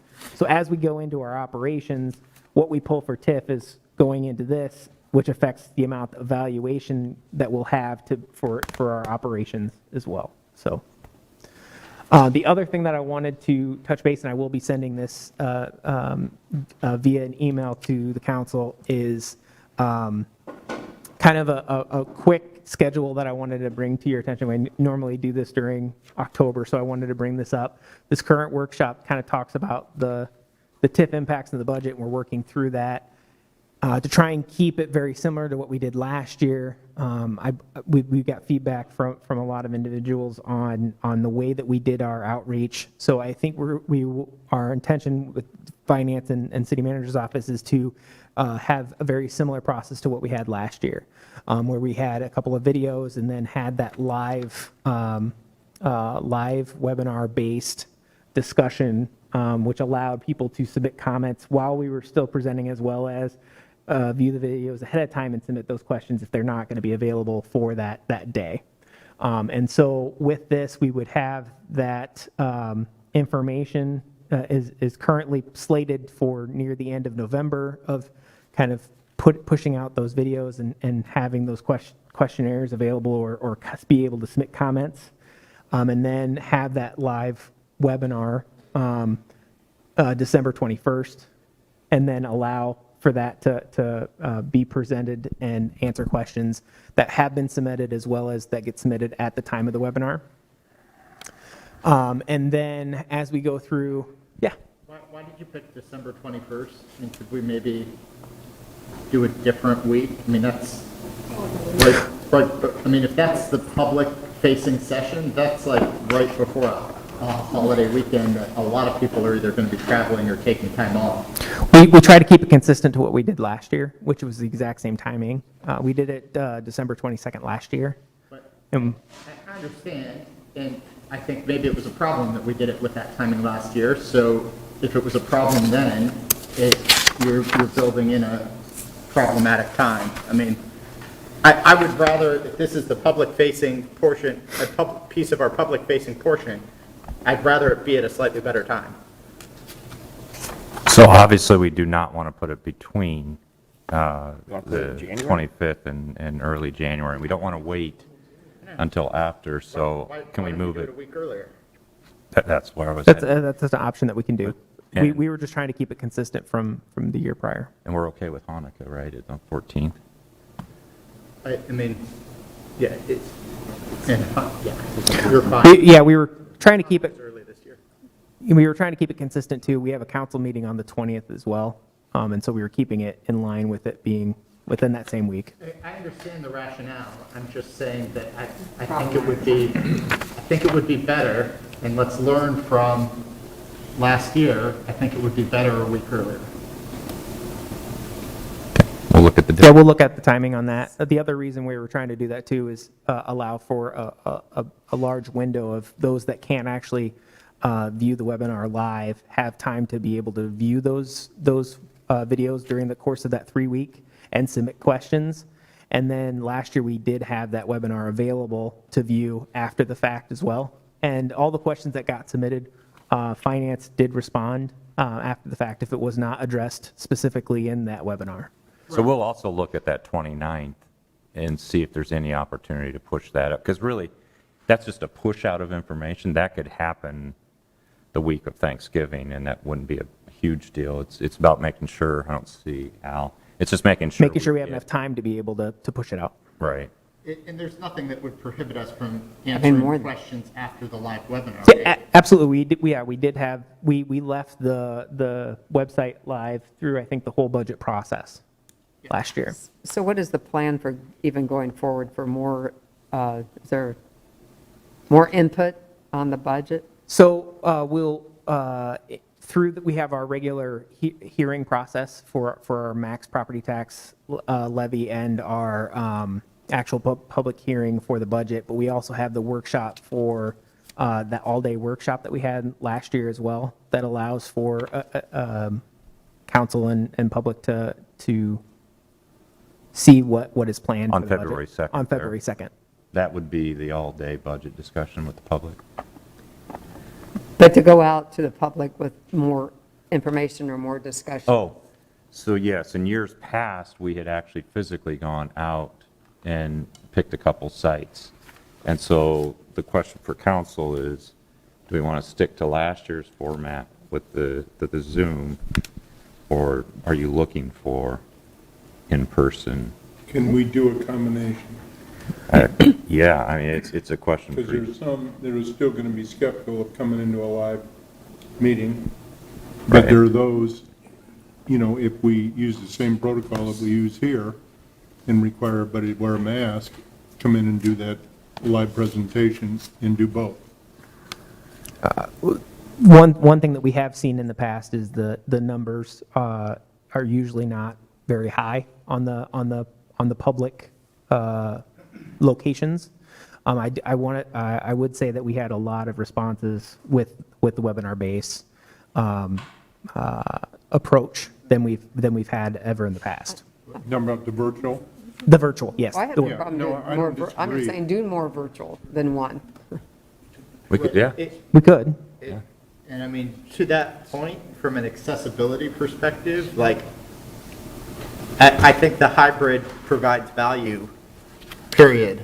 And we should be looking at that for more things. I think the budget hearing could be one, our meetings could be another. That maybe it's time to take that lesson and to help with accessibility as we go forward. Because to the mayor's point, there are people who maybe still aren't comfortable coming in, but would join us on hybrid. Yeah, I think that's more of a technical aspect of figuring out the. Right. We're capable of it, but yes. I'm just saying having more than just one webinar. The beauty of this model is that it's recorded. And so this is viewable after the fact at any point. So I think the question really for us is how much interaction do we need, because that would determine how many times do we actually get together and redo, if you will, a webinar. Because once you've done it once, the information's out there, and then you can ask for input. I think it's more the input part of it that I'm saying is that once people see it, they might not see it on that day in the webinar, and they go back and they watch it. So what's the, well, They can still submit questions. They can still submit questions, and we would respond to those questions. individual questions, but not, the rest of the public doesn't always hear all those questions, right? Unless you post it all. I'm just saying. Which we there's- could. Yeah, we could post that as like asked questions and responses. Well, I mean, I think that'd be good to post it. I mean, I think this is maybe to what Connie's going towards. You know, Right. you've talked about town halls. This is an opportunity. I mean, maybe Yeah, we right. do I'd certainly, assuming that I'm back, be willing to do a third ward town hall on the budget process as a piece of this. Where are you going? I'm not presuming anything about the election. So I just think a combination, you were gonna be if we want to, because some people do want to come, and, you know, they like that connection, and I just think more than one touch base. Yes, we have our meetings, we have the hearings and all that, but it's not always the best question answer if people have it. I just think outreach a little bit more would be good. Okay. We'll throw out some other ideas to you. We Yeah, got some time. we'll look to see we'll work with Scott to figure out what the best approach is. But like I said, At that time, we're going to talk about the federal dollars too. I know that, and we're just going to kind of throw it out there, what we Yes, can yep. use it for and what we can't use it for, and kind of what situation these we're are the in. guidelines that we have to follow, and these are the restrictions that we've got, and this is what we kind of have in mind, but It also determines too when we actually get a response from Yeah, I U.S. Treasury as well.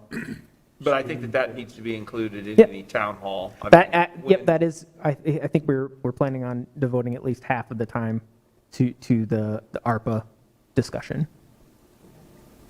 With It's with the taxpayers' Yep. dollars. I mean, it's $94 million. We need to give them an opportunity.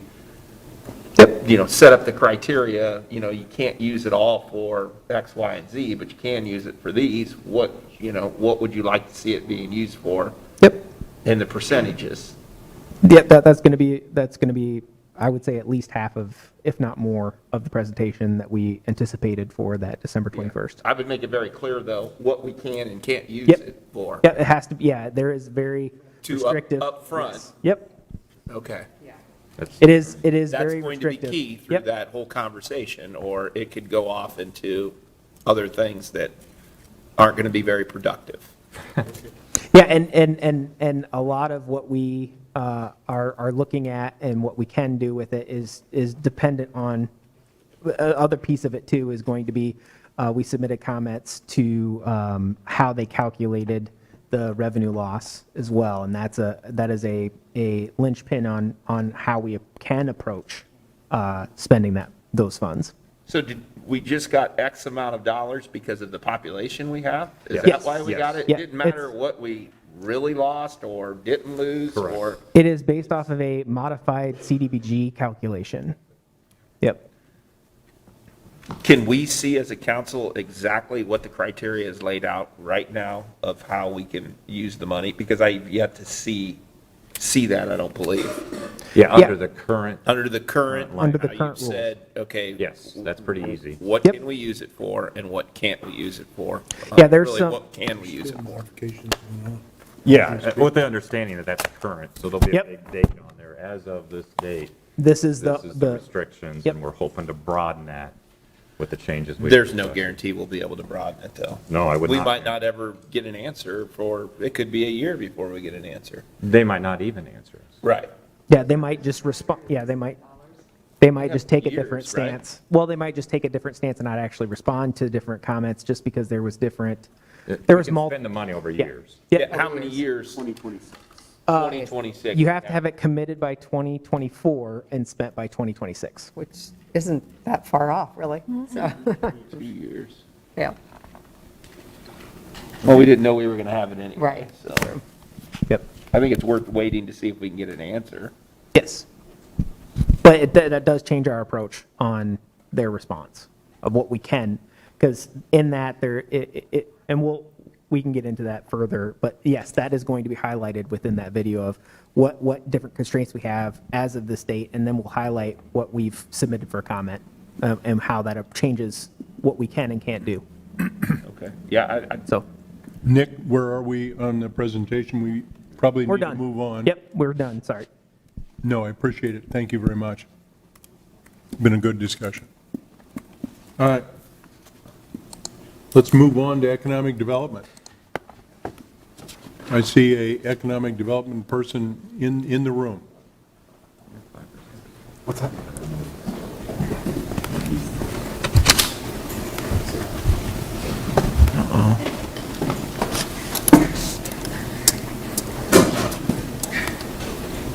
Thanks, Nick.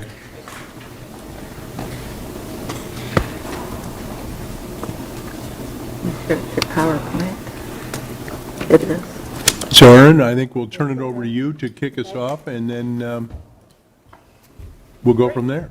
Great, thank you, Mayor. Members of the council, Erin Olson Douglas with the city's Development Services Department.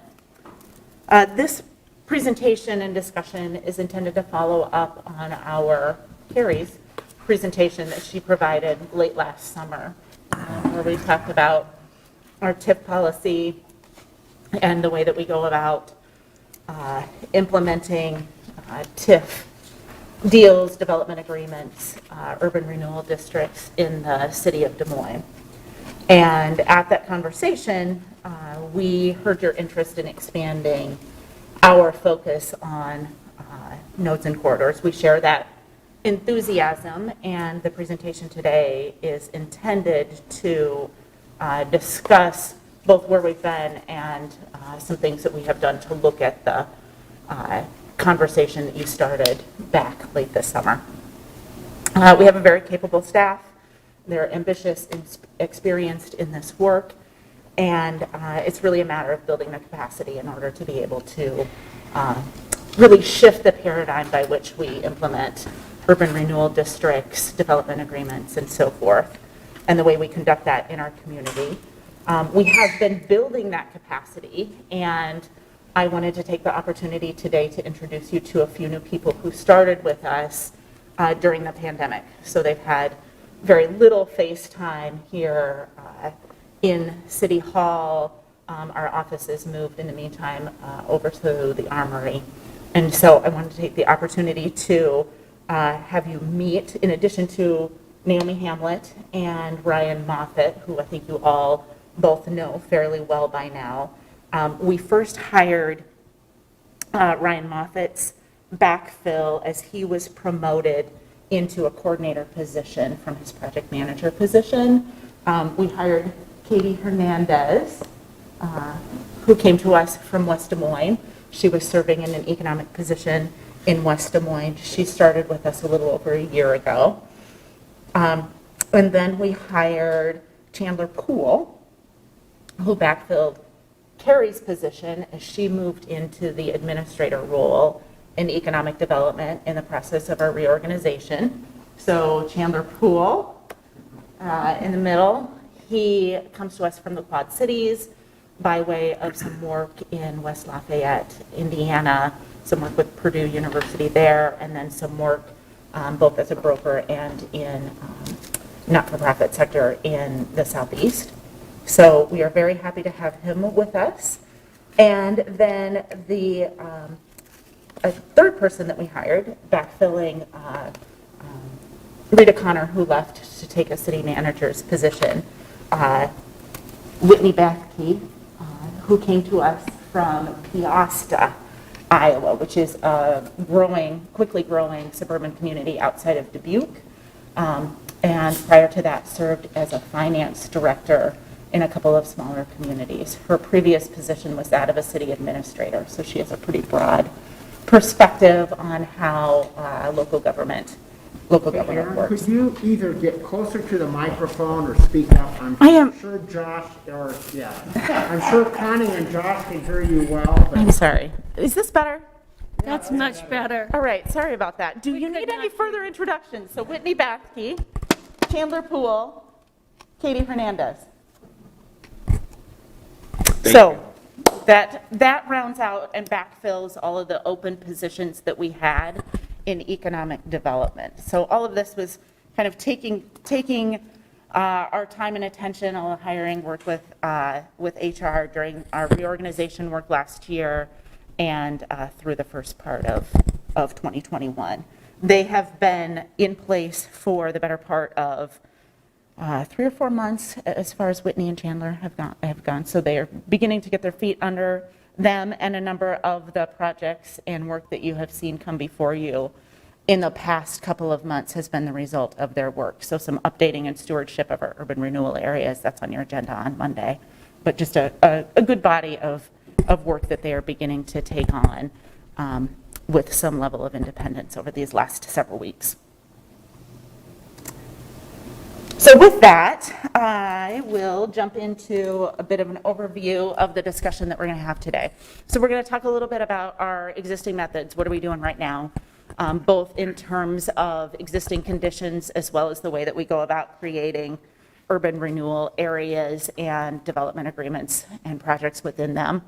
And then we want to talk with you a little bit about a developer roundtable that we had earlier this month. We invited in a number of developers to talk to us about what they saw on our corridors and in terms of challenges and opportunities. It's not all, I'll just warn you, it's not all great news. So it's a kind of don't kill the messenger sort of moment, but we do want to have a pretty frank conversation about some of the things we heard in that forum. And then take a turn to kind of some of the things that we see as next steps and next considerations. Unfortunately, we probably heard the same story. You just finally got it. We've heard the same story from probably a lot of the folks out there. Let's wait and see what it is. Well, I've reserve listened to the judgment until we, presentation. I know we did hear some common themes of things that we had heard as along the way. I think there were some new aspects and twists to it as well. So zoning, we undertook a large rezoning effort 2, 3, 4 years ago. One of the things that it did was lay the groundwork for enabled development along our corridors. And I mean that by way of higher levels of density and and types of development that really matched our long-range plan. That was not previously the case. We often had, under the previous zoning code, we often had areas where the zoning didn't align with the ambitions that I think most of us had for some of these areas. We feel like we have done a pretty good job of that with our nodes and corridors. You know, I think just watching and listening to a number of the presentations today, I think the value of the work you all did with Plan DSM a number of years ago has surfaced. Certainly it does with nodes and corridors. And so this identifies places in the city where we have identified those nodes that we believe deserve a higher level of investment and attention. But even at that, there's 30 some noted on here. We can't do them all. We can't do them all at one time, certainly. And this is just a reference for where our DART routes go. And they align very well with our corridors and nodes as well. Just a reminder of some of the things that our comprehensive plan has said about nodes and corridors. And this is just a summary. There's 30 some odd statements about nodes and corridors within Plan DSM. So prioritization of nodes for redevelopment due to their presence on public transit routes, high density mixed use at nodes, and conversion of obsolete strip commercial between nodes. So we have, and the next statement says it, we have an excess of existing commercial square footage. That has been the case for a while now. Commercial models have changed, and a fair amount of what we have in the city is obsolete. It does not work for current commercial types of uses. One of the solutions that shows up, and we heard it in our developer roundtable as well, reinforced our Plan DSM, is that part of the solution for these obsolete areas is residential use due to their proximity to transit routes and proximity to jobs. And then finally, just recognizing that a number of our nodes are just too long to promote the kind of livability and walkability at every point along its corridor. So if you take 14th Street, for example, it's approximately 12 miles north to south from the northern boundary of the city to the southern boundary of the city. It's too long to really think of that as a node sort of redevelopment. So how do you think of it? How do you look for nodes along the way that can have meaningful redevelopment that helps to advance the livability and walkability in the surrounding neighborhoods while providing services to the broader community? So this just looks at the overlap of those considerations. Now shifting to the incentive side. So urban renewal is not our only tool. We do have a pretty generous tax abatement schedule in place citywide except for downtown. So this represents the area where there's a choose your own adventure. You can choose a 3-year 100% schedule in the entirety of the hashed area for new commercial development, or a 10-year declining schedule. We see both selected for various reasons. But Aaron, this does not take into any residential tax abatement. No, this is commercial. And now our multifamily complexes, you're counting as residential and no longer commercial. That is correct. So that was a change in state code a number of years ago. They're taxing it at residential. Well, yeah, I know that it was a change in the way they pay taxes, and so we then also changed it. So they're not allowed tax abatement, except if they're in the spider web map. Right. That's the graphic that's up now. This identifies the area where we have the multifamily tax abatement schedule. So in addition to what the state did to roll back the tax rate on multifamily, we also, in some areas, corridors that extend from downtown along transit routes. We would not have had to do that, we understand what the state did, but we didn't have to limit our multifamily tax abatement to only the spider webs. No, you're absolutely right. I think the decision was made 6-7 years ago. 2015. 2015. Move to this tighter configuration for the eligibility for tax abatement. Because we didn't want to incentivize big multifamily being put down wherever they wanted to put them down in the middle of neighborhoods, and then they would go to IFA because we gave them tax abatement, and then that's what they used as to say, yeah, the city's all for it. So we changed that, so they weren't able to go to IFA and say, it didn't matter where it was in the city, we were able to still get it. And they were still able to use that at IFA. That's why it was changed, and that was in 2015. And yeah, that matches my recollection, that it was Yeah. really independent of the state's change in tax completely classification. it was definitely independent because the neighbors didn't want it in their backyards anymore. There was too many of them getting built everywhere Weren't, but the without their input.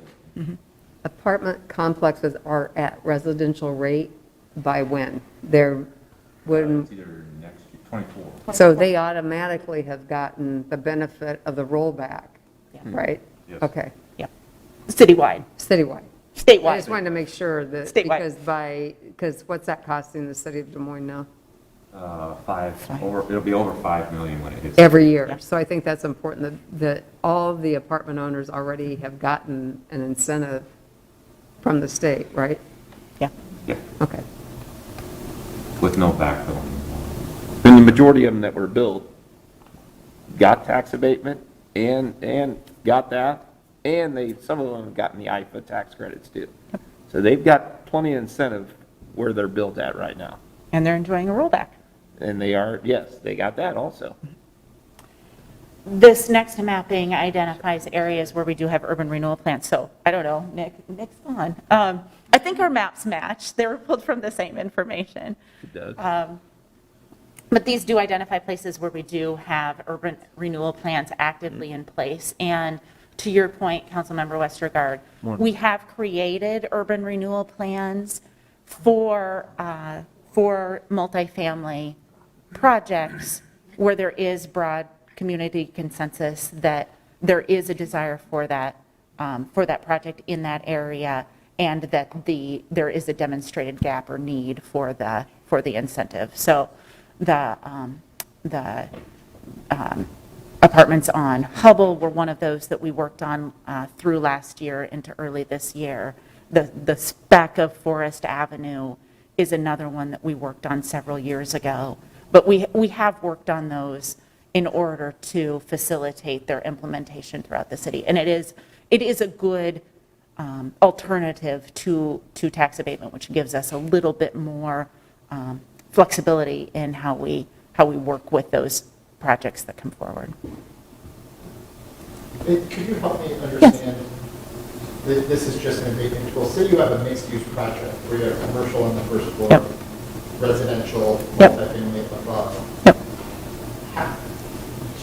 How does the tool work there? Do we have flexibility to use both the commercial and the residential tax abatement? Is that then a TIF situation?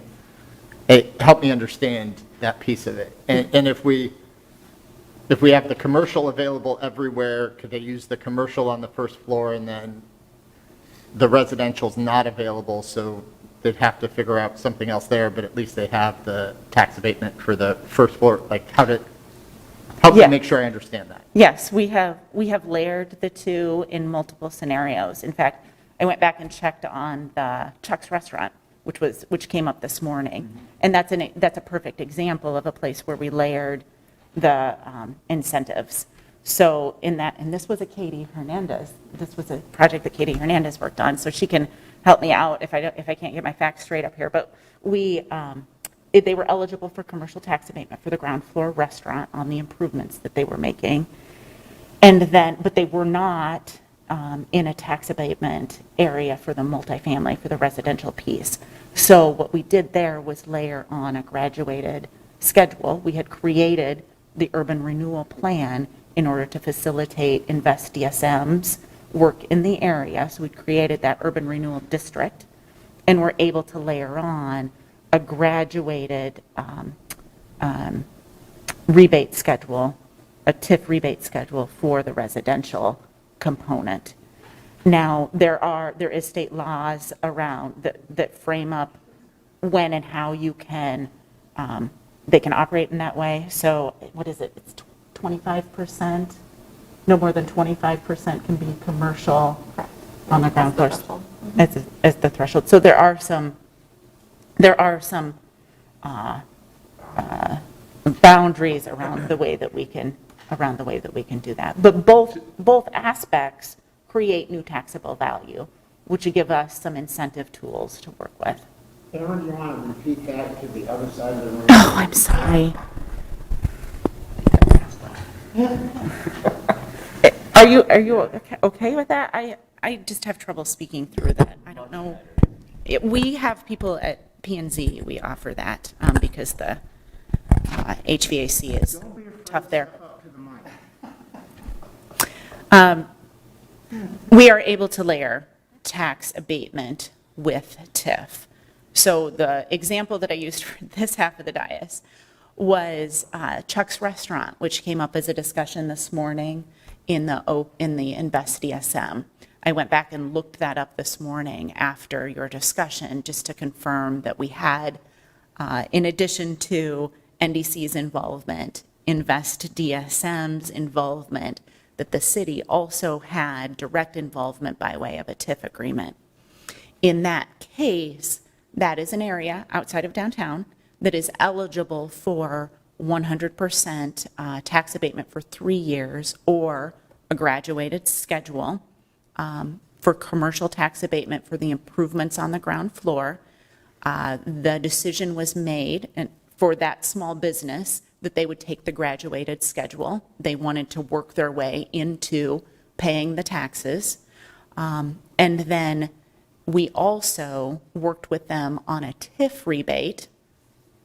We had set up the Oak Park Highland Park Urban Renewal District in order to foster Invest DSM's work in that area. So we were able to work with Chuck's in particular on a development agreement that provided them a rebate on the apartments that they established over the restaurant. So we created a graduated schedule of rebate on those apartments as well. Well, hopefully the neighborhood sort of grows into apartment rental rates over a period of time and are able to pay the taxes in full. I think it was a really thoughtful incentive structure for that particular case, which I will credit Katie Hernandez for creating. So for the residential, is the TIF and the abatement pretty much the same? Or maybe Katie can answer it. Maybe the TIF, there was more for that residential portion of it instead of the abatement? I'm not sure that we quantified the value of the tax abatement. We often don't because it is something that is in place for businesses. We don't always do that. I think the value of and then it sort of goes into what is the projected valuation of the residential portion relative to the commercial portion. So they differ. Would they have done better with the abatement or the TIF for that particular project? We are always trying to meet a demonstrated gap. So I don't know that we know that. Okay. Let me make sure I ask. Are you talking about just the residential piece or in total? The residential piece would probably be. So it was not We talked available. about the spider map, and we wanted, that I've heard that we want to, we need that to grow instead of giving more TIF areas, is what I think I'm hearing, but maybe not. So I'm just wondering, is there a benefit to that? Is it going to really incentivize other than the urban renewal area? So it's a question of entitlement versus being able to have them come to the table. You created a TIF area to help with this project, because it had gaps. And I get that, and I understand, I think that's a good tool, and it needed to be done. I mean, we've saved, a neighborhood restaurant that probably would have never done what they've done and spend $1.4 million. And you know what, that's a good thing. But you created that tool for them to be able to do that. Yes. Yes, absolutely. So Them and a that number of tells other. me that it wouldn't have happened unless you created that tool. Right. No, I agree with So, that. and that's, if that's a fair statement, Yes. then I would say, I want the tool created for parts of my ward also.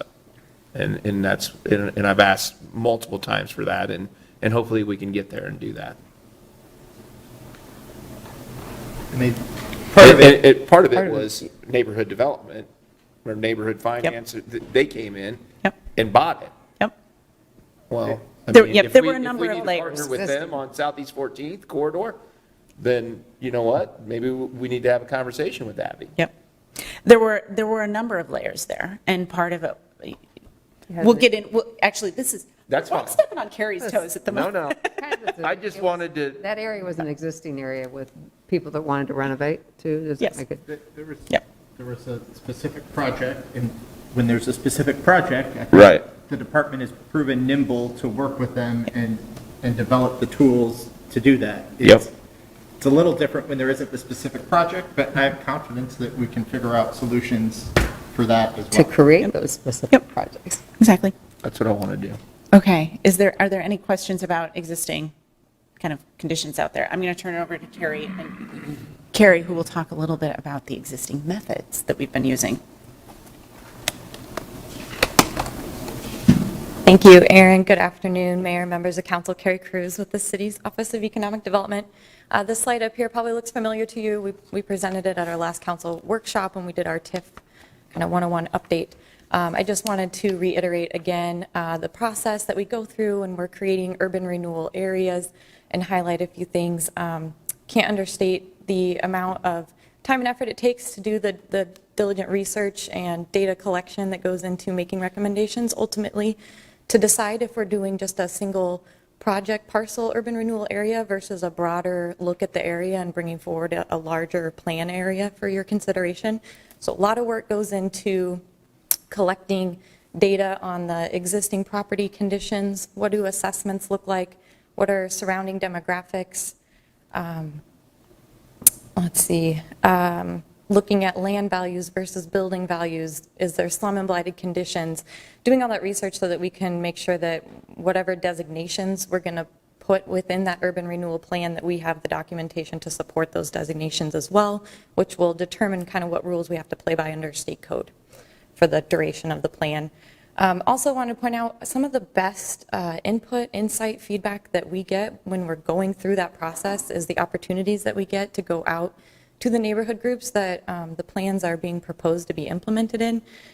We get some of our best insight from those that live and work in those areas, and they'll bring up things that maybe you don't see through just the data that you're looking at. So that is part of our process, and it does, while it adds time, I think it's time really well spent to be able to connect with the neighborhood groups as we're working on drafting the plans, coming up with the goals, the objectives, understanding what's working in those neighborhoods, what's not working in those neighborhoods, how can this tool be designed and programmed in a way that's going to help address some of those things. And then, of course, we have our requirements through the state code to go through the planning and zoning process to make sure that the plans are consistent with the comprehensive land use plan that's been adopted by the city. We take it through our urban design review board. That's under their list of things that they have purview of to make a recommendation to council on any plans that are proposed. And then ultimately, we hold a hearing at the city council meeting to implement new plans. So with that, I thought it would be a good idea just to go through some of the more recent urban renewal areas that have been implemented and talk through some of the characteristics that were in place that ultimately drove those to be risen to a level where they were prioritized and resources were dedicated to get those plans put in place and underway.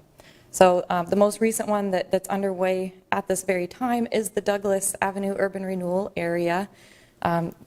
You have set the date of hearing for that plan. I believe it's coming back for the public hearing in early December. Some of the characteristics there, we have a corridor plan that we had a lot of engagement both internally through our planning division, as well as engagement with neighborhood groups and businesses in the area that helped with that development of that corridor plan. We have a willing property owner with the Plaza Lane site. At the neighborhood meeting, he was very transparent about some of the data that he had looked at in efforts to want to bring that bowling alley back, but the demographics in the neighborhood and the surrounding household incomes that would support being able to go to a lender and get financing for a bowling alley project, the demographics don't support the financing. So it's not something that he felt could be financeable with existing conditions in the neighborhood. He wants to make sure that whatever project may happen on that site, that it's a good project for the neighborhood. He's very passionate, he's invested in the neighborhood, but he's also a willing owner who's willing to sell. It's the right time for him. He's nearing retirement and just wants to make sure it's a good thing for the neighborhood and the city. So we have had private investment interest in the site. We had a development group that was interested in doing some multifamily in the area. NDC was considering potential adding commercial along Douglas Avenue for that site. What occurred or what unfolded in that whole process was we had a lot of uncertainty with a pandemic that we were just entering into.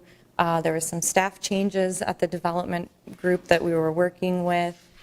There were several hurdles that were going to need to be jumped over in order to be able to line up their financing sources and understand their costs on the project. We didn't have an urban renewal plan in place at that time. There were traffic studies that needed to be done, environmental studies that needed to be done, and ultimately it was just too many hurdles. They chose to walk. But we do know that we've had private investment interests working with NDC. We're bringing forward this urban renewal plan, and NDC has made a commitment to work on removing some of those barriers for that redevelopment. So they're going to take on paying for traffic studies and the environmental work. We're going to put the urban renewal plan in place so that hopefully there are less barriers, and this is a much more attractive site for the private development community to consider development for. Another big thing for this node is we have a really great anchor with the Polk County River Place as a major community asset at this node and something to really build from. So we thought that was a really important part of this node that we were looking at. So this is a designated community node. It is served by transit, so it's identified that way in our comprehensive land use plan. Jumping over to Oak Park, Highland Park, similar characteristics when we brought that plan forward. We had two neighborhoods that we were working within and studying the area. Both had neighborhood plans in place that we were able to research and glean information from as far as neighborhood goals and what they were wanting to see long-term in those neighborhood plans. They had, long before the urban renewal plan came forward, they had created a SMID for that neighborhood, for the Highland Park Arch that's in the historic business district.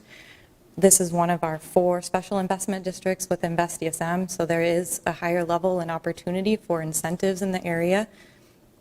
We did have private investment already occurring. We had the owner that wanted to come in and purchase the Highland Park Bakery, so the city, NDC,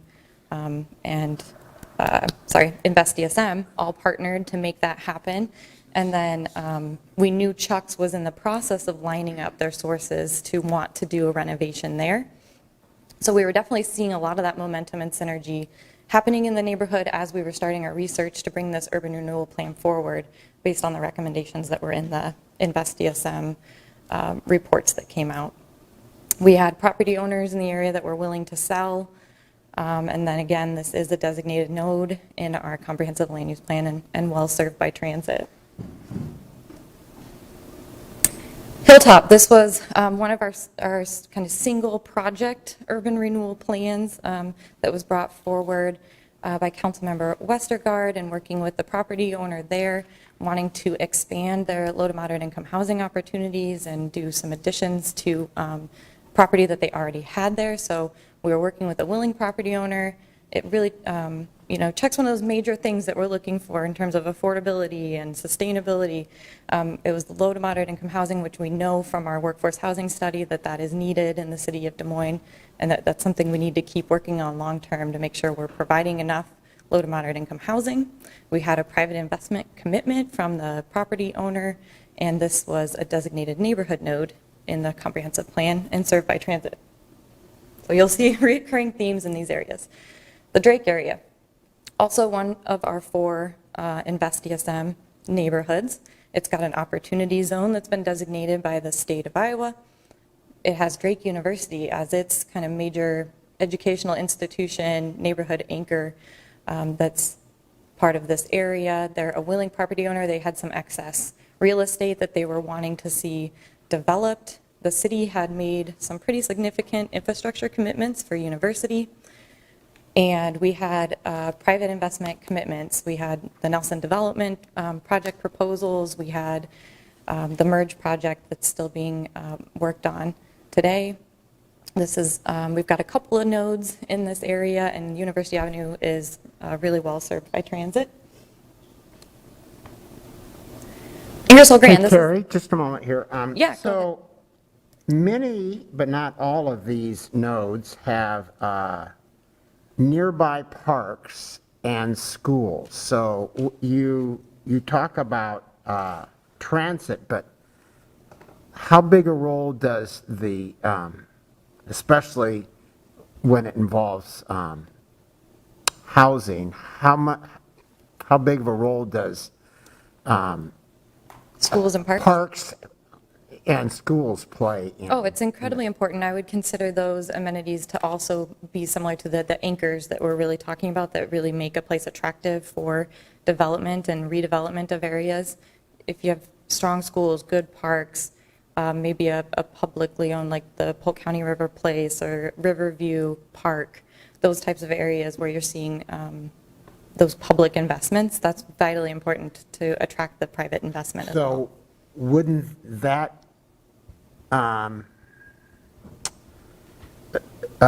be worthy of a bulleted item, whether it's there or not?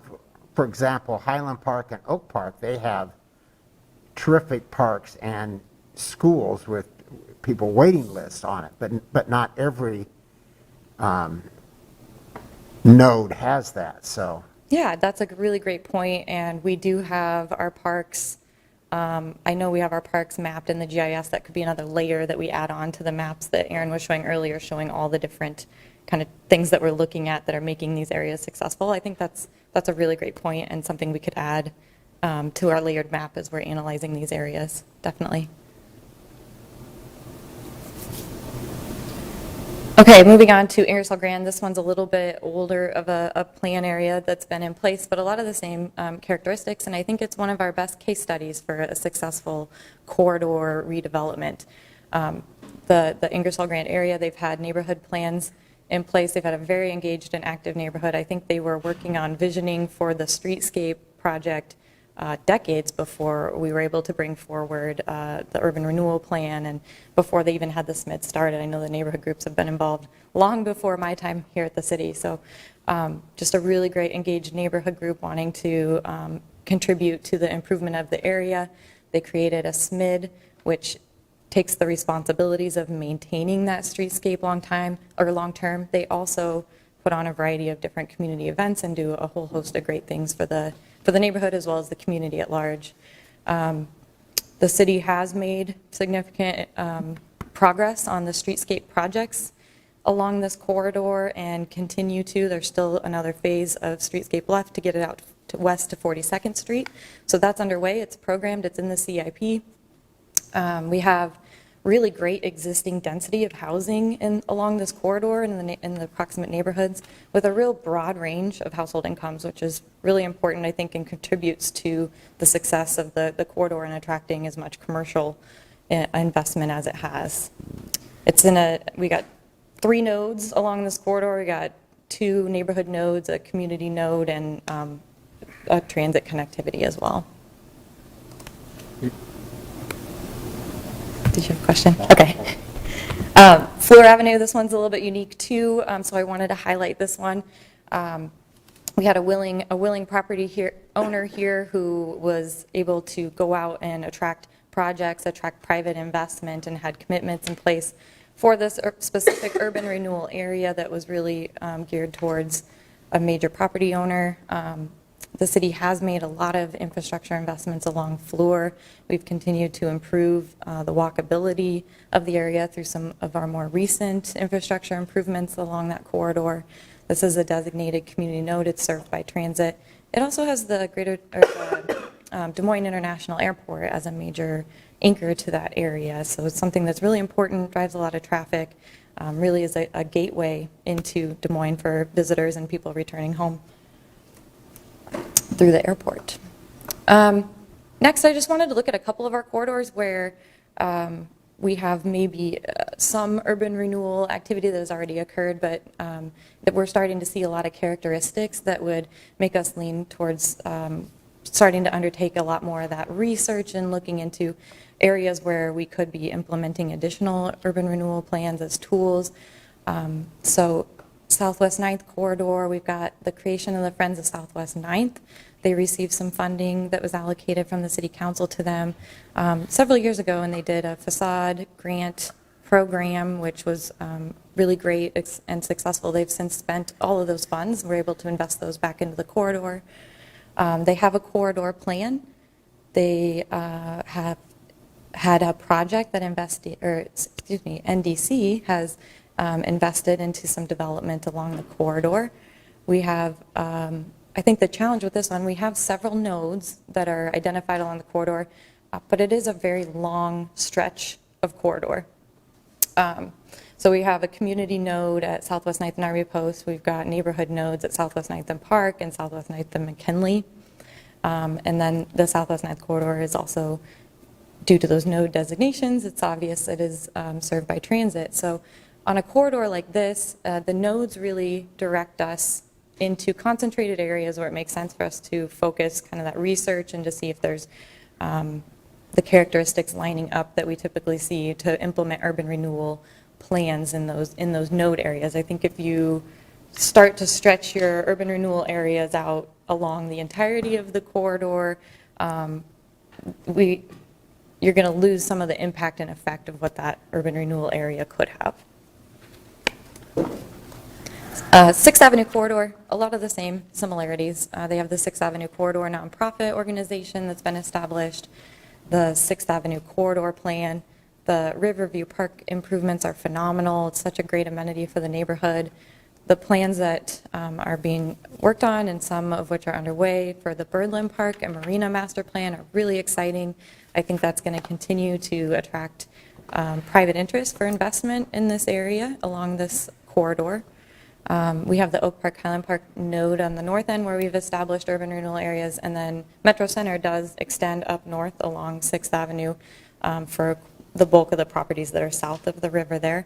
So we do have urban renewal plans in place, but like I said, I can see some of that pressure starting to push between the node areas, and that's an area where we have spent quite a bit of time researching a lot of the properties and starting that work so that we're more prepared to implement an urban renewal plan. If and when we have a project, we'll be more prepared to move on that. So as you can see from a lot of the plans that we've already implemented and put in place, and some of the areas that we're looking at, they do have a lot of common characteristics. We're working with cooperative private sector. We've got willing property owners that either are wanting to invest themselves or wanting to sell their real estate to have it redeveloped. We have a lot of planning work that has occurred in these areas, so a lot of that visioning work was already there for us to be able to utilize that really great work to develop the goals and objectives in the urban renewal plan and make sure that we're consistent with that planning work that's already occurred. A lot of these areas have very key sites that have driven us to develop plans for these areas, whether it's Plaza Lanes or an entire business district like Oak Park Highland Park, where you're seeing a lot of momentum. A thing we heard, which we'll touch on later on the developer roundtable and things we heard in that process, was catalysts really matter. So, development catalysts, whether it's a national retailer or a recognized name, those are really important as far as spurring and attracting additional private investment.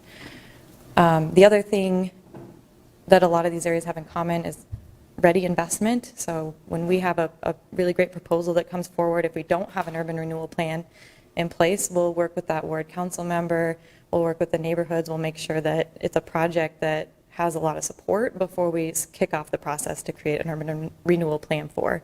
So time frame can vary depending on, as I said in the beginning, if we're doing a project-specific urban renewal area plan or if we're looking at a larger, more broad area.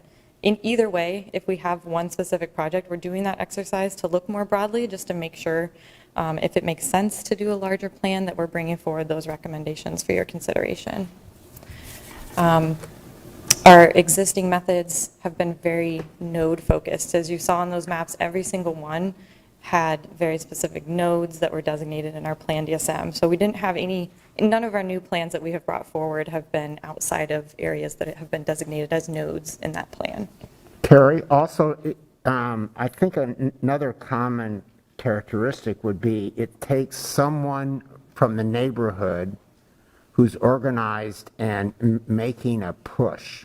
Yes, that's. And Bill mentioned Brian O'Leary in the Douglas Avenue area. I know that the Friends of Southwest 9th are pushing forward. You've had great organizers in the Highland Park and Oak Park area, but that stuff doesn't happen without someone in the community getting their act together and staying after it. So Yeah, and that's something you'll see in our developer roundtable comments as well, was having the cooperative kind of pro-development attitudes, both internal staff but well as externally within the community, within the neighborhoods that they're looking at.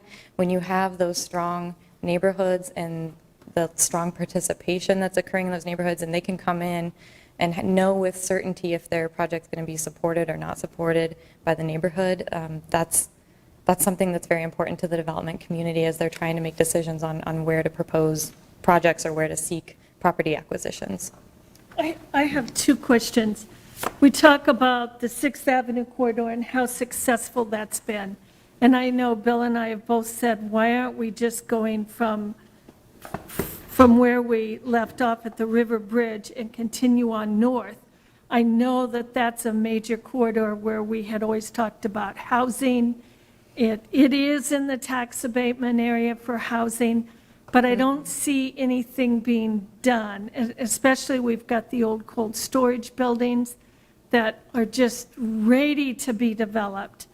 Can we start the process for an urban renewal area along that corridor?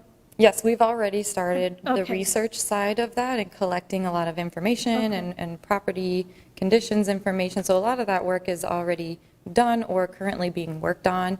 I think the thing that hasn't triggered moving forward yet on bringing that plan forward is just not having the ready investment, not having willing property owners. So we're not seeing imminent projects at this point in time, but if and when that starts to occur, we will be much more prepared and ready to bring that forward. I would think that would be just the perfect. I think it's a great time too, because Lynn and I have been talking about this for going on 2 to 3 years, and it's a very missing piece of the puzzle to get up to Oak Park, and then we can light up the bridge. There you go. So this is, my second question was, I know that we take in like 8 different school districts in the city of Des Moines. And I've always been told whenever there's a pre-app, whenever somebody comes in, a developer comes in and says, I want to do this, I want to put housing here, the school districts are always invited to participate, correct? Do they typically show up? I don't know if they do on the pre-app side, but anytime we're doing an urban renewal plan, every time we make any amendments to those plans, we have that taxing entities consultation meeting, and the school districts are always invited to every single one of those, and they do participate quite often in those. During the pandemic, I know it's been hard for them because they just have so much on their plates, so we didn't see them quite as often in this past year, but prior to the pandemic, they were frequently attending those meetings and asking very specific questions about housing so that they can plan and program appropriately. Right. Yep. And I know Southeast Polk. No, that's anything that's coming forward seeking city incentives for housing projects. So on the pre-app side, I'm sure, they're invited. I don't know if they're attending. We can check with our staff that run those. I would appreciate that. I was always told that they were always invited. Yeah, the list of the list people is very long. Yes. I think the problem too is like on the hilltop, it was like an email. So I think we have to be intentional if we have a big project going in that's going to impact their schools to a degree More that. proactive it could. communication. We need to be a little more proactive when you might be able to fill a school with one development. Yeah, I think that makes a lot of sense, and that's definitely an area we can improve on. Yeah. If we I'm just develop saying- some benchmarks where we're doing more proactive communication when we see those proposals coming forward, just Yeah, so they just to get make sure a the heads up. schools have the capacity, and if they don't have the capacity, give them the time to build on if they need to build on. That To could be- to Aaron and Carrie's points, and to Bill and to Linda, it is so important in your first piece that you pointed out on that Douglas Acre deal. You've got some willing property owners, you've got some interested developers, you have a whole bunch of people all putting their heads together to make this happen. And, you know, remembering 2008, when we had a little bit of water down there around that 6th Avenue corridor, we were working on it after that with economic development to try to talk to those property owners. How do we lift it up? What can we do? Of course, we had a little problem with the Corps of Engineers and some other things to make some things happen, but it's putting all those pieces together to make it happen. And to Joe's point, the same thing needs to happen on that Southeast 14th corridor. I mean, we know that there's a lot of stuff that is, as he points out, maybe blighted or heading that way, but how do you create the incentive for somebody to, you know, to want to invest there? They've got to look at all those other issues, the traffic, the planning, the flow, the corridor, the land availability, the topography of the land. I mean, how does it lend itself, and how do you create those important places? So there's a there, but I think it's all those people, the property owners, we as the city, if there is that interest, we can help bring them all together and make that happen. And I think you guys have successfully done it in these examples here, and some obviously move a little differently than others because you have a different set of folks everywhere we go. And I know that, and Joe and I have worked on Southwest 9th, and Josh as well. I mean, God, Aaron, what was it, back in, you know, the early 2000s, late 90s? I mean, we were looking at those chords with the 2020 plan, and we brought in all the characters and players are all different today than they were 15, 20 years ago.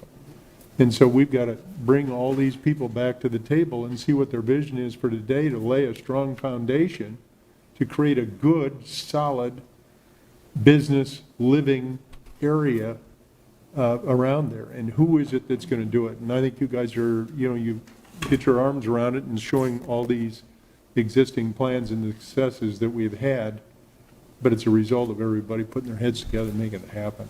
Yeah, and that's Now, a really. sometimes it takes some incentives, sometimes it, you know, I mean, there's lots of different little pieces that you got to put together to make it happen. That's a really great segue too into digging into what we heard at our developer roundtable as we specifically were asking for feedback on Des Moines corridors, areas of interest, what are our challenges, what are our opportunities. So I'm going to pass it back over to Aaron, and we'll start digging into what we heard.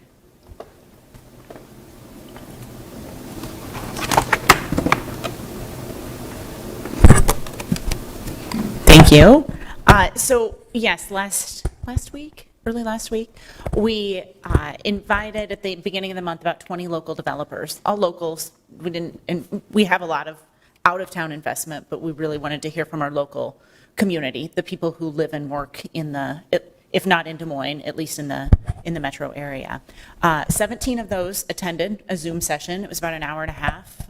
Had no trouble filling the 90 minutes with discussion. Some talked more than others. There's some we need to circle back with. We need to track down the 3 stragglers who didn't show. They missed out on that opportunity to visit with their colleagues.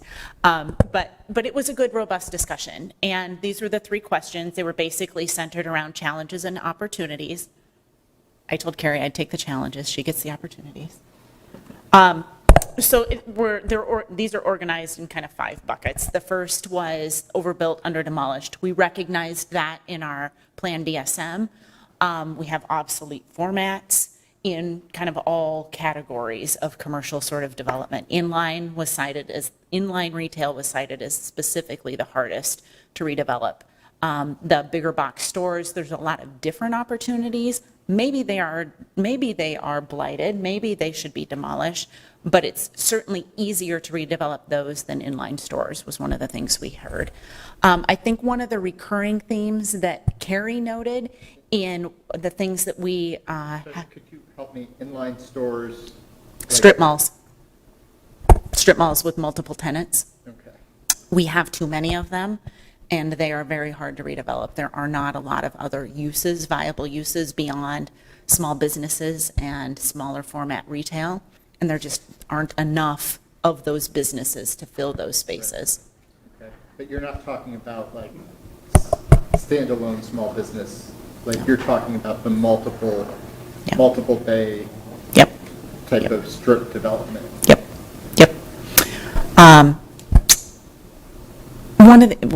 One of the things that Carrie's talked about as a commonality were in our successful urban renewal areas are property owners who are willing to do something with them, who are willing to look at them differently. And one of the things that was cited as a hurdle to redevelopment on our corridors and in our nodes is that we do have a lot of property owners who overvalue their property, that they may have struggling businesses in there that still pay the rent. Therefore, it has a higher level of value than what it would take to redevelop that site. Investors simply can't make money by overpaying for these sites and trying to redevelop them into the types of uses that we might want to see in our corridors today, that could elevate their quality, that could take some of the glut of retail out of commission, could repurpose them to other uses. There's just simply a lot of overvaluation on some of these sites. Couple that with out-of-state, out-of-town ownership who don't have an investment in our community, who don't see it every day, who don't get razzed by their colleagues at social events, and there are some tough nuts to crack. Is that the majority of the big box stores that are empty and are owned by out-of-town developers? Yep. And, it seemed to be a group who had looked into this. They've looked at opportunities and are finding it difficult to acquire. Retail struggles, the Amazon effect. These are the sorts of things. Go ahead. Sort of back to the high cost of acquisition. I mean, that's something that, in theory, TIF or other incentives could make up, but is it just too much even for that to overcome? Or is it? I mean, TIF is tough because if it's in an area without an existing district and no capacity, you can't, there's nothing in that TIF district to utilize. Therefore, the source has to come from somewhere else. Well, I mean, you redevelop, in theory, there should be an increment in the develop, I mean, it'd be project generated. Yes. So. In 3 to 4 to 5 to 8 to 10 years, but that doesn't help with the upfront acquisition cost. But they'd have to finance. They'd have to finance it. But that goes to the overall project cost, right? I mean, or is the upfront a barrier because you're not going to finance a project even if you have that revenue stream built in? I think there are areas where that is possible. The commitment for future rebate could work and finance against it. I think there are areas where the barrier to entry is still too high, and other sources would be necessary in order to build that confidence. And is the price point thing across the board on all our corridors, or are some corridors overpriced and others not? Like, is that I think that's something we'd have to dig into a little bit more. My sense was that it has been found all over town, but there may be areas where there are more out-of-state, harder to contact owners than others. They're the ones overpriced, I mean, because. They have nothing to lose. Well, Well, they don't, they don't care. right, they don't care the same way. And some of them are owned by, REITs, real estate investment trusts, where, it's a group of owners who invested in it 20 years ago. And they've gotten their rent from the Best Buy that was there for 20 years, and they've made their money, and they don't care, and they'll just let it sit empty. Some of these properties are all bundled together. Yep. And sold to investor. The old post office on East 14th is a derelict building. It should be taken down. Yep. But we don't have a vacant building ordinance. Maintenance, that would help a lot, but I know that I took Fairway executives around Ward 2, and we looked at the old Gordmans. Many of these, the buildings aren't worth anything. They're better off to just tear those buildings down. Yeah. It's never going to work for a lot of, a grocery store. He said that it wouldn't work. It would never work. And it's way too much money. Yep. That was, Cold storage building. They'd be better to clear it off, take it down, and then it would be worth more. yep. That was the overbuilt, under demolished statement, was basically a quote from one from our development community. And would you say the majority is from out-of-state owners in these bundled deals that are holding up the process?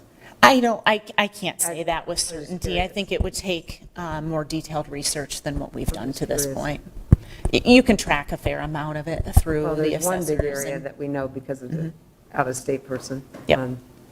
Yes. Northeast 14th. Yes.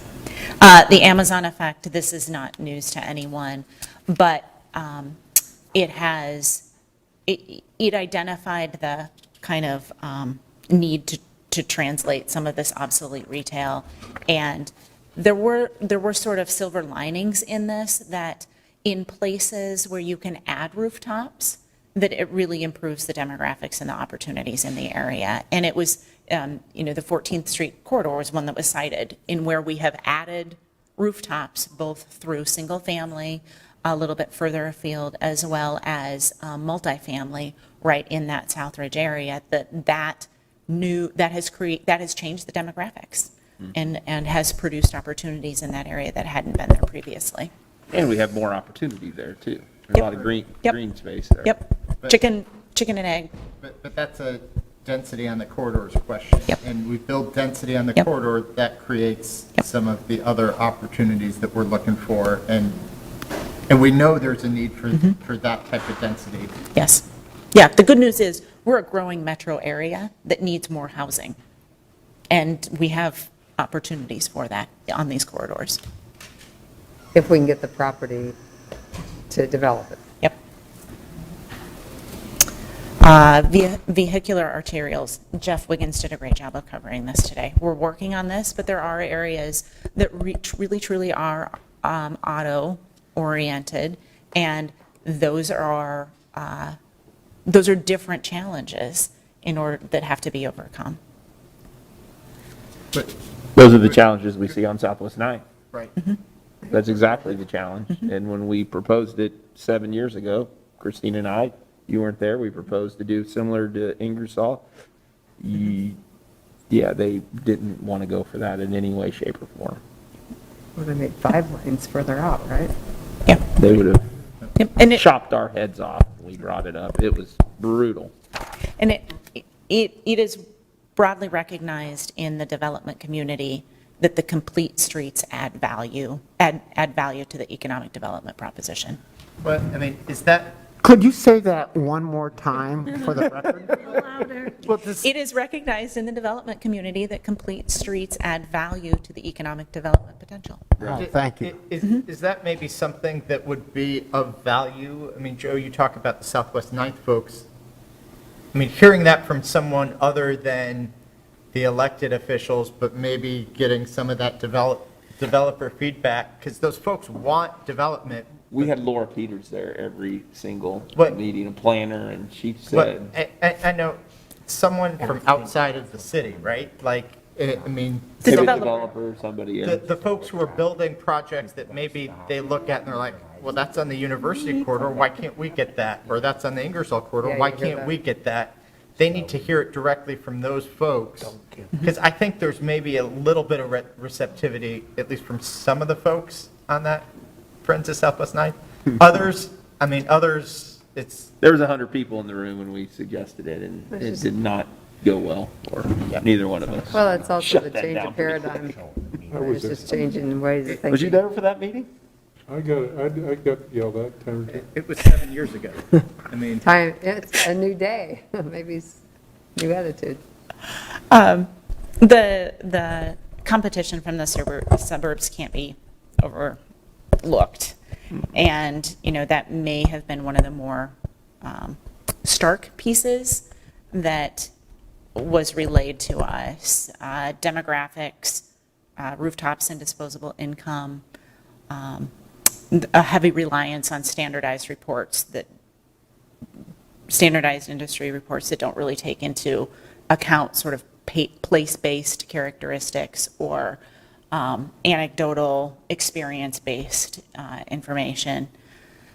There was clearly frustration among our local development community around that issue. National tenants don't tend to have a lot of creativity. They work on a sort of tiered system for corridor development and identification of sites. They identified Ankeny, the Hickman corridor, and the Jordan Creek areas. Those are metro areas, tier 1s. And then we have a couple on the tier 2, and then most of our corridors are really in the tier 3 sort of rating system by which most national tenants go by. So how can we raise our rating? Largely, it's a demographic. It's a demographic rooftop issue. dollar. It's a dollar per, house. So they're Right? heat maps. Per They go by heat maps for basically spending capacity It's and income. rooftops. The best way, our best prospect is to not try to overcome the demographics per se, but do it through densification. Right. They have the numbers up because they're all going by rooftop. When I was trying to do East Village, it was all about what's the, if you look at the demographics of East Village, a national chain would not come down, in most cases, 15 years ago. But by building the density up and new development, but it was the local people that redid it and brought the excitement and the energy and the housing down here. That's when you start getting national people come in. Sounds like we better have some sewer and water on the southeast side together so we can build some homes and some infrastructure put in. That's what it sounds like. Well, I think it's interesting. I had coffee a couple days ago with a developer who owns some land out here on the northeast side of town, and I shared it with Scott, and, they have tried and tried and tried to work with the city to do their housing, and it's the perfect missing middle housing, and every single time they have been turned down by zoning, and they said, we're done, we don't want anything to do with Des Moines. Turn it down. Pella is paying them to build houses because they're so desperate to have affordable type housing in their community. These developers are going to Grinnell, they're going to Newton, they're going to Mason City, they're going to places where the communities welcome them and say, what do you want to build these affordable housing? And we turn them down. We turn them down. Were they single-family homes, multifamily? They were a combination, Okay. but they were the single-family, like a duplex type. Okay. But no basements, because it was going to be a senior community where they didn't want basements. And we just keep turning them away. One of the stark statements that was made about the suburb sites was that no broker ever was fired over choosing a pad site next to a Walmart. So there are certain motivations that are tough to overcome. And without a local connection on the national tenant front, people tend to go to the path of least resistance. And when our sites are redevelopment sites and the rental rates are not as high as what they are in the suburbs, it's a math game and a path of least resistance issue. Existing conditions, a number of our redevelopment sites have either perceived or actual brownfield, grayfield conditions that are challenging and time-consuming to overcome, and that the redevelopment requirements in order to accomplish converting something from what it is today to a new format, commercial type of use, or even multifamily, is much more complicated than it is on a greenfield site.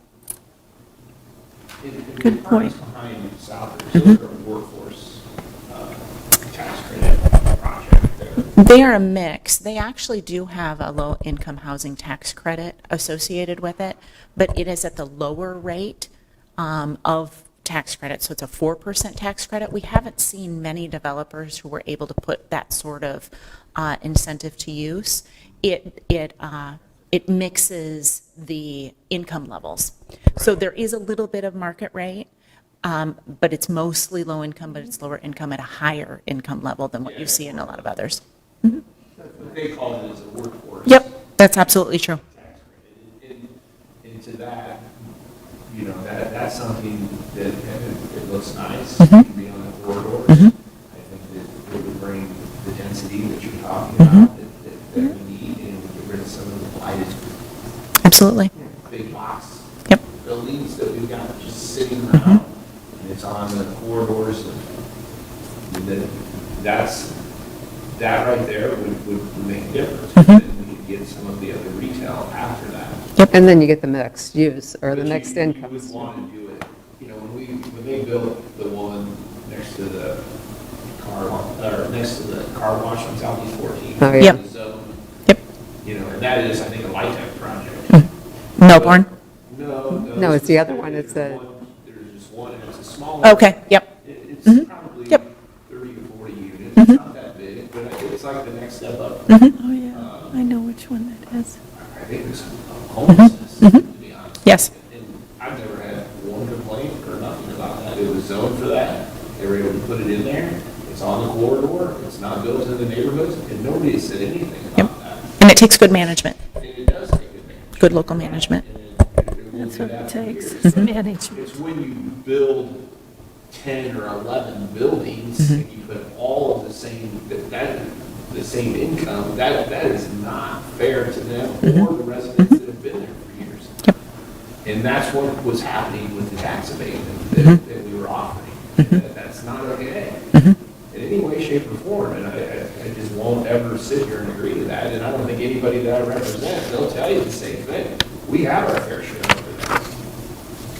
But they're mixed in so much into the neighborhoods now that that's why they say we have our fair share. It's not on the corridors. Okay.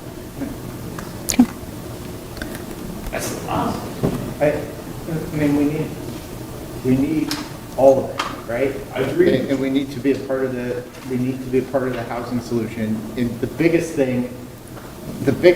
takeaway for me is we need the density, because so much else comes from having that density.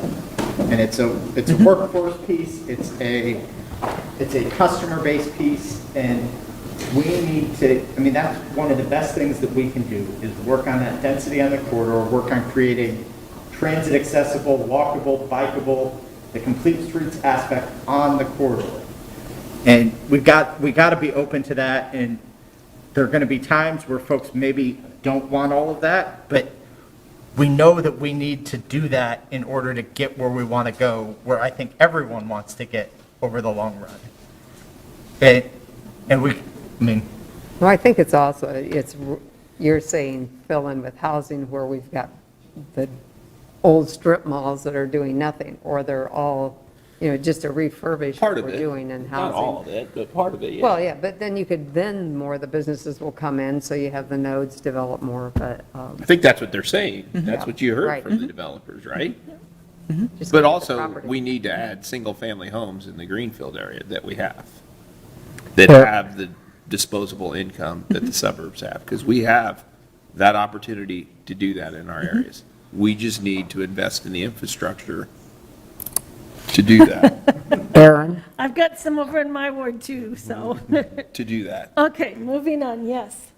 At another time, could you talk a little bit more about the housing with the 4% that you spoke of Yeah, at South Ridge? yes. It came up in a discussion that Connie, Linda, and I had Friday with some developers and bankers and investment. Profits. Yeah, so that we are maybe leaving some opportunities on the table is what they felt that the city of Des Moines is Not being actively involved. not actively involved. And Okay. so maybe one of our Monday work sessions, you could address that and bring us up to speed on that. So thank you. Sure. And then finally, I would just say there's, in terms of challenges, there are some real near-term COVID impacts. Everybody's heard about the construction materials costs. Experiential tenants has been one of the good bright lights nationwide in filling commercial space. So you've seen bowling alleys coming out again. You've seen trampoline parks. You've seen music venues, and then of course restaurants. So, but a lot of these tenants are certainly understandably a little gun shy right now in terms of expanding or finding new locations. Entrepreneurs, go ahead. They should be. Entrepreneurs have been the ones who've been really seeking out space and finding creative uses for existing spaces, but oftentimes as entrepreneurs, they lack business experience and they lack credit. So they're hard tenants to put into some of these spaces.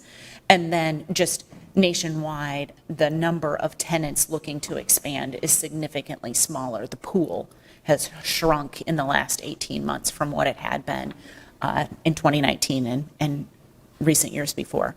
So, I think the silver lining of that is it's a good time to be planning for some of these opportunities, in that there is an expectation that experiential will come back, that the tenants, the successful businesses who come out on the other side of this will be looking to expand, and that we do have some new creative entrepreneurial energy. So with that, I'm going to... Can I just ask a quick question about that? So what is our plan going forward in the downtown area? Because we know folks aren't coming back.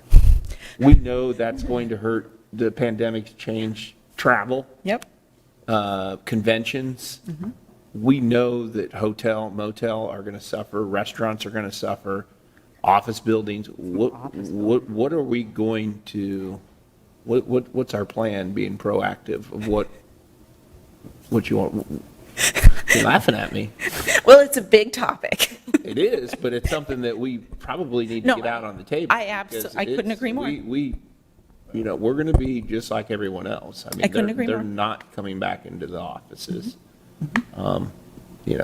Hotels, I don't know if we should build another hotel down here.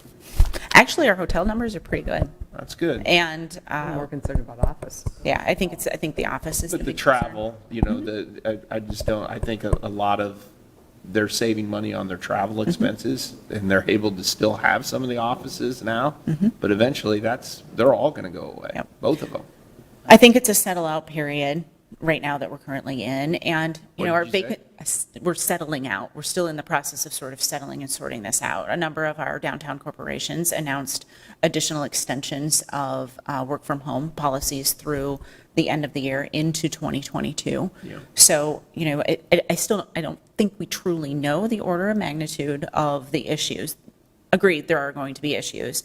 The other thing I would say about it, just in this, kind of short impromptu format that we have today, is that our vacancy rates right now in terms of office are about what they were in 2008, 2010.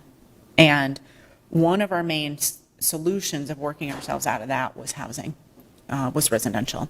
So, I think that will continue to be a strategy. The downtown housing market has stayed pretty strong and steady, and talking to developers in that space, their units are filling and full, and they are pulling back on incentives. So it's a pretty good news story on the residential People are still front. wanting to live downtown Yeah. even though they're not going to the office. Yep, we toured through Link buildings, which are the two biggest Yep. new units or new buildings on the market in the last 18 months, and they are very positive. They're stabilizing ahead of schedule, ahead of their projections from 2019. So it's good news.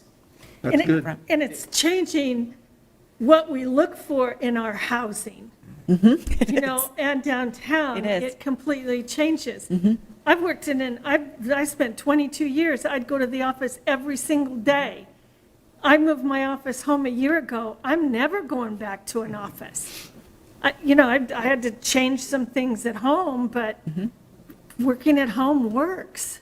I think in some cases that's true. I would say for the work that we do largely, I have really appreciated coming back to the office and seeing colleagues every day and the synergies that come along with that. So, Yes. I think for the professional space that we have in Des Moines, I think that will prove true for some. It's not going to prove true for everyone. There was a trend towards working remotely before all of this happened, and this is more than likely accelerated it for a number. Okay. Yep. Okay, moving on. Moving on. Thank you. Are we still? All right, shifting into some of our opportunities that we heard from the developer roundtable. The first was building from our strengths. So finishing out some of the places that we've already prioritized. We have a lot of great corridors that have had a lot of really good work, but still have signs of blight along them. And so making sure that we keep the gas on in those areas and that we're not shifting gears completely and abandoning some of those efforts that are already underway. New investment, making sure, there was definitely some concern about spreading our resources too thin, taking on too many corridors and not seeing any kind of impact, so throwing good money after bad. So making sure that we're concentrating our investments in a way where you can see and feel and realize true impacts in redevelopment. And we also heard a lot about commercial retailers. We really need to be patient with those right now. We are still very much in the pandemic. A lot of companies that had plans to add locations, those plans are on hold, and they're probably going to be on hold for a while. So from the brokerage community, the developer community, they really are saying, be patient with this. It's going to take some time on the commercial side, but as we've already heard, focusing on housing density short-term is going to be really helpful as we work our way out of the pandemic. Local businesses as an opportunity. So Aaron talked a little bit about how the national retailers have very specific demographics, things that they're trying to check as far as their site locations go. But our local businesses, our local entrepreneurs, they're much more creative, they're much more ambitious. Those present a lot of opportunities for reutilizing some existing vacant space that we have on our corridor. So viewing that as an opportunity.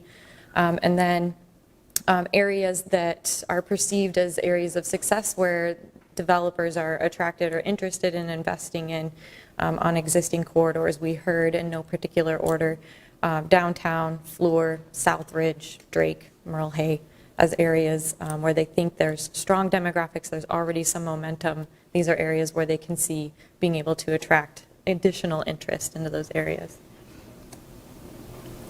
Opportunity to be better at what we are. We are urban. There was some sentiment that maybe we're trying too hard to be the suburbs and have the corridors that the suburbs have. That is not what we are. We can take advantage of the fact that we are urban and be well connected in terms of walkability, improving, connecting multiple places that are working in more of a walkable, bikeable fashion. Services was one area of opportunity that was brought up, and we hear it all the time, early education and childcare. That's a huge need in our community. It's an opportunity for us to potentially be able to fill some of the vacant commercial spaces that exist to fill that community need. So that was one topic that was brought up and discussed at length. And then champions. This is both internal to our organization as well as external in our neighborhood groups and our business community, having pro-development champions that really spur interest into the different corridors where we have opportunities from the very start. Again, I mentioned this earlier, but catalysts and anchors really matter. Having recognized names, where we have national commercial tenants on corridors, there was an emphasis of a need to really focus on those areas to retain those because they're really important for attracting further investment. So focus your efforts around nodes and corridors that already have established existing recognized names. That was something that the developers felt were very attractive areas to continue work and to target investment or incentives towards. Opportunities for improving our infrastructure as well as landscaping. There's a lot of discussion about the complete streets, which we already talked about, continuing our hard work on the sidewalk connectivity, filling in missing gaps as we have those opportunities, street trees, landscape medians, those are all things that attract development around them. And then lastly, livability, having shopping and services nearby that are walkable to our neighborhoods. So continuing the efforts to make sure our neighborhoods and those commercial areas that we have walkable, bikeable, well-connected between the neighborhoods and those corridor areas.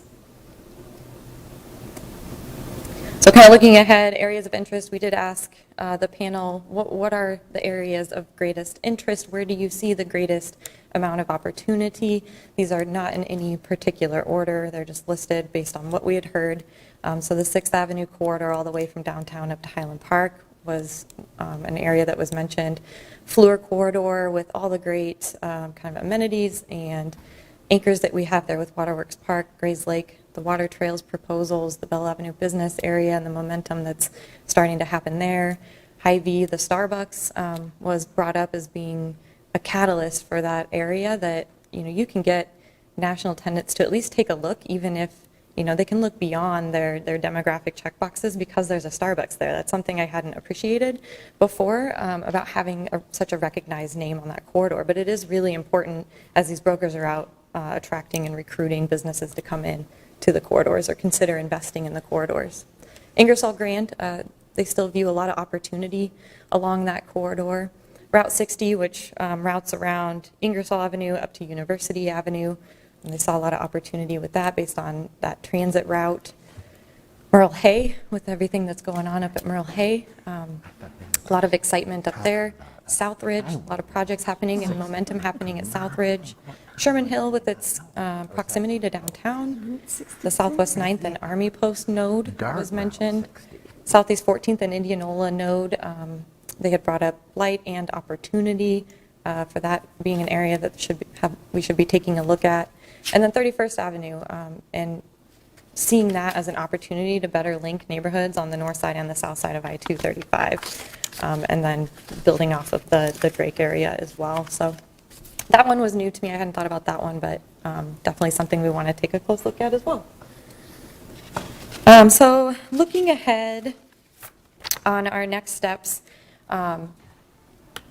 prioritizing. So, making sure that the strategies that we develop and that we come up with, that we're doing those in a way, kind of the Invest DSM model, that we're not spreading our resources too thin, that we're doing our homework, doing our research, identifying the priorities that make sense, that we're really going to be able to see an impact. Something we heard on incentives. So Aaron alluded to this a little bit earlier, but on some of these challenging corridors that have major buildings that might need to be demolished, those costs are so extraordinary that project-generated incentives are not going to be what gets it done. There's too much risk involved in that, and from what we heard from the panel, there needs to be consideration for incentives that go above and beyond what's currently available today under that project-generated model. And then looking at opportunities for how we fund our incentives. So right now, most of our projects, our incentives are structured in that project-generated deal where we stretch the incentive payout over multiple years. One opportunity that was raised by the panel was for consideration given our low interest rate environment and the extremely low cost of borrowing that government entities have compared to the private sector, that there be some consideration for some upfront incentives to take on some of these heavier lifts that would be paid out upon a completion of a project. So you're still minimizing some of the risk there, but you are having to take on additional funding commitments earlier in the project. That could be an opportunity to save money over time. We do have a higher cost with the time value of money by paying incentives out over 15 to 20 years. So if you were lump summing that up front at a favorable interest rate, there could be some savings to the city in looking at those strategies. Proactive due diligence, also our recommendation for kind of next steps in how we approach this. So looking for opportunities where we may be able to have some land assembly, looking for areas where we have willing property owners that are either wanting to invest along the corridors or wanting to sell their property along the corridors. Reviewing data that we already have. So digging into some of the traffic studies that we've done for our corridors and looking specifically at ways in which we can improve the integration of cars, buses, bikes, pedestrians, and make it more of a walkable environment along those corridors. So using the data that we have available to us today, doing additional traffic studies in areas where we don't have current up-to-date information. Environmental studies, this is one topic that I raised on the Plaza Lane site up at Douglas Avenue. So as we assemble, acquire property, making sure that we have funding to eliminate any kind of pre-development costs and risks that could be involved in attracting somebody to take that property on. So getting the environmental studies done, getting traffic studies done if that's something we need to do as well. Planning, we need to start focusing renewed planning efforts and detailed planning efforts and visioning on nodes throughout our corridors. That was kind of the next step that came out of Plan DSM as we were establishing these nodes that are important to us, and over time we would be developing, vision and planning documents to go along with each of those nodes. So really boosting the planning efforts along our nodes that are along our corridors that we want to prioritize. Also looking at zoning. So we've had our zoning code update, just taking another look at the zoning along the corridors, making sure that that zoning that's been put in place aligns with the planning work that we're going to do on these nodes. And if it doesn't, initiating rezoning as needed to make sure that those efforts are aligning. The zoning is matching up with what the planning vision is for that node. Then lastly, demolition. There's certainly a lot of obsolete commercial properties along all of our corridors across the city. So looking for strategies and ways that we can potentially either fund some of that work or partner with some organizations to get some of those sites and obsolete buildings demolished so that they can be prepped for redevelopment. So what's next? Our team submitted some budget requests as part of this budget process that's going to be coming before you over the coming months as you work through that budget process. We submitted for 2 additional staff, one in planning and one in economic development. We also submitted some CIP funding requests that would help us with some consulting and studying of the corridors, as well as funding to eventually acquire and assemble property and do some of these pre-development things that we've discussed today that are hurdles to attracting investment to come into these corridors. The budget for that is certainly scalable. The resources and the staff that we would want to bring on to work on those efforts is certainly going to be dependent on how that gets prioritized from a budget standpoint. So those 2 items I would say are linked together. We're also going to be looking at identifying best roles. So currently we've seen a lot of success in partnering with NDC as far as an organization that's able to be nimble and quick and swoop in and acquire property at a much faster pace and more anonymously than what the city is able to do. Often if it's the city coming forward saying we'd like to buy your property, the price goes way up because they think we have big pockets. So thinking through strategies on how to best do some of that land assemblage and acquisitions and partnering with organizations that are already structured to do that work really well. And then city staff taking on or continuing to take on, but on a much more aggressive level, a lot of the analysis and data work, the planning work that needs to happen and being able to bring forward more of these urban renewal plans as we have areas that get prioritized for this work. So with that, are there questions Aaron and I can answer? I think we've overstayed our welcome, so thanks for your patience as we got through all this information. Go ahead. I just want to, only on the priorities of the developers, the only thing I saw very void was anything like East University and Hubble. I believe those are two, especially East University, that we have great opportunity if you want to add, for more housing or whatever, and everything seems to be in the traditional areas, and I would say I think East University and Hubble has opportunity. I know I'm not the developer at the round table, but. No, and we struggled with that a little bit too, in both kind of communicating the challenges and the opportunities. Right. But ultimately, what we went with is, here's what we heard. Yeah, no, I'm just saying I would add the way here. Yep, and I think, yeah, and I think, going back and really analyzing some of the ownership and some of the existing conditions and blighted properties and the catalysts and the anchors, that's part of what we really view as our responsibility. So we're not suggesting that's the list. We're just suggesting. I know that those were what they suggested. I was just adding my suggestion. Joe, you want to go next? Just a couple things. Will you get us a list of the folks that participated in the roundtable? Sure. And then what are you asking for capital in the budget? What is the capital? What's the dollar amount that's been? Well, we proposed for starting out in year one, it was $300,000 to start with some consulting assistance, while we staff up to a higher level to be able to take on this work. Year two would be, we plugged in $3 million was our request to get started. Again, that's 300 doesn't sound very much. 3 million sounds much better. Yes. But, so my question would be for you, Scott. And that's scalable depending on how well this gets And prioritized. I guess I would say too that the 3 million represents a few of the opportunities that we have looked at over the last year, I would say, in terms of sites that have been tough to acquire and things that we would like to make happen, but given the ownership or given the level of incentives that are available are tough. So it was based on, 3 or 4 or 5 of these that we've looked at recently. And I think it represents a single one. And it's an ongoing expense. I understand It's not a that. one and done. But we also have an ongoing funding that's part of neighborhood revitalization. And corridor is neighborhood revitalization. And we have a sales tax that we went out and sold to our residents that part of this money can be used for neighborhood revitalization. And I mean, corridors, I would say, is probably one of the bigger things that would be considered into that lane.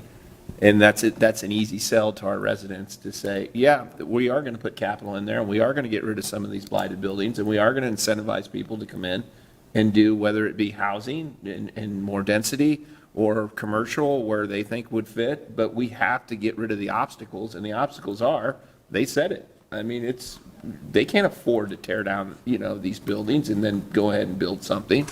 So I guess my question with you is, are we looking at sales tax dollars to do any of this in the next 2 to 3 years? I know it's probably not coming up in 2022, but we need to step up and do something here.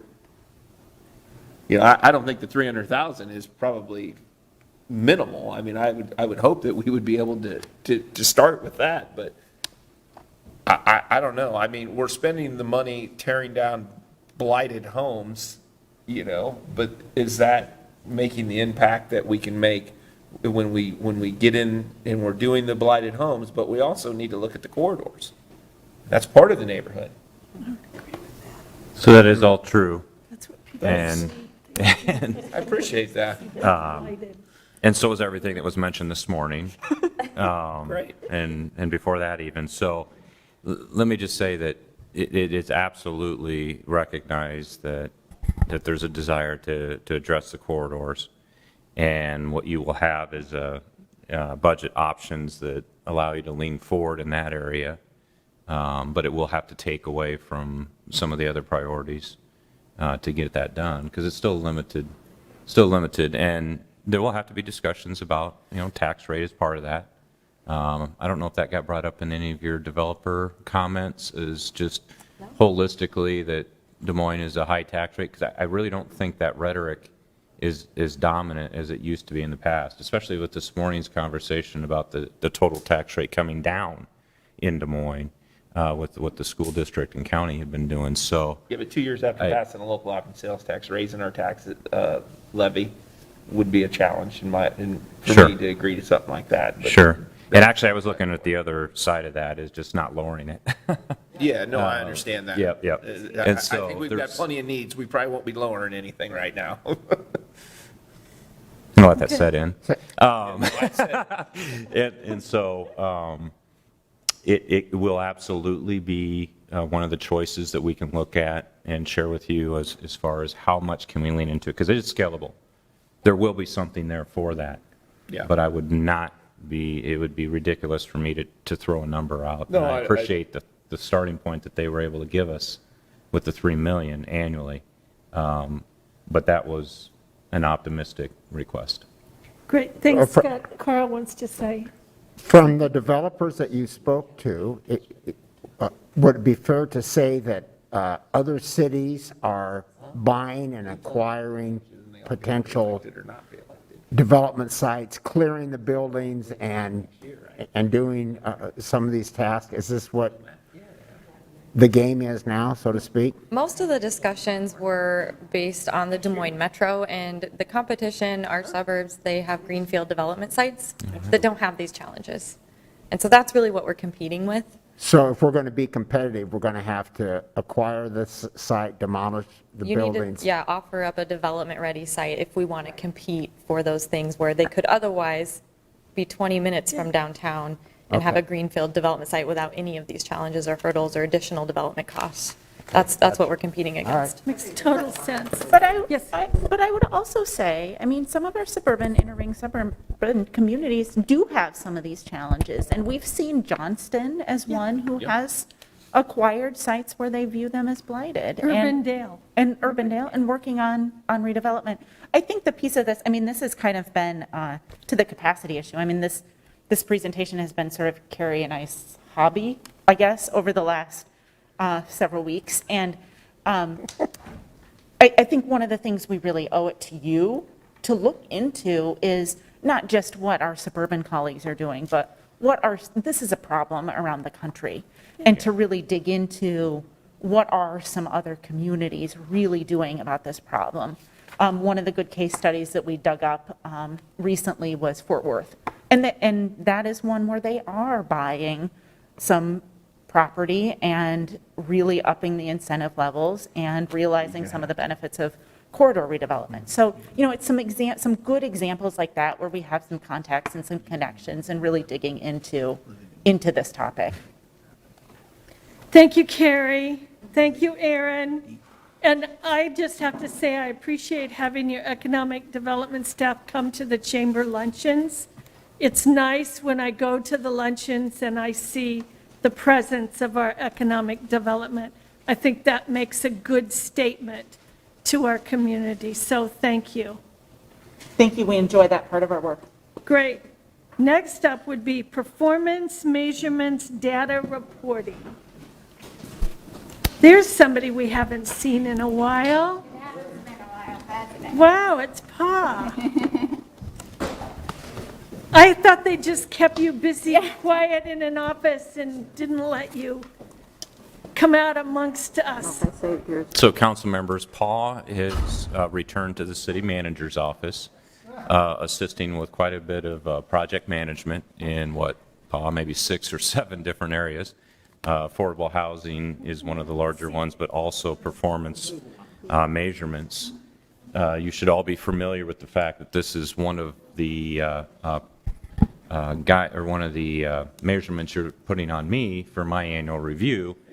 And so we've got quite a bit of information to share with you. Okay, because I don't see it. Do you see it? But part of this initiative is definitely to make what we are measuring more accessible and transparent, and then add to that additional measures that can be helpful in making management-type decisions, policy-type decisions. So understand that some departments have been doing this very well for a lot of years, but maybe it's isolated, and others that are being introduced to this notion for the first time. So it's a little of everything, and we're trying to get guidance from you on what you think would be helpful in sharing information, and sometimes raw data even that we know the general public will likely not have a lot of interest in, but you and others may. Great, thank you. Pa, it's all you. Well, thank you and good afternoon. As Scott mentioned, my name is Pa Van Goldbeck. I work as a management analyst in the city manager's office. And for the last year or so, I've been helping to lead the city's performance measurement initiative. And so let me just get used to it. This clicker works. Oh, it doesn't. So we'll click here. Pa? Yes. I'm going to speak for Carl. Okay, I will. You know It's okay. you know what I'm talking about. I'm not a loudspeaker anyway, so I will happily take my Thank you. mask off. So I'm excited to have some time on your agenda today. This is a topic that's really near and dear to my heart. I love this topic a lot. It's probably the best topic you'll talk about today, I hope. But today we'll quickly just talk about what is performance measurement, why is it important, give you some background about the performance measurement work that has happened at the city already, talk about the work that's still ahead of us, and then talk a little bit about how do you go about developing measures for a city, and then I'll take questions and comments at the end if that's okay. So. Performance measurement is the process of collecting, analyzing, and reporting data regarding the performance of an organization. It's really a tool to help local government evaluate the quality and effectiveness of government services, and it's really intended not as an end result, but rather as a means to more informed decision-making and a more engaged community. It's important for several reasons, but I want to put a few of them up there. So one, it really allows an organization to communicate its priorities and the desired outcomes based on what we've been hearing from the community and what we know the community desires. So it really allows us to take that extra step beyond looking at just what can our budgets do for us to really say, are we actually achieving what we really want to achieve? Are we getting the outcomes we want? When performance measurements are in place too, it can really help guide discussions around precise goals and verified data rather than just relying on anecdotes. Of course, both pieces are really important, but I think the data verification piece can provide a different aspect to the conversation as well. And additionally, this work is really about increasing transparency, both internally within the organization, but also to the public. And when we are transparent about our operations and what we do, we can build greater trust with the public.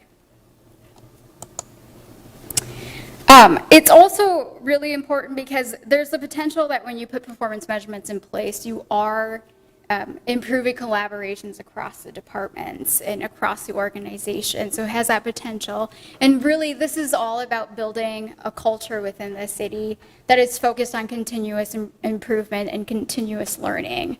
And so really, performance measurement at the core is about, it's really this quest to better understand our operations and how our resource allocations are helping or limiting our success. And it can really give us some good insight into where we may need to reallocate resources or where we need to add additional resources. I think when you put performance measurements in place too, it allows you to see sort of the complex interrelated aspects of the work that we do. Something we do way over here in this department may impact the other things that are happening in other departments. So it really can reveal some of those connections there. There are different ways that performance measurements are typically used. 3 I want to talk about up there. One is that organizations may put measures in place to measure against itself over time. That's really common to see in this work. Secondly, measures can be put in place to really measure against different industry standards that are out there. And then measures are also put in place sometimes to measure an organization against similar ones. So comparing cities to cities, you'll see that quite a bit. I think it's important to talk a little bit about what performance measurement is not as well. So it's not something that cities put into place to suggest that we're not innovating enough or that we're not performing well enough. And it's really not put in place with the goal of trying to eliminate a program or a service. As I mentioned earlier, it's about continuous improvement and how do we get better at what we are already doing. And then lastly, it's not measuring just to measure. So, you can spend all day measuring anything that you want to, and we really don't want to do that. The point of performance measurement is to be able to collect usable data that can then be used or factored in when we're making large decisions. So typically when local governments put performance measurement initiatives in place, they are often centered around one and or two things. The first is like a city strategic plan or sometimes the comprehensive plan. So as part of developing these plans, like clear measurable metrics were included in that process and developed with the community. In situations where maybe that's not the case, maybe the metrics weren't built in or a city is in the process of updating its comp plan or something like that, cities can also set measures at the departmental program service levels. So our focus at Des Moines has been kind of at this program service level. It's really where we begin our work. So where are we today? So I think it's important to note that when we think about our performance measurement at the city today, it really isn't new to our organization, but it probably isn't called performance measurement.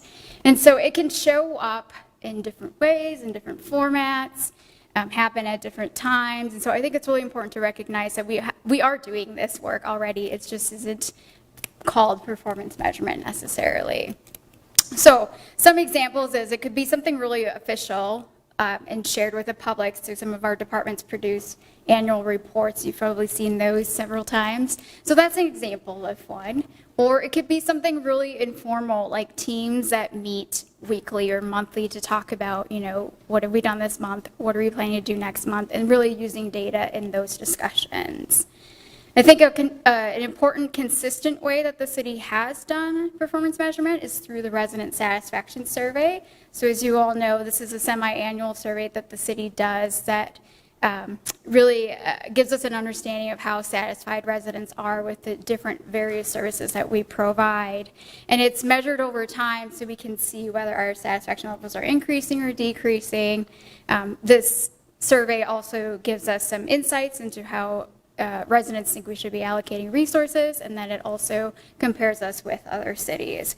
So, long way of saying satisfaction surveys are a form of performance measurement, but performance measurements can go way beyond satisfaction surveys as well. So, if you've ever heard the term like a balanced scorecard, that's what this is really about. It's about looking at making sure that when you're evaluating your services that you're taking multiple perspective, not just the customer service, but also factoring in the financial perspective, the internal process perspective, and so on.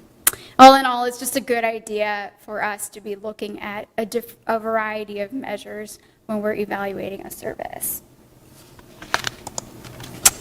So what is sort of new or different about this initiative today is really this effort to embed performance measurements into the entire organization. So there are some areas of the city that do this really well and some areas who maybe haven't really looked at their work yet through this lens. And so this effort is really to kind of make sure that all the departments are looking at their services using this lens. Complementary to that, it's this effort to sort of organize the ad hoc data work that is happening across the city and really connecting them to larger goals. Additionally, we are taking a more in-depth look at our internal tools to support performance measurement and really trying to get an assessment about, are they set up to do performance tracking or not, and how they might support or limit our ability to track performances. So as you guys probably know, we have a lot of databases and softwares that we use here at the city, and oftentimes they may or may not talk to each other, and so we have to factor those in. And so this one is really just about taking a look at our tools, assessing those, and hopefully being able to modify them to a spot where we can easily track various things about what we do. So And then lastly, what's new about this initiative is this desire to share these measures internally within the organization, but also with the public at large. And I have a little bit more to share on this later, but we'll go back to this in a little bit. But it really just goes back to the idea of this work is really about increasing transparency and building greater trust. I think, too, by doing performance measurement work, we can sort of help set expectations, too. So if it takes X amount of days to issue a permit, for example, the community at least knows that's sort of what they should be looking at. So I'm just going to paint really quickly sort of a vision of this work and what I hope it will be. So it includes a couple key components. One is really clear city goals and priorities, and then under each of those goals and priorities, ideally like a catalog of measures that we have collectively agreed can tell us how we're doing against that goal of priority.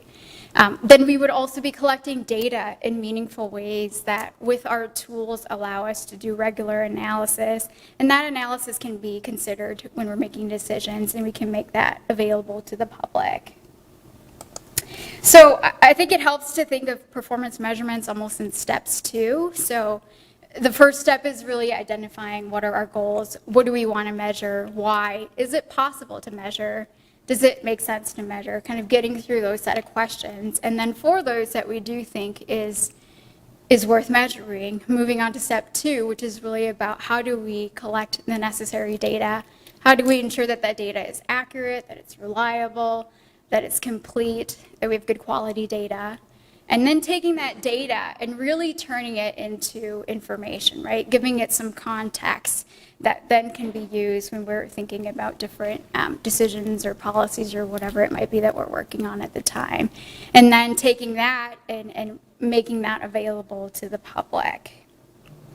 I do quickly just want to say that performance measurement is usually a really long process. It's a multi-year effort. And so it's not something that is going to get finished in a year. It's also something that you don't just like set it up once and then like walk away and hope that it is done kind of thing. I think reviewing this work on a regular basis is going to be really important because not only does it give us the opportunity to refine our measures over time, but I think services change over time too. So we have to be able to adapt to that.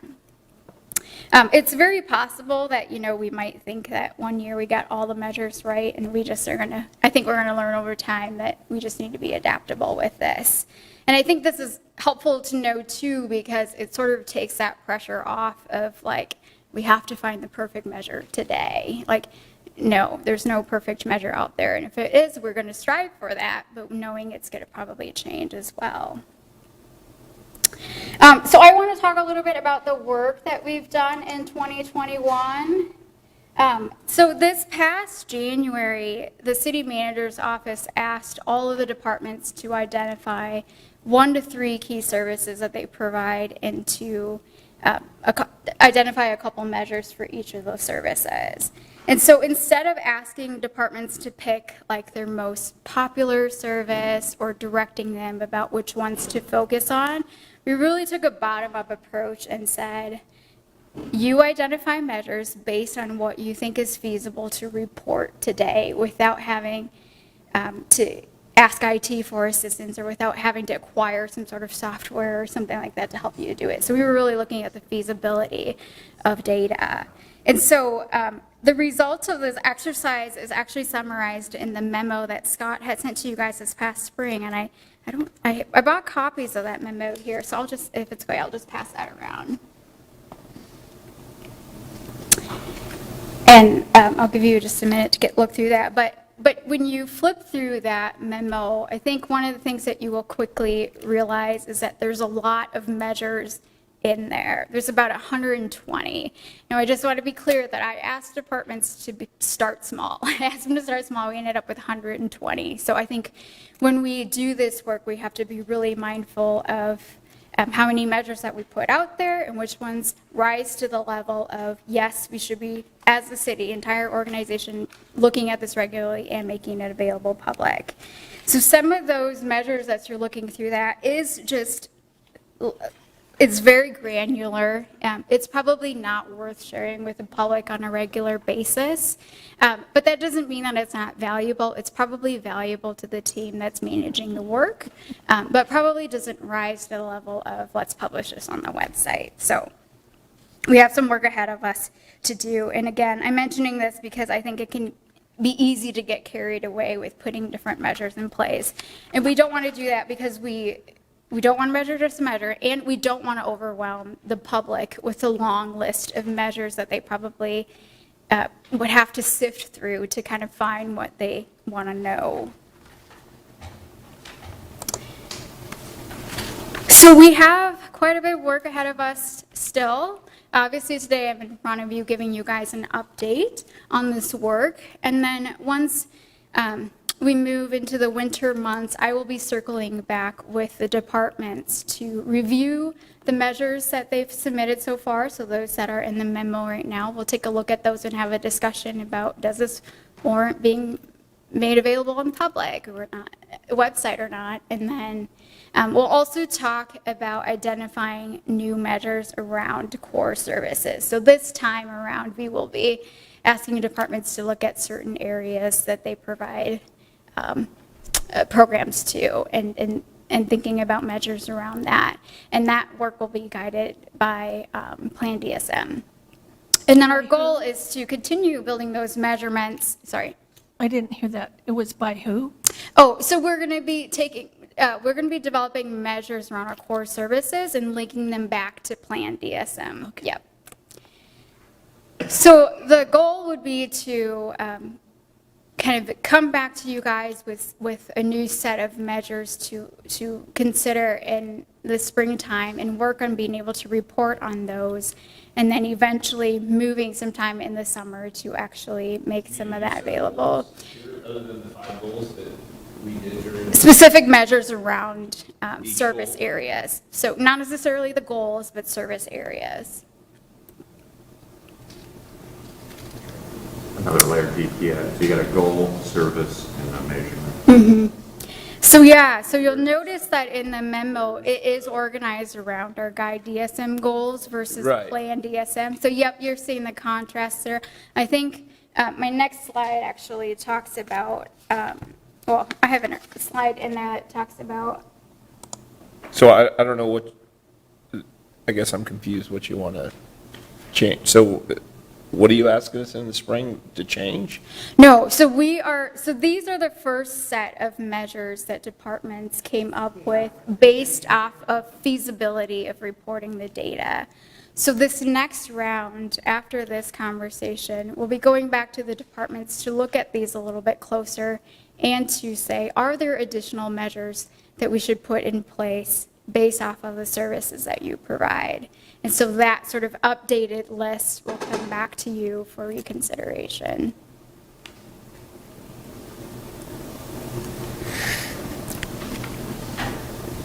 So I just want to make a quick note about putting this information online and sharing these measures publicly. I think it's really important to provide context whenever we put numbers or measurements out there. And so as we continue to refine these measurements, we're also going to be working with the departments to say, why do you think this is important? How do you understand this measure?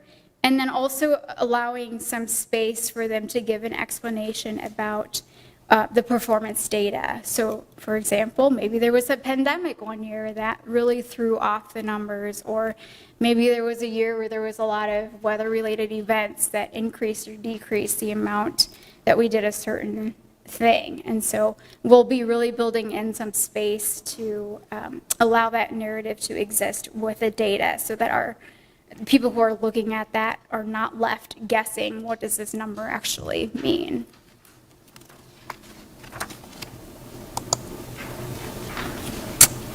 I'm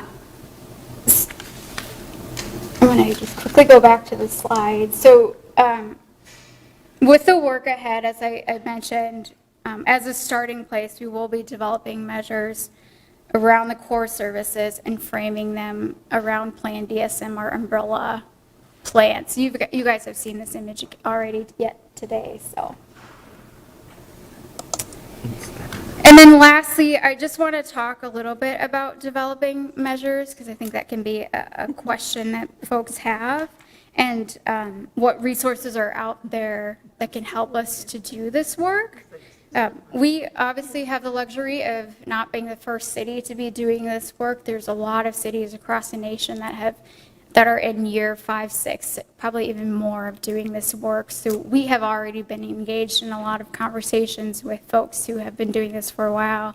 Not only can we sort of take what's working in other places and implement it here, but we can also learn from them sort of what their data practices are and how might we mimic some of the things that have worked well. Other places that we can go for guidance when developing measures is obviously our ordinance and our state and federal regulations. So let's just say, for example, maybe we have a program and in our ordinance, it gives some sort of it has some language around like, you have to give a 24-hour notice before you do X. Well, we can build performance measurements around those different requirements that are outlined there. As I mentioned earlier, too, there are these industry standards that are obviously out there. I put a couple of them on your slides for you to look at, or a lot of these professional associations that have put out standards that not only tell us what we should be looking at, but also give us targets of what we should be aiming for. That definitely will inform the work that we do. And then sometimes, too, there are common surveys that are done to benchmark cities against each other, or there are different scorecard rating systems out there that we'll look to as well for some guidance on where to build our measurements. So I put the Municipal Equity Index up there as an example of that. And then lastly, we have the ICMA has an open access benchmarking program. They've developed 80 measures. It's free to participate, and it's open to any city at no cost. And it really allows cities to compare themselves against each other regardless of city size. And so these are some of the resources that are available to us. So I'm really excited about this work. There's still a lot ahead of us, but I think being able to take a look at the services that we provide and take a performance measurement lens to it is going to only help us continue improving and getting better at what we do. So with that, I'll open up for questions or comments. Any questions for Paul? Thank you, Paul. Very nice. Oh, Carl might have one. So is there anything in here that is like the number of days for a building permit to be approved? That could be one. Yeah, that's it. It could be one. Make that should be one. Yeah. Yep. If someone would come to you with a project, how long before a shovel gets in the ground?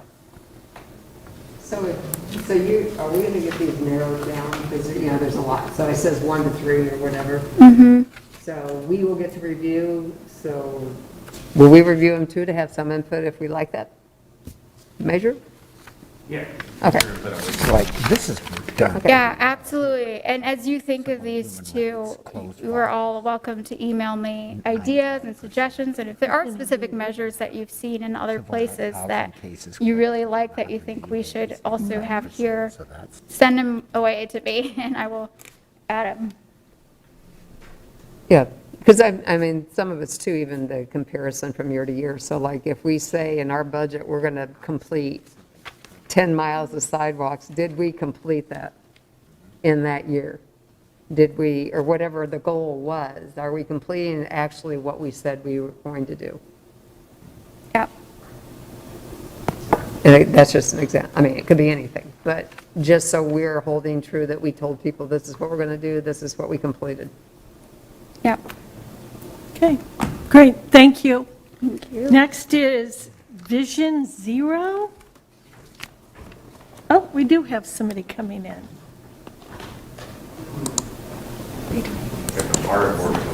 We've seen this group before. What do they do, make you leave and then come back? talking. Is this like Groundhog's Day? You guys are back again? I used to live Thank you. in Crystal Lake, Illinois, which is like the next town over from Woodstock where that movie was filmed. You brought Jennifer, but you left Jeff somewhere. He's experiencing it through YouTube. They what? He's experiencing it through YouTube. Oh, good. We thought we'd expand his horizons and capabilities. Well, we'll give Kay just a minute and then.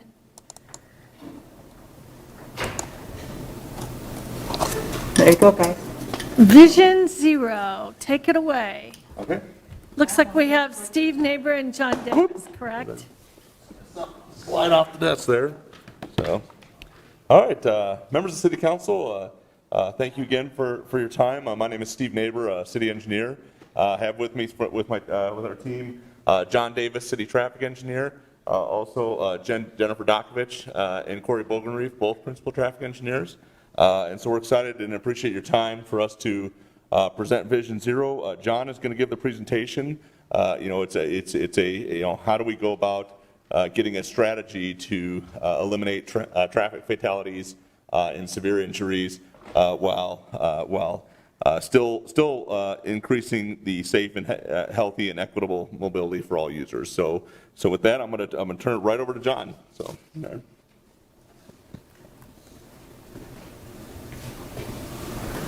All right.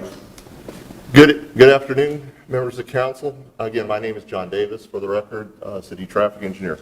One of the elements of Move DSM is a safety element.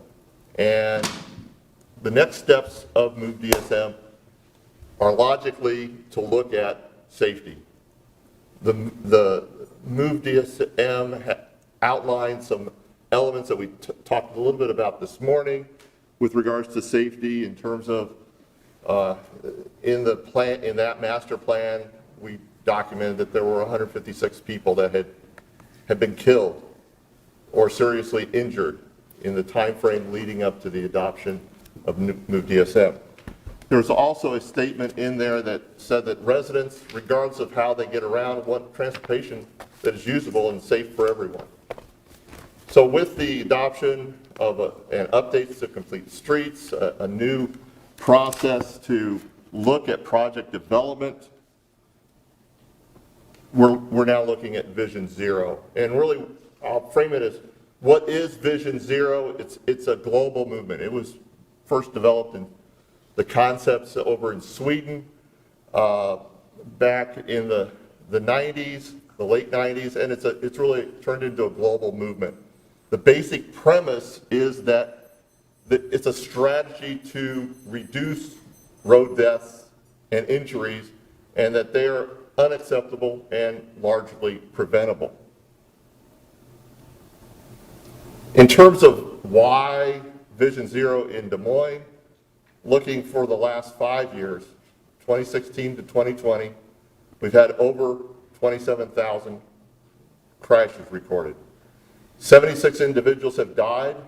There have been 453 individuals that sustained serious injuries in these crashes. On average, we were seeing 105 individuals killed or seriously injured each year, and that's actually a decrease from the 156 that we saw leading up to the adoption of Move DSM. The unfortunate thing that we're seeing trending in 2021 is that over 104 individuals may be killed or seriously injured in traffic crashes in the city or in the roadways within the city's limits. Just look at this, what's that second bullet then? Oh, you have 76, and then the third and fourth bullets were significantly higher. The third and fourth is the average each year over that 5-year period from 2016 to 2020. Right. Of the 76 plus the 450. Killed or injured. At the 76. Okay, killed or seriously injured. Got it. So it's the or seriously injured piece. Sorry, that's what I missed. And the fourth is really what we had as of roughly the middle of September and projecting that to the end of the calendar year. Seriously injured, they're not going to recover back to what they were before the accident? Is that what you would consider seriously injured? They may, but it's going to be A long time. a long time. There's going to be some recovery. Okay. I just didn't know what the definition of what that. That's kind of a rough layman's definition. So when you say seriously, I mean, not that you might have it down, which roads? I mean, since we have the major interstate going through, does that contribute to our numbers going up? It will contribute a little bit. Okay, just curious. A little bit. Southeast 14th and Murray. Hey, Carl? Yeah, that's a bad one, isn't it? So this is information that you saw earlier this morning on our presentation on complete streets. So just to recap this just a little bit, crashes have decreased overall in 2020. However, we saw increases in pedestrian crashes, motorcycle crashes. We saw pedestrian serious injuries increase, while we saw bicycle and serious and minor injuries decrease. Motorcycle fatalities and serious injuries also increased, as well as crashes that included fatalities and serious injuries. And then overall, the fatalities rose from 15 to 23. So the other fact that we need to bring out is that in general, motor vehicle travel decreased. The number of vehicular miles traveled in 2020 was less because of the pandemic, because of the lockdowns we had. But while we saw a decrease in crashes, we saw an increase in fatalities.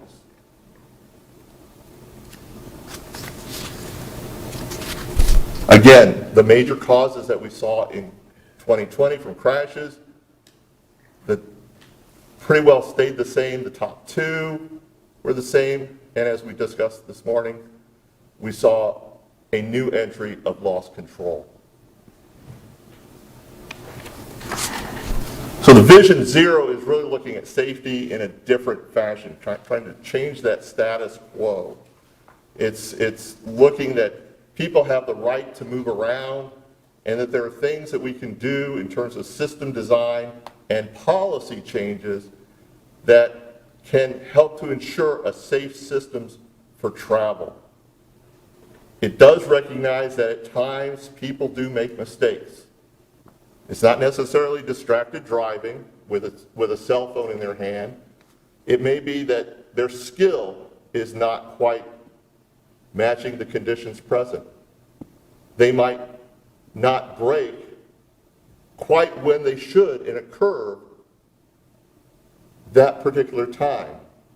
And so that slight mistake may lend them to have their wheels drop off the roadway if it's does not have a shoulder area that is solid and firm, or a curb and gutter.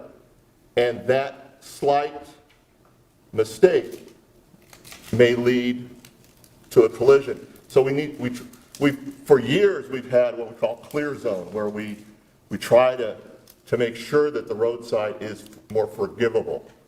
But this is going maybe a little bit farther and trying to use that approach in other means to try to mitigate speeds, as well as be a little bit more recognizing of the fact that they are human beings that are driving. We don't have the 100% autonomous vehicles quite yet, and probably won't be for many more years to come.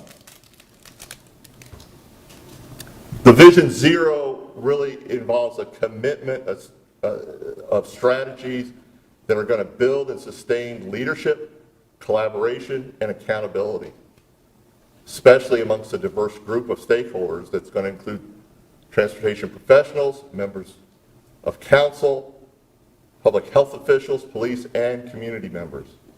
We're going to be doing more of a data-driven, collecting and analyzing and using data to understand the trends and the potential disproportionate impacts of traffic deaths on certain populations.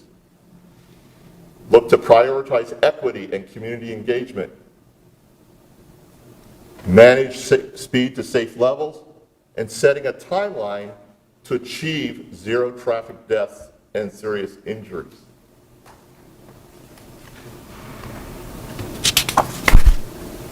John, can I ask a question? Sure. You get your data from DOT, correct? That is correct. Can anybody tell us the percentage of accidents that involved insured drivers and uninsured drivers? I don't think that data set has that. Okay, just wondered. We would have to probably dig deeper. That's okay, I just wondered. Stuff that we have available. Okay. So Vision Zero, in the more the global sense and bringing it down, is not just a slogan or a tagline or even a program. It's really a fundamentally different way to approach traffic safety. And substantial changes to the outcomes will not be realized without substantial changes to policies and programming. We're seeing that on a national scale.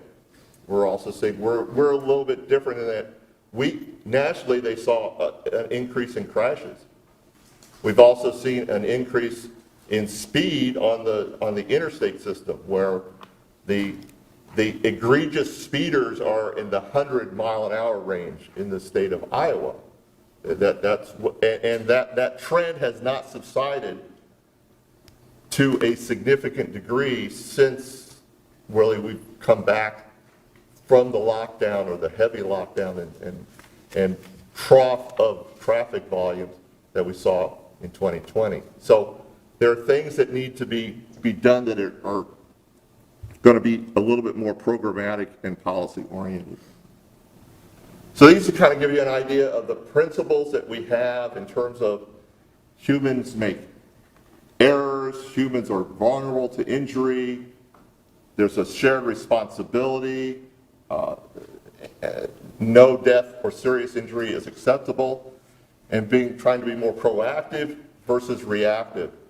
We have these core elements where we look at economic development, priorities and planning, monitoring and evaluation, comprehensive governance and management, and strong targets and data. Then the action areas, these are the general ones, but they aren't necessarily one over another is not the silver bullet. It is going to have to be a combination of various things that are part and parcel to a Vision Zero action plan and a safe system approach. So from the Des Moines experience, the plan is we're approaching it with the goal to end traffic-related deaths and serious injuries in the next 15 to 20 years. Prioritize safety and accessibility in street design for people of all ages and abilities. This is reflective in our Move DSM statements. It will require collaboration and leadership to improve mobility through engineering, enforcement, education, evaluation, and equity. And the action plan will be an approach to safer streets that supports the common good and enhances the quality of life for all residents and visitors to Des Moines. And probably most importantly, the plan will include a community engagement and public outreach component. It's important to note that this is a plan that's going to be tailored to Des Moines. It's not something we're going to pull off the shelf. We're not going to borrow it from some other community that's about the same size or the same demographics as Des Moines. We're going to engage the community. We're going to assess the crash data, develop what is referred to as a high injury network, assess our existing policies, programs, and practices to see how they match with the crash experience that we're seeing, as well as the engagement, the feedback we're getting from the public and the community stakeholders. Look at best practices that are being used by other similar communities that are transferable to our experience, and then develop that plan with goals, strategies, tools, and reporting.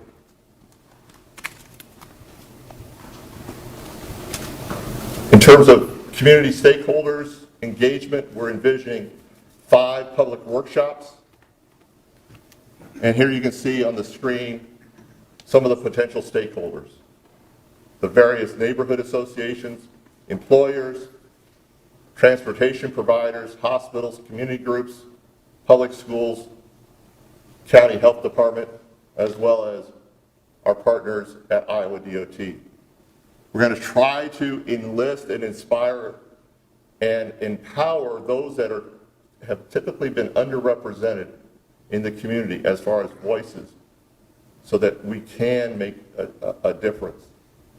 And if they're willing, may look to some of those that have had family members that have been seriously injured or lost to help with the narrative and sharing their stories.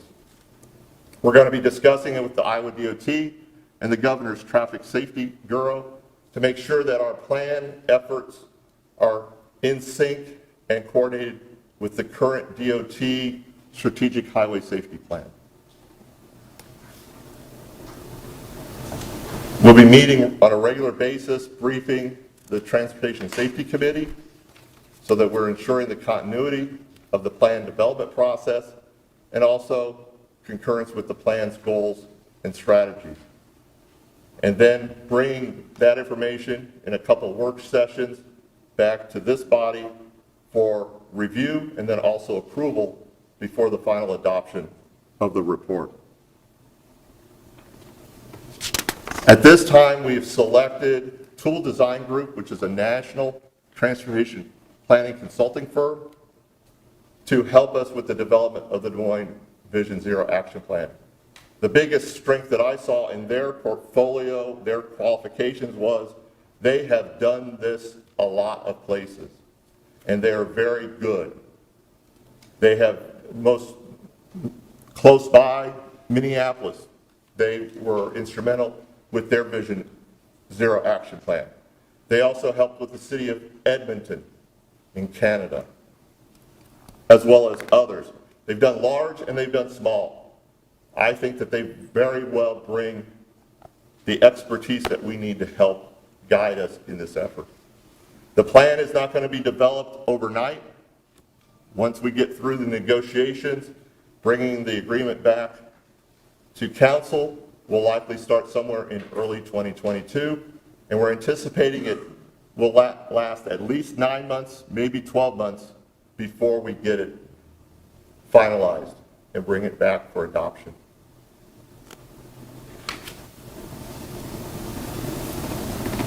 So to summarize, we're going to engage and listen to the community and stakeholders regarding traffic safety. We're going to review and analyze crash data. We're going to assess the existing policies, programs, and practices. Bring in the best practices and recommendations from other existing plans that are transferable to our situation to develop a tailored action plan for Des Moines. And then we'll start to work the plan. So I'll entertain any questions that you might have. Any questions? Yes, I'm pleased that we're taking this step, and it's Vision Zero is well regarded in the Twin Cities area. I would be curious because at several points in the day today we've talked about speed limits and speeding, and as I understand it, for our speed cameras in Des Moines, you're allowed to go 11 miles over the speed limit before you get a ticket. And that's partially on tradition. Historically, the police department found that they were spending a lot of time in courts arguing if their equipment was set well or not, if they gave tickets to something closer to the actual speed limit. Earlier this year, the Chicago mayor instituted that in their 25-mile-an-hour zones, if there was speeding that was captured by a speed camera, they would start giving tickets at 26 miles an hour over, 6 miles over the speed limit, so at 31 miles an hour. So if that's working in Chicago, could we take a look at why this would not work in Des Moines? And I guess, Scott, that would be more of an action on your part to see how they figured out to monitor the speeds closer to the posted speed limit. Yeah, we'll look at what those patterns are and see if the technology is reliable enough that we don't. And I get it that if the early radar guns, if someone came in with a speeding ticket and they go to court, it would require the police officer to be in the courtroom and argue about, when was the last time the equipment was calibrated, and just it ties up a lot of time. So they went to, well, let's not ticket until it's 11 miles over the speed limit. So, Right. So if you could do that, that would be great to learn why it's working in Chicago and what we would have to do to. Do any of our cases go to court now on the tickets that are issued via the cameras? No. This lawsuit? I see it's a rarity. There's an option, someone can appeal, but the likelihood of success is very low. And the question that Carl's got is, if we drop to 6, would that success, I guess, go up? Well, that's the just speculation. I'm not sure there would be a direct correlation or not. I think that might be a discussion with the police to find out what the 11-mile traditionally is being said. My understanding that often has to do with back the old handheld days, so. So maybe it might be time to re-examine that, and that could help bring down the speed. If people thought if I only got a little bit of wiggle room over the speed limit, I might get a ticket, so. Thanks, I appreciate it. Just to clarify. I would just say to that point, yeah, maybe, but I gotta tell you, I was doing 55 coming down here today, and somebody went around me, had to be doing 80. Weaving in and out of traffic and blazing along, and another car right behind him chasing him, but of course, headed east, there was no traffic cameras past 42nd Street, so. If you're going the speed limit on the freeway, you are getting passed. By everybody, most of it. Just to clarify, Councilman, you were asking about, so the Chicago, they did the 6 miles an hour for the 25-mile-an-hour zones. Yeah, well, Obviously, 6 miles anywhere, but. Okay. Yeah. Okay. But But in our that's an case, the example. speed cameras, are obviously on the interstate, so I mean, I know the cameras, there is a degree of accuracy, right? And so I mean, if we're looking at 6 miles an hour over in a 25-mile-an-hour zone, here, we're looking at 11 miles an hour in a 55. So, I mean, the percentage of accuracy, we're still talking a 20% buffer either way. I know the cameras are more accurate than that. My understanding is they're typically easily less than 3%, or if not better. But, so I just want to, so you're talking just in general, not just the cameras, but the police enforcement in general? Right, you could get a ticket for being 6 miles over. Okay. In Des Moines, you don't get one until you're 11 miles over. Okay. Thank you. Any other questions? I don't have a question. I just want to say that I'm appreciative that we're doing this. I think this is important work for a city to be doing. And I look forward to the results and participating in the process. I think our residents want it. I mean, as we pointed out, that one of the most frequent complaints we get is speeding in residential roads, but it's not just that. It's, people being safe walking to, walking on our corridors and the connections in town. So I think this is complementary to a number of the things that we are already doing. And I think it's forward-thinking and important for us to embrace. So I think that it's a good use of staff time, and I'm glad we're thinking about it in a holistic way, and we're going to tailor strategies for our community, some of which I assume are things we're already doing and that are part of our complete streets policy and what we're seeing in Move DSM. I mean, I assume the sidewalk piece and continuing to fill those gaps will be an important piece of any strategy to reduce fatalities and increase safety, but I think this is the right direction, and I'm glad to see it move forward. I just think it also brings up the opportunity to talk to the community so they see that we are seriously taking it and raise the awareness of speeding, or not just speeding, but safe driving. So whenever we can engage and get that message out that we're seriously looking at it, hopefully some people will take it into heart and slow down.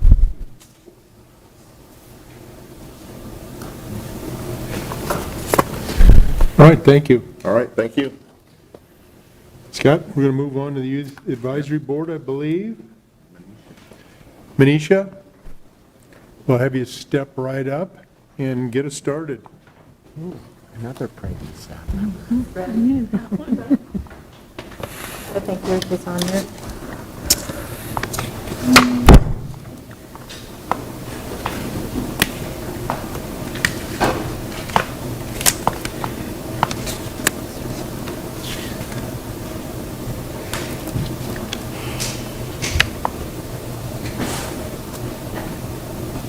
I guess it was there.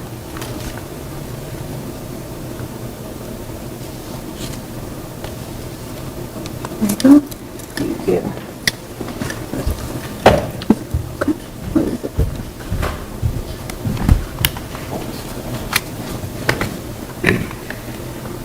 Okay. Good afternoon, City Council members and members of the public, as well as staff and our special guests. And that's our members of our Youth Advisory Board Task Force. My name is Manisha Paudel. I am the Equity Officer for the city, and I'm currently serving as the Interim Director for the Civil and Human Rights Department as well. Let's use this. So Youth Advisory Board Task Force, last year in 2020, during the Des Moines Civil and Human Rights Commission and Council joint meeting, the Commission did recommend the City Council to restore the Youth Advisory Board, which currently is in existence in our municipal code. And City Manager Sanders was directed to make that happen, and he supported our idea and sort of this initiative to ensure that we have youth participation in the ordinance and restoring of the Youth Advisory Board. So we created a task force comprised of youth members to help us make that happen. And so this has been going on since last year. But in January 2021, the application was announced, and you'll see the flyer to your right on the screen. We reached out via social media, our newsletters, and other avenues to seek applications from youth in our community to serve on the task force. We received 115 applications. They're all very passionate young people.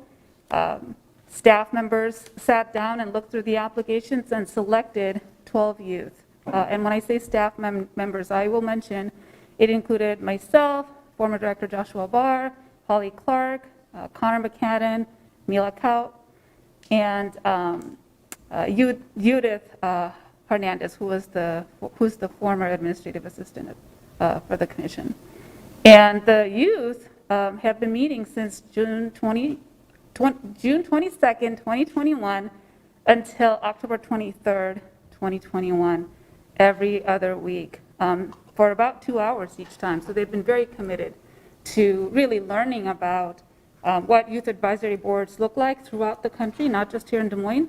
What does our ordinance even say? Really coming from this informed place of understanding what does this mean, and being informed before making recommendations.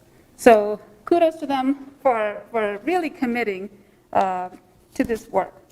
So what I'm going to do is actually read the names of everybody on the task force, because they're not all here to do the presentation.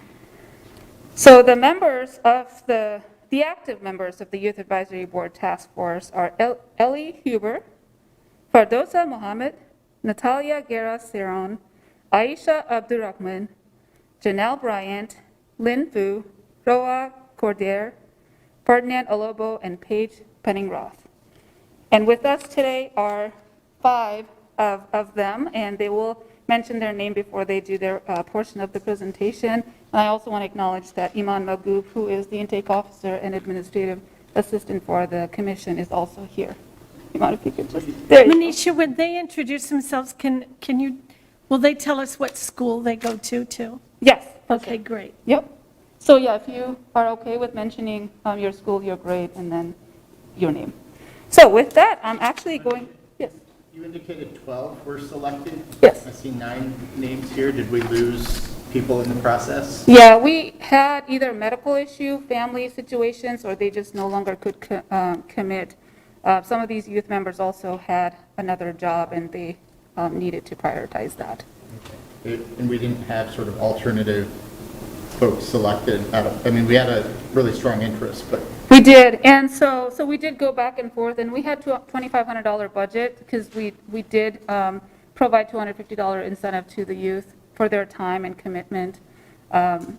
So we limited to those that were very active at the time, and it was already far along that we didn't want to go back and reintroduce them to the work that others had already been engaged in. All right, with that, I'm going to invite Roa to come and introduce herself, school, and your presentation. Okay, so hello, my name is Roa Corder. I'm a senior at Roosevelt High School. And so in order to create this new ordinance for the city of Des Moines, we have to step back and do research. So we were able to engage with other youth advisory boards across the country. For example, Rochester, New York, Hillsborough, Oregon, Ferguson, Missouri, and Boston, Massachusetts. We also looked specifically at their own city ordinance and really picked and choose which elements we really liked and wanted to demonstrate in the Des Moines ordinance. And so we also looked at Albuquerque, New Mexico's ordinance, Ankeny, Iowa, and then Kansas City, Missouri. So the ones that, for the Hillsborough, Oregon one, they were able to educate the general public. And what's really surprising and really unique about Hillsborough, Oregon is that they were able to introduce a citywide plastic bag ban ordinance.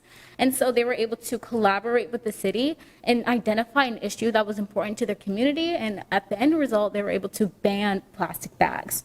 Additionally, they were able to attend the National League of Congressional City Conferences in Washington, D.C.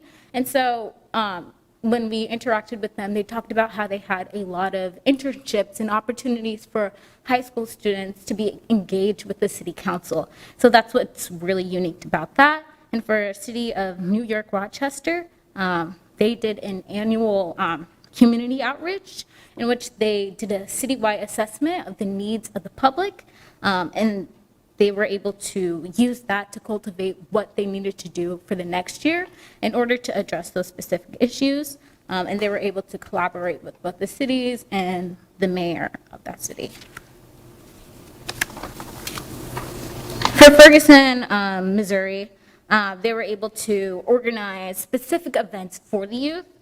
They created a teen summit in which they engaged with youth, not just in high school, but also in middle school.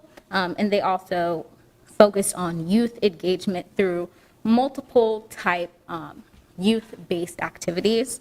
And for Boston, Massachusetts, they really focused on the increasing of civic engagement within youth.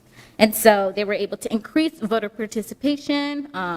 They were able to prioritize and really speak to the youth on why being involved in our city government or even government overall is such an important issue and such an important topic. And so after reflecting on the ordinances of other city youth boards, we were able to cultivate and really adjust the ones that we used to have in the city of Des Moines. And so with that, I'll transition to the recommendations that we propose. And so I'll hand that off to Cardosa. Thank you.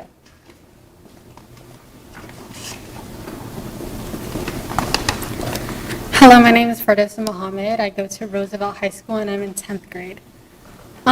So here are some of the... Pardon me, just a second. My partner here and I have a little trouble hearing on this side. Can you get a little closer to the microphone? Okay. And sorry. and you don't have to have the mask on so we can hear you. Thank you. I'd prefer to keep it on. So here are some of the recommendations that we have for you guys after the conversations that we had with other youth advisory councils and the conversations we had amongst ourselves as a task force.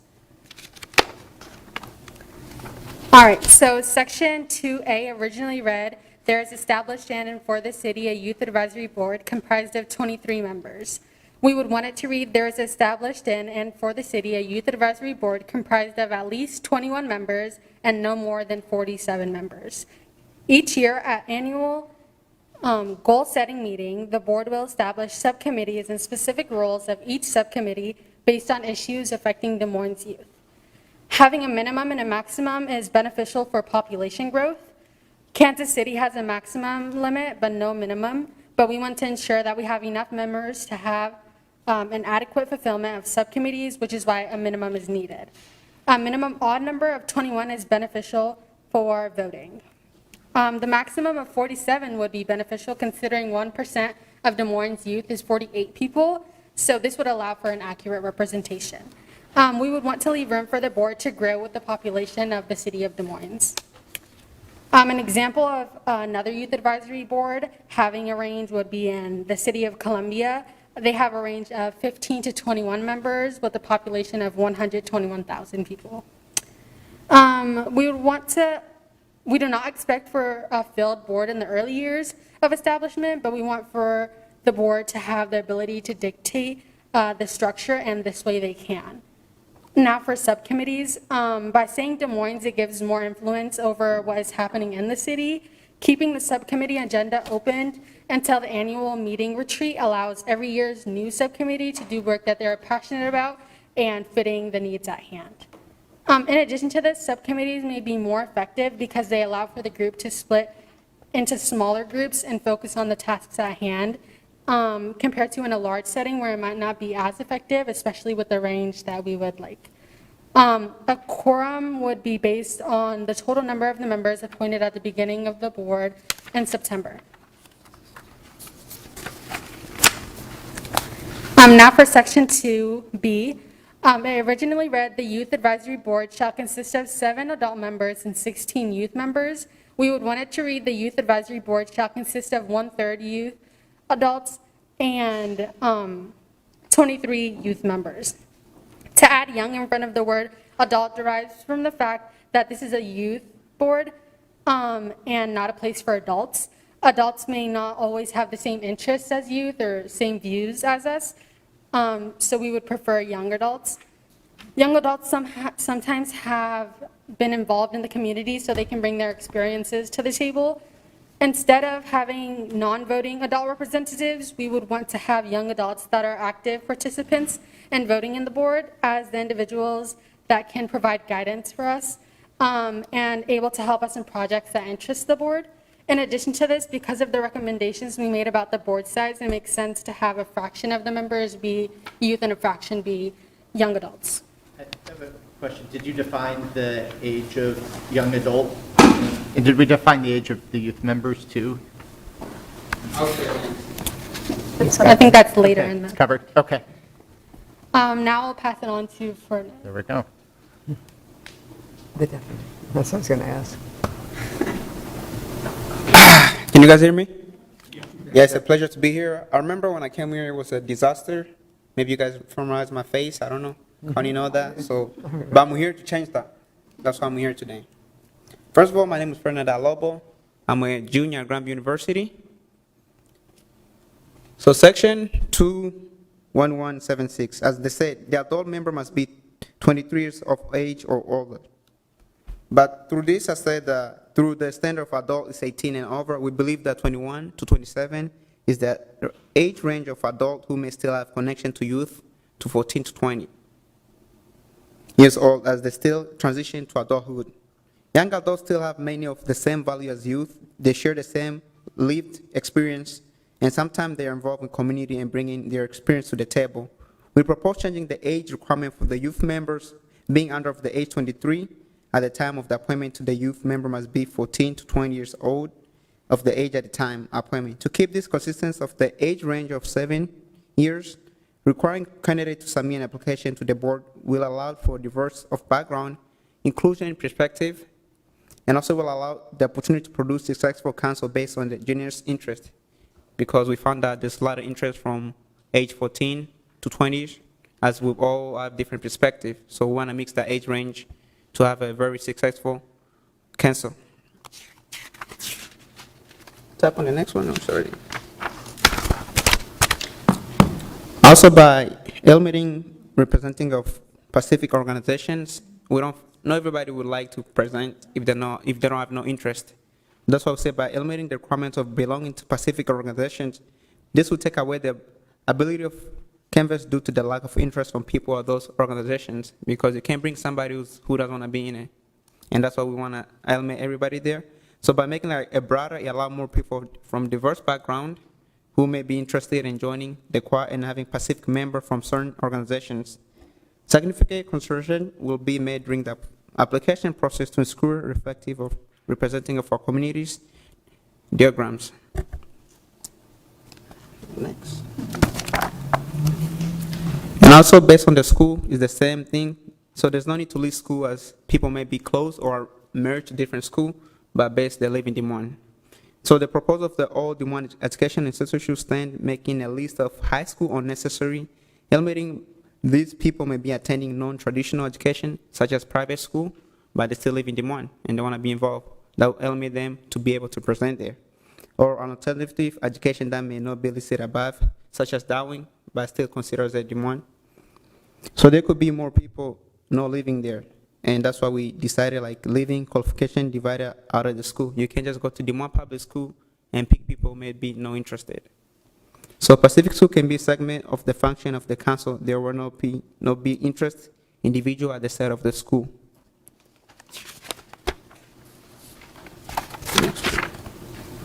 As you guys can see on the screen there, we said that all members should be appointed for 36 months. That's long term. So people may get bored over time. That's why we say like perimeter of whom has been established. There's no need for mentioning of high school graduation. The previous term were too long, so we decided people interest maybe can change anytime based on the people and based on the environment. So which allowed the council to make of new perspective. A meeting in September will be guaranteed persistent because of summertime. Also, they may be busy and traveling. So September is the month that school start, and that's how we decided this can start each September, because that's when everything calm down and people are likely to focus with school and other things. So renewal of membership will occur in August based on how we register for school. So I want to keep the same standard with the school so people know, all right, it's time to apply again, let me do this. And that's why the first meeting also have to be meeting in September. Any question based on what I noted and based on the interest? So based on the opportunity for renewal, so you envision if someone is still interested, they can keep serving? Did you have, like, if someone starts at 14, can they keep, did you have an upward limit, or did you just anticipate renewal as long as they're interested? So what I said was the age range, as we said, 14 to 27. But if you still have interest, you can renew it. Okay. That's why we keep the age, those different type of age. As you grow, maybe you still want to serve more. You just have to submit your application again, just similar as how you guys give order here each year. So each year or each term. Okay. And now I'm gonna send this to Paige. Can I just ask one thing? Sorry. Young adults age 21 to 27, is there a reason that you went over the age of 23? What's the reasoning behind that? So the reasoning is saying was based on different groups that we looked at, and they noted that would be the best age range, because once you 27, 25, you still have interest in changing the community. But if you pull somebody who's 27 and somebody who's 14. That's what my concern is. What's your concern? Your concern is? Somebody that's 27 together with a 14-year-old. We did, serving on the committees. We did that because each person has different perspective, and we want to bring different perspective on the table based on the community, because a 14 years old doesn't know how to vote, but 17 know how to vote. And that's based on saying, okay, let's work on this project right here, based on my experience with how the city runs. 14 years old doesn't know the city government, the city manager, but 17 does. So that's just like extra layer of providing knowledge to the younger age and experience. Okay. It's more limited than previously. It was just over. Oh, it said over, okay. So it could have been like someone my age. I know, and you're old. Right, I'm old. I know, I wouldn't be included. I'm not a young adult. Yeah, so that's why we put a big range, because there's a lot of stuff happening from 14 to 27. I didn't notice it said and over, 23 and over. Yeah, this is more limited than it was. Okay. Yeah, we just extended. More limited than it was, so that's. Okay. Thank you. I would agree with Joe, though. I think Youth Advisory Board needs to be youth. I'm okay up to, you're at Grandview, you may be 20, 21, but I'm not supportive of younger kids being with 27-year-olds or 20. It's no different than having an adult. Right. That was in there. It's a youth advisory. Yeah, but they had youth advisory, they had adults on it. So this is just younger adults giving advice to younger. Yeah, it's like we're putting both age range together, as we're saying. Because I can be 27 without no kids. Would I still consider, you're just saying like interest? Because as I consider saying like a 14-year-old person, they don't know like the need of the community. We can all just come from one school. So. I would like a little more balance. One more question. Yeah. About the school. Mm-hmm. So you can just have the whole advisory board, what you're saying could all be for one school and that would be okay? Is that how I'm reading this? Because then on this one, it doesn't say that, but. We didn't, so based on the school, we said, because what they had earlier, they said that a person must go to Hoover North, Des Moines, Roosevelt, and Darling. But we said that, for example, I can be living in Des Moines, but I go to Ankeny. Also, I want to be on the team. Would that allow me to be on the team? Yeah, I'm more concerned that, we draw from just one area of town. No, we can do. Yeah, that we don't have one high school. Is my concern, I would rather see it from, I wouldn't want to see like the whole board from Lincoln High School. It can't do that. That's why we put it like, that's why we take those specific school based on different student, because student body, for example, like my family is based in Des Moines, but I go to school in Waukee. But there's this opportunity of being representative, the Youth Des Moines Council. I want to be on it. Would that allow me to be on it? But I'm still a resident of Des Moines. Right. I think I think the compromise, compromise or the way to address both concerns would be keep the structure that you had and allow it to be free-flowing, but cap the number of people that could come. Based on the school. One individual school. Yep. If that was something that you guys the advisory council would be comfortable with. Yeah, that's what we had that like in mind. We can't bring everybody on the same school. That would be, it won't. So I think we need to put it in there then. All right, we're going to put it. So, because the way it reads is you can be from all one So school. if you could just say that we. Limit it, maybe limit it. Or you guys can work on the wordsmith, but I would say cap no more than what, 2? I think it needs to be representative of all the youth that live in the Des Moines area. Well, yeah, I mean, you necessarily aren't going to get everybody. I mean, it would be No, great no. if we can get one from every high school, but I mean, Dowling's in West Des Moines Christian's in Urbandale.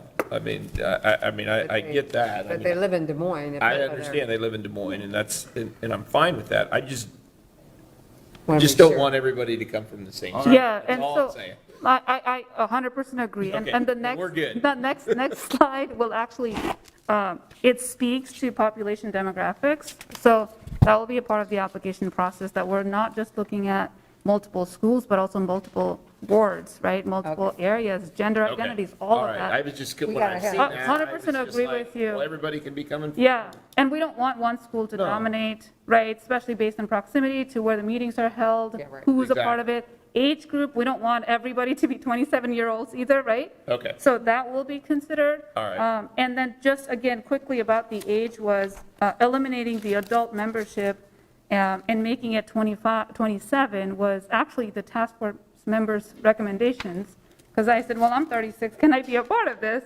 And they said, well, no, that's too old. So then the 27 number was sort of decided upon by the group, which is why it's there, and that was to replace the adult membership that was currently in the code. So. How many adult members, sorry, go ahead. I didn't know how many adult members you had on this, Before or now? well, would be now. Oh, now would be 1/3 only. So 1/3 of young adults. Okay, sorry, go ahead. I was just going to say, I'm comfortable moving forward with this recommendation in terms of the young adult members and seeing how it works. I mean, I would expect that we'll get continuous feedback from this advisory council, and so if something is not working as intended, maybe we'll get a recommendation to change it. Yeah, and because it's an annual renewal and there will be a staff liaison, we will absolutely be mindful of the monitoring, right? 27-year-old with 14-year-olds, and maybe it's a matter of subcommittees where older adults or young adults are in one subcommittee and then the youth are in another subcommittee. Yeah, Because that is something that we want to absolutely be mindful of. And what, we've got an incident now that happened in the Des Moines school system, where we had a teacher, and they were allowed to be with the youth unsupervised. I think we've got too much liability there, that at no time should we have this group unsupervised. Yes.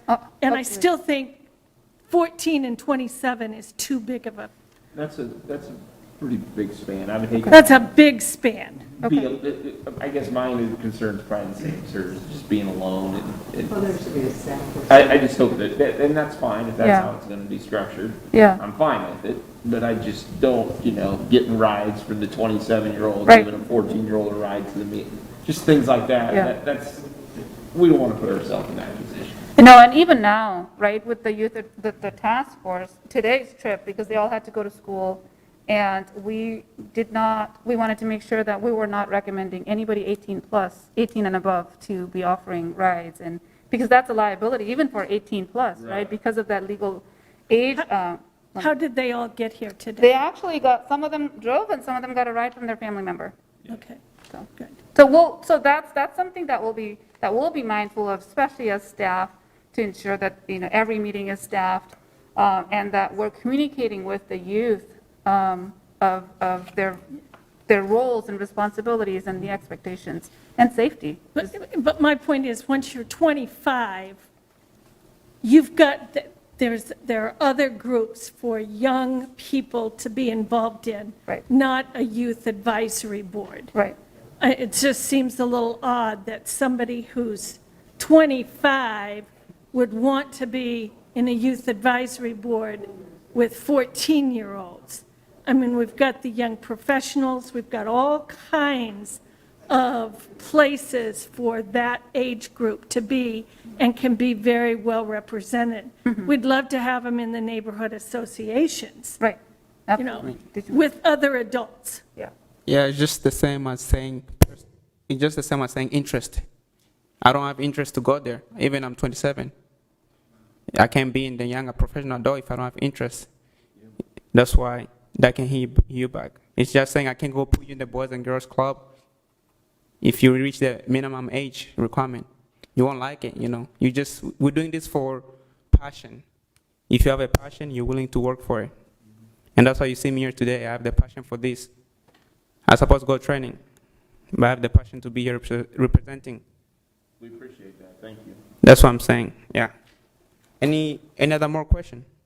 So everything that we do here is passion. That's why I put the age range from 14 to 27, because what if we lose minimum of 23, we would want to be in it, but we have somebody who's 27 want to be in it.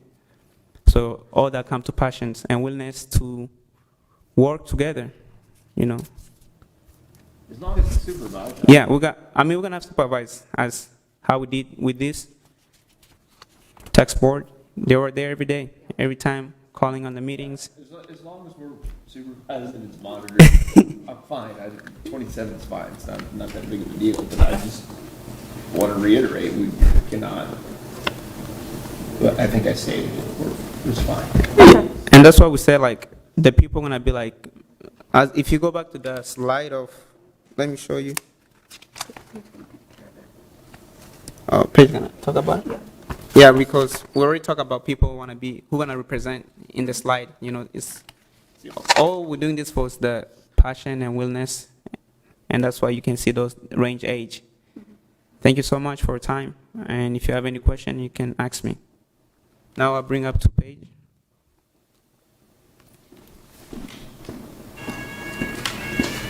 Yes, hello everyone. I am Paige Pettingroth. I am currently a senior at Drake University. And the next change we have is for item D, which originally read, notwithstanding the appointment and residency requirements of Division 1 of this chapter, the board shall appoint all members by election subject to removal by the City Council at any time. Residency for the youth of the Youth Advisory Board will be as follows. The youth must attend a Des Moines high school or college or university full-time, live within the city limits of Des Moines, or have fulfilled one of these requirements at the time of their appointment to the board. And our proposed language change reads, all new or renewal appointments must be conducted in a public meeting approved by majority board votes. Maximum effort must be made to ensure board representation is reflective of the City of Des Moines' population demographics. If the board is inactive for more than 1 year, all new appointments will be made by the City Council based on eligible applications. And the reason that we did this is because we previously already listed similar residency requirements, whether either living in Des Moines or attending a school. And this kind of speaks back to one of the questions you guys had about making sure they're not all from one school, is that we wanted to have it written in the ordinance that we are looking for diversity and like representative population. We also wanted youth to have the ability to make their own decisions and learn some accountability and responsibility when it comes to elections. And we think that as the people that will be in the room making these decisions, they'll probably know what's best for bringing on another person to the board. Then the next item, E. Sorry. Read, upon termination or resignation of any board member, that member shall be replaced by an individual from the departing member's originating organization. Notwithstanding the provisions, the new member shall serve a term pursuant to Section 21176C. And we wanted to change this to, upon termination or resignation of any board member, resulting in the total board membership number being lower than the minimum, the vacancy shall be filled by a member from the existing application pool or a new applicant to serve for the unexpired period of the member's term. No questions on that. And then lastly, we have the next slide, which we have no change to item F, which reads, no person holding elective office in the municipal government shall be eligible for appointment to or service on the board. And we also wanted to add items G, which reads, the Youth Advisory Board shall establish annual goal-setting meetings in the month of August unless a different month is decided by majority vote at any prior regular board meeting. We also wanted to add item H, which reads that the Youth Advisory Board shall be assigned at least 1/2 full-time employee as a staff liaison and offered a reasonable budget to carry out Youth Advisory Board business and purpose. I hope that is also more reassuring to the factor of making sure that there's someone always there and present at our meetings. And as one of the older members of the group, it's just been really inspiring for me personally to be able to work with high schoolers and hear the things that they're interested in. And I totally understand your concerns about that, and we also really thought that through, and we're hoping to have a staff person that could also help us connect to different city departments, really introduce us to your work, because a lot of times high schoolers, you might not exactly know like about the city processes or at a city level. And so we see both the older people and the staff liaison as helping to kind of bridge that knowledge gap and really help get connected with the city.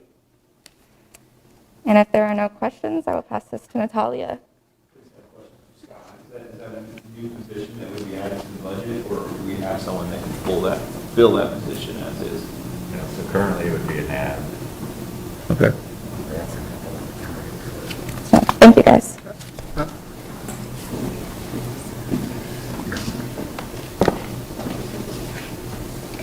Hello, my name is Natalia Guerra-Cerrone.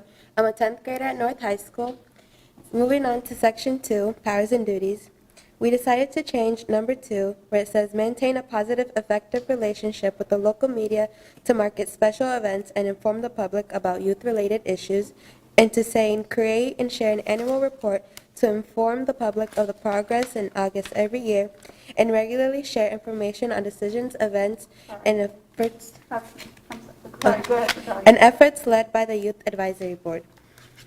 We decided to change it because the media is not decentralized with social media, which makes it harder to maintain a positive relationship with all the outlets and sources that there are.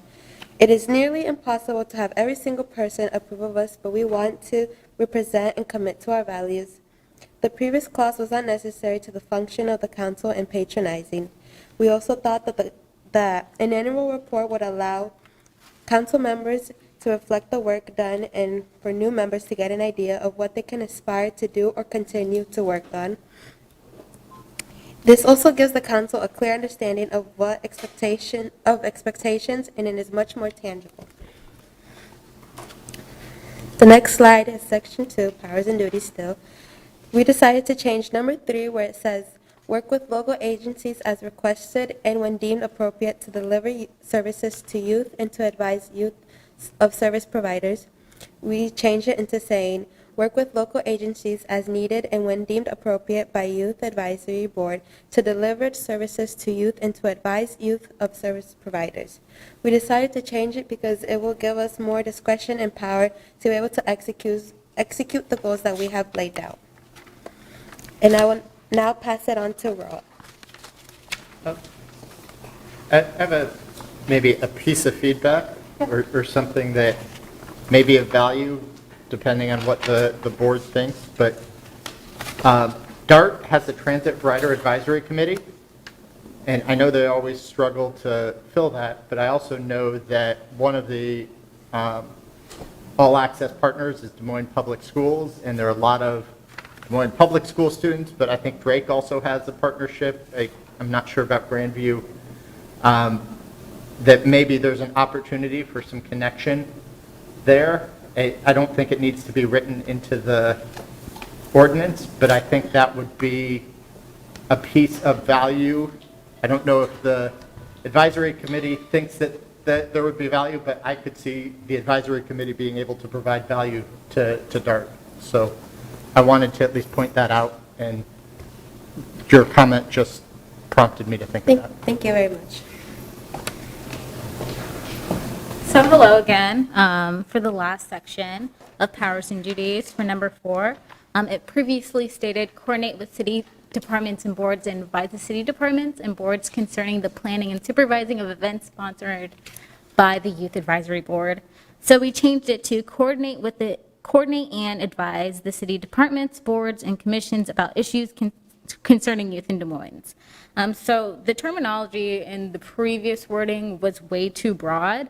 We wanted to specify that we weren't just creating events to just events.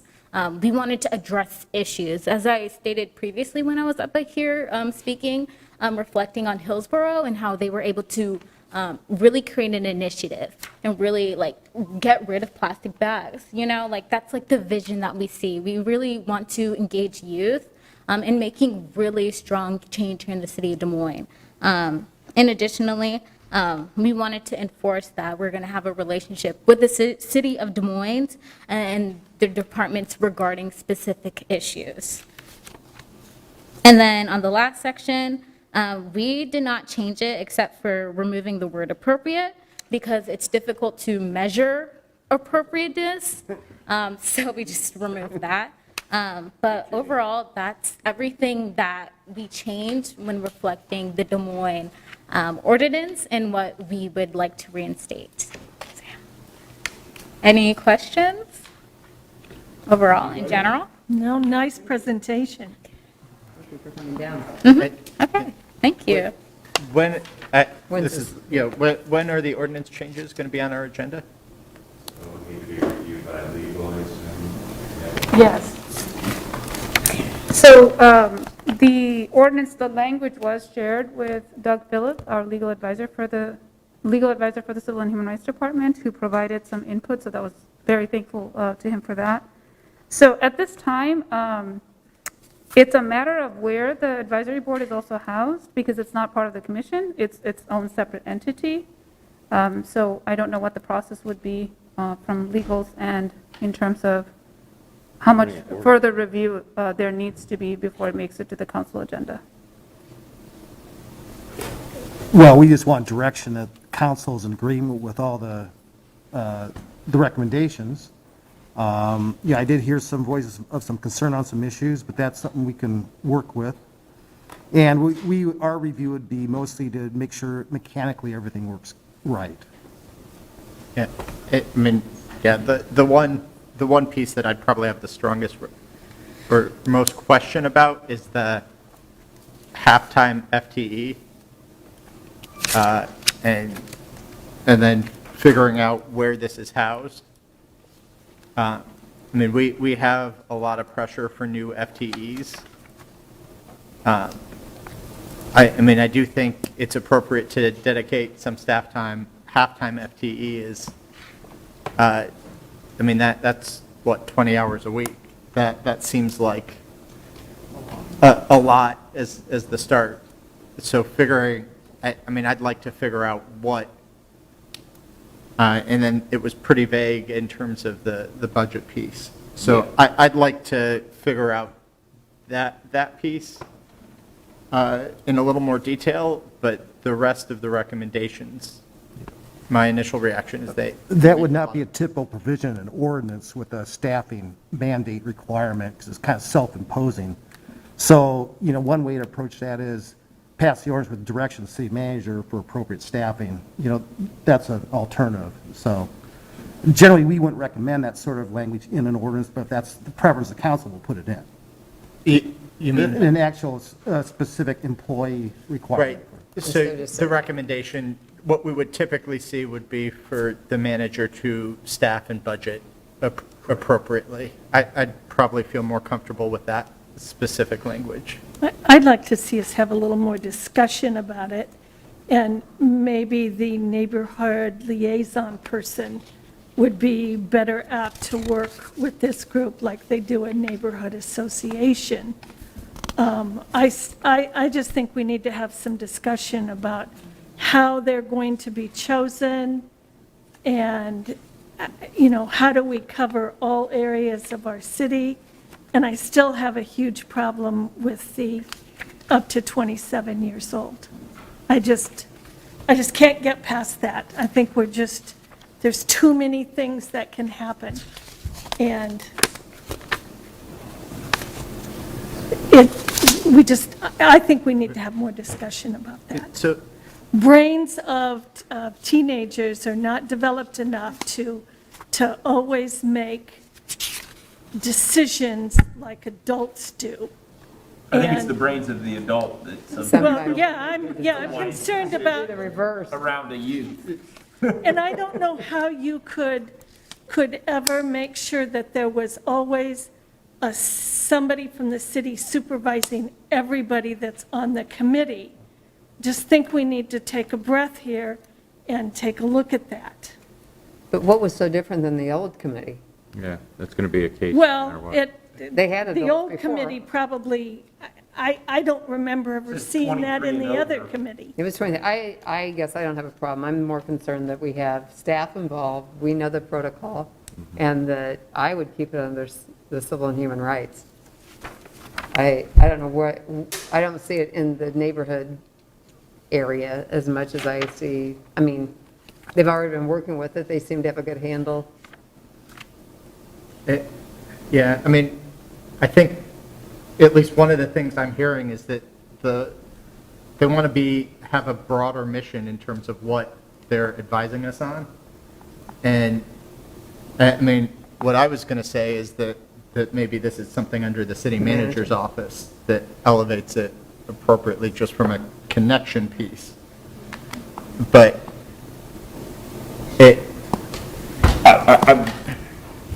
but I don't. Yeah, I can see that. I don't have strong opinions, but I don't think we want to try and limit it to any one set of True. issues. Yeah, right. So if that would be the case, I would agree with that then. I mean, Because that covers all areas of the city. That way you have all the department heads if they want to learn more about the city. It's not just, it's the safe streets, it's the Right. economic development. I mean, those are all things that they should, as youth, understand what's going on, so it probably would be better under that broader umbrella. I mean, every department impacts youth just like it impacts every other resident. And part of what the purpose of this, it's to build capacity in youth in our community so that they're engaged and, I mean, in an ideal world, they're going to be future board members for sitting here. commissions or guests. You can have this seat. Up here. I mean, so, Well, so if they let's get- make yeah. sure we get them the breadth of experience that Of the total Well, city government. let me point out something, having worked with our previous youth board, and it was staffed out of the manager's office. And I think that the work that has been done through the Civil and Human Rights Commission, because they have a focus on involving all members of our community and getting input from the broader community as well as the youth, seems to me to be a really good place to have it, rather than throw it on the manager.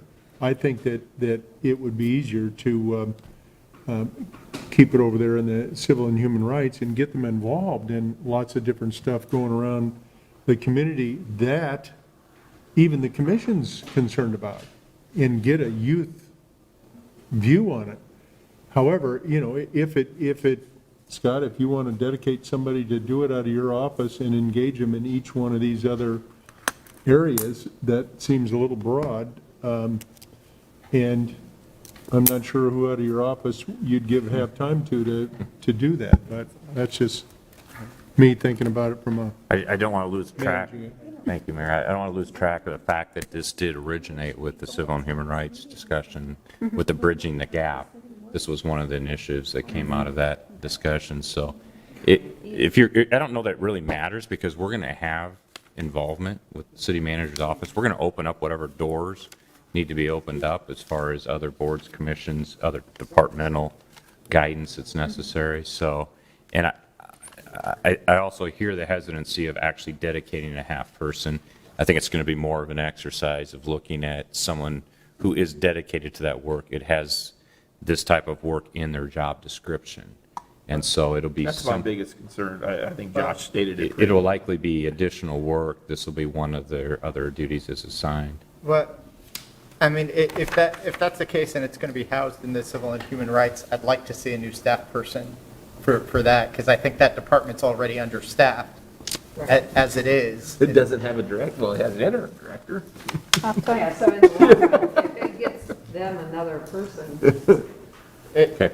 If it got additional staff for Civil and Human Rights, I'd be okay with it being housed in Civil and Human Rights. And just a point of clarification, Larry, so this is a separate board, right? So we can't call it a part of the commission, it's just a separate board. So the department would have two boards or a commission they would administer. Sure. Okay. Yes. Yeah, and this would not be a governing board. Right. It would be For- a broader board. Gotcha. Because the piece of, I mean, one of the pieces that I heard loud and clear, and I want to make sure it's preserved, that this is a scope that covers the full range of city issues and things that are before us that they can engage on. As they determine. As they determine. It's for them to determine so that we hear their voices. from, yeah. So, okay, so any direction for me or the task force? I mean, they're done at this time with their task force duties. They would also go through an application process to apply to be on the Youth Advisory Board when it's approved by council. So at this time, there's just some details that we need to work on to address your concerns administratively. I would have them fill out their application. Yep. And we don't have an application yet, so You can move forward with it. we'll work on it. Scott, I think the direction, we're getting the advice from the group in terms of your direction and the work that they've done. So thank you all for all the work that you've done leading up to this. But I think we've got to, from what Scott has said, refer it to review by legal and his department. But I think we need to move forward and get these folks appointed. I would say so. Okay. Yeah, we don't want to lose their interest. We better do it now before they're like, well, they're not gonna do anything. They'll be out, they'll be past the age. Come to council meetings. I came here last time. I'm almost meeting. He came, our first You slide. came to the first meeting. Don't you remember seeing him? Yeah, I remember. Absolutely. Yeah, it's not supposed to be like that. All right, thank you. Thank you. Thank you all, appreciate it. This is an opportunity. All right, Scott, quickly turn it over to you and the council members.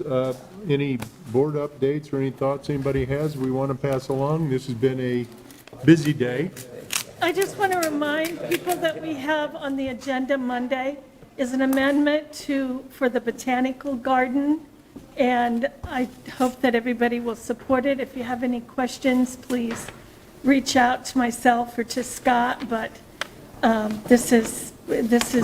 we're asking for a little extra money that we talked about 3 years ago, because we own the building, and it has a 40-year-old HVAC system. So they've refreshed their master plan, which we waited to put this extra money until they refreshed their master plan, and we wanted to see that they're actually making investments themselves, and they are. So if you have any questions, please let myself or Scott know. How much is it? 2.5 million of additional funds $2.5 million. over several years. 18 Yeah, years. it's like 140,000 additional each year. But we own the building. Well, we own the zoo too, and the zoo, Yep. have we talked about doing similar things? Because I mean, they have some. We anticipate Yes. that, Okay. and we have helped out Yes. the zoo. Right, no, I understand, Yep. but not to that amount. But I know that there is some needs coming up with some of the blighted buildings that we've been working on, and that we're gonna have to probably spend some money to there, so, I mean, I just. Removal of buildings, absolutely. That's anticipated. I'm not on the board, but I do represent that area, and that would be something that, I know that that's going to be coming, so as long as we're gonna treat both organizations the same way, I would be supportive of. Similarly, Yes, at least, it is. Scott, and I'll point out, those increased payments are over time are subject to the botanic gardens getting pretty significant investment benchmarks Yes. from their own fundraising that you put back into the grounds and into the building. So it's going to consider kind of a matching program going forward. Okay. The zoo would probably be interesting. And they've already That would had, be the same thing that I think. I mean, several multi-million-dollar I think investments. Carl can speak to that as a representative of the zoo, that they would probably be interested in doing that same match type deal for improvements that they need to do. Mayor, I just got a couple updates. NDC, my favorite place to be. Of course, we heard about Chuck's, that's moving along pretty good. What a great investment, that in the bakery, I think we did some good things there. Last Friday, we closed on the old Mercy Hospital site on 48th and Franklin. So, and Scott, that's one of the things I wanted to talk about before I get out of here. And then we've just torn down the old auto repair place on 32nd and Forest. That's where Casey's is going to be going in. Mark Snyder, who used to own the car repair place, pulled in my driveway yesterday and started laughing. He says, they took the tanks out 2 weeks ago. Then they started to put the footings in for Casey's, and they had to stop because whoever took the tanks out cut the sidewalk and just dumped it down in there. They didn't think about what they were doing, so they had to go stop everything and pull the old concrete sidewalk out. So everything's ever so good. So those couple things happened with the NDC side of the house. Anybody else have anything? Just report on Bravo. They're still waiting to hear if ARPA dollars, only because they had given out everything ahead, and they will not be able to give out this coming year because of what they front-loaded to help keep all the arts programs going. So I think they're asking for what they would have gotten anyway from sales tax. One more time. They have already expanded the money that they could to keep people afloat during the pandemic, they don't have those dollars in reserve to give out, so the grants are going to be greatly reduced. Hotel motel. Hotel and motel tax, so they're asking for the ARPA money to help replace the dollars they would have gotten from the hotel motel tax. All of it? Well, I mean, To equivalent to 19 number. to 19. 2019 number. Which is how much? So just under 800,000, I believe. 750. Less than $1 million. Oh, wow. And could we earmark that for just Des Moines? Well, if the other communities don't give it, yes. I've already said that if the other communities don't participate in helping make it whole, then we need to be very strategic in how we give the dollars out. Good update. Anybody have anything else? I'll just give very high level in terms of DART. We're continuing to work through the transit optimization study, which should be finalized, I think, before the end of the year. And I think the plan is to come back to, that's probably a good time to have staff and DART come and present to the council so you can dig into the recommendations in that study a little bit. We're also going to be later in the year getting an update on the operation and maintenance facility. What we authorized, or what the commission has authorized, was additional engineering work to be done so that we'd be able to have more detail and make a more informed final decision. So I think we have a work session, a DART work session in December scheduled to go over that in detail. Let me guess what that could be. And I would expect that the discussion will then move to whether or not to approve the facility moving forward. Those are two big things. A third piece, just to make everyone aware of, in case you hear rumblings of this, while we're doing those type of things and the funding formula, Ankeny decided to go out on their own and do a Ankeny-specific transit study. We had some, they have not finalized that, but they shared a draft that caused a certain amount of consternation because of the way they use numbers to create a very misleading story. And they're, interestingly enough, a community that has been generally opposed to transit services is now saying that they should have Ankeny-specific transit services instead of the regionally connected transit services. So expect to see perhaps more of that discussion from Ankeny. It certainly raised some flags among those of us on the commission. We had a separate meeting with DART staff and the DART Executive Committee and the Ankeny consultant and several people, several of the Ankeny council members, to go over some of DART's concerns. But I wanted to make sure that the council knew that that was happening. And in their recommendation was, again, the threat, or the implied threat that Ankeny would pull out. So I wanted to just make sure folks knew about that, particularly as they engage in some of the other regional entities and where we have partners from Ankeny. And if you have an opportunity to, but I'm happy to talk more about my specific thoughts on that. But It sounds like they're going to add a whole bunch of workforce housing up there. That sounds, at least in part, positive. Well, you know, one of the interesting things is some of the things that we've worked to do to connect to their jobs that they rely on folks for, like the Hy-Vee commissary that is up there. One of the recommendations was to cut that service, which was just, I mean... Is Gary still on your board? Isn't he done at the end of the year? Gary's not. Kelly White is the representative from Ankeny right now. Gary's pretty much dropped off everything. Well, that's right. He's still on the MPO. Can we charge them a toll for driving into our city? No, we haven't seen him. So I wanted folks to just be aware of that. I can give you a little more detail if you want to talk separately, but I wanted to make sure that folks knew that discussion was out there and that that's just another one of the issues that DART is working to deal with. And I think staff is doing a very good job of getting the numbers and doing the things that the DART staff should be doing. But it's I personally find that approach a little bit frustrating, given all of the time that DART commissioners have engaged on a whole series of issues over the last year and a half, and having a member community that was less than engaged in some of those efforts, and then doing something like this that is potentially destructive to the overall regional approach. It's Connecting people to places.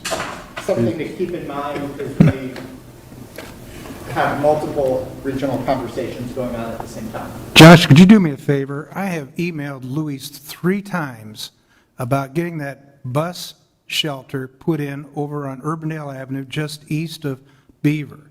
And he's got the bus shelter there, and he has not returned my emails at all. And with winter coming in, it's going to be a great asset. Will you forward I will do that. one of the emails to me and I'll pass it on? I appreciate that. Thank you. So I don't have any updates. If you guys have any questions, MPO, Metro Waste, or WRA, I'm happy to answer it. I would like to share, and I hope everybody joins us, to the ribbon cutting for the Carl Moss Trail, 1 o'clock, right, Carl, on Friday? Oh, I gotta get that on my calendar. That wasn't on the council when it was dedicated to him, but now he's on the council, and so. We'll rededicate it, huh? We're going to go ahead and dedicate it now and open up the trail. But if you guys have questions about city boards, I'm happy to answer it. I just would like to know why they put the water deals in the middle of a sidewalk that come up about this high. I've been walking neighborhoods. Waterworks? The waterworks, metal, or That's the, because the concrete goes up and down. oh, I know, but there's one that was like this over on one street. I mean, it's like, They didn't install it, right? Whoever poured the sidewalk. oh, it's been around for a long time. I'm just kind of interested why they don't put it to the side. Do we have any updates on waterworks? I haven't heard anything about that for a long time. No, we're going to have them come in and give us a little bit of an update. The regional aspect, or no, they haven't? We went through Water University. They had talked about the regional, they're still working on, they're finalizing, They're making progress. making progress. Are we making progress? They've said that. They said they are. Well, I'm looking at you two. Are Well, we the- making progress? Yes, yeah. Okay. But we're going to have them come and give us a little update. Sure. Anybody have anything else? Thanks, everybody, for dedicating your day to this. Sorry I had to jump in and out. Have a good trip. They're You're waiting until leaving. after the election, because I believe somebody. We'll see how it goes. We're all out saving the world, you know. Get a picture.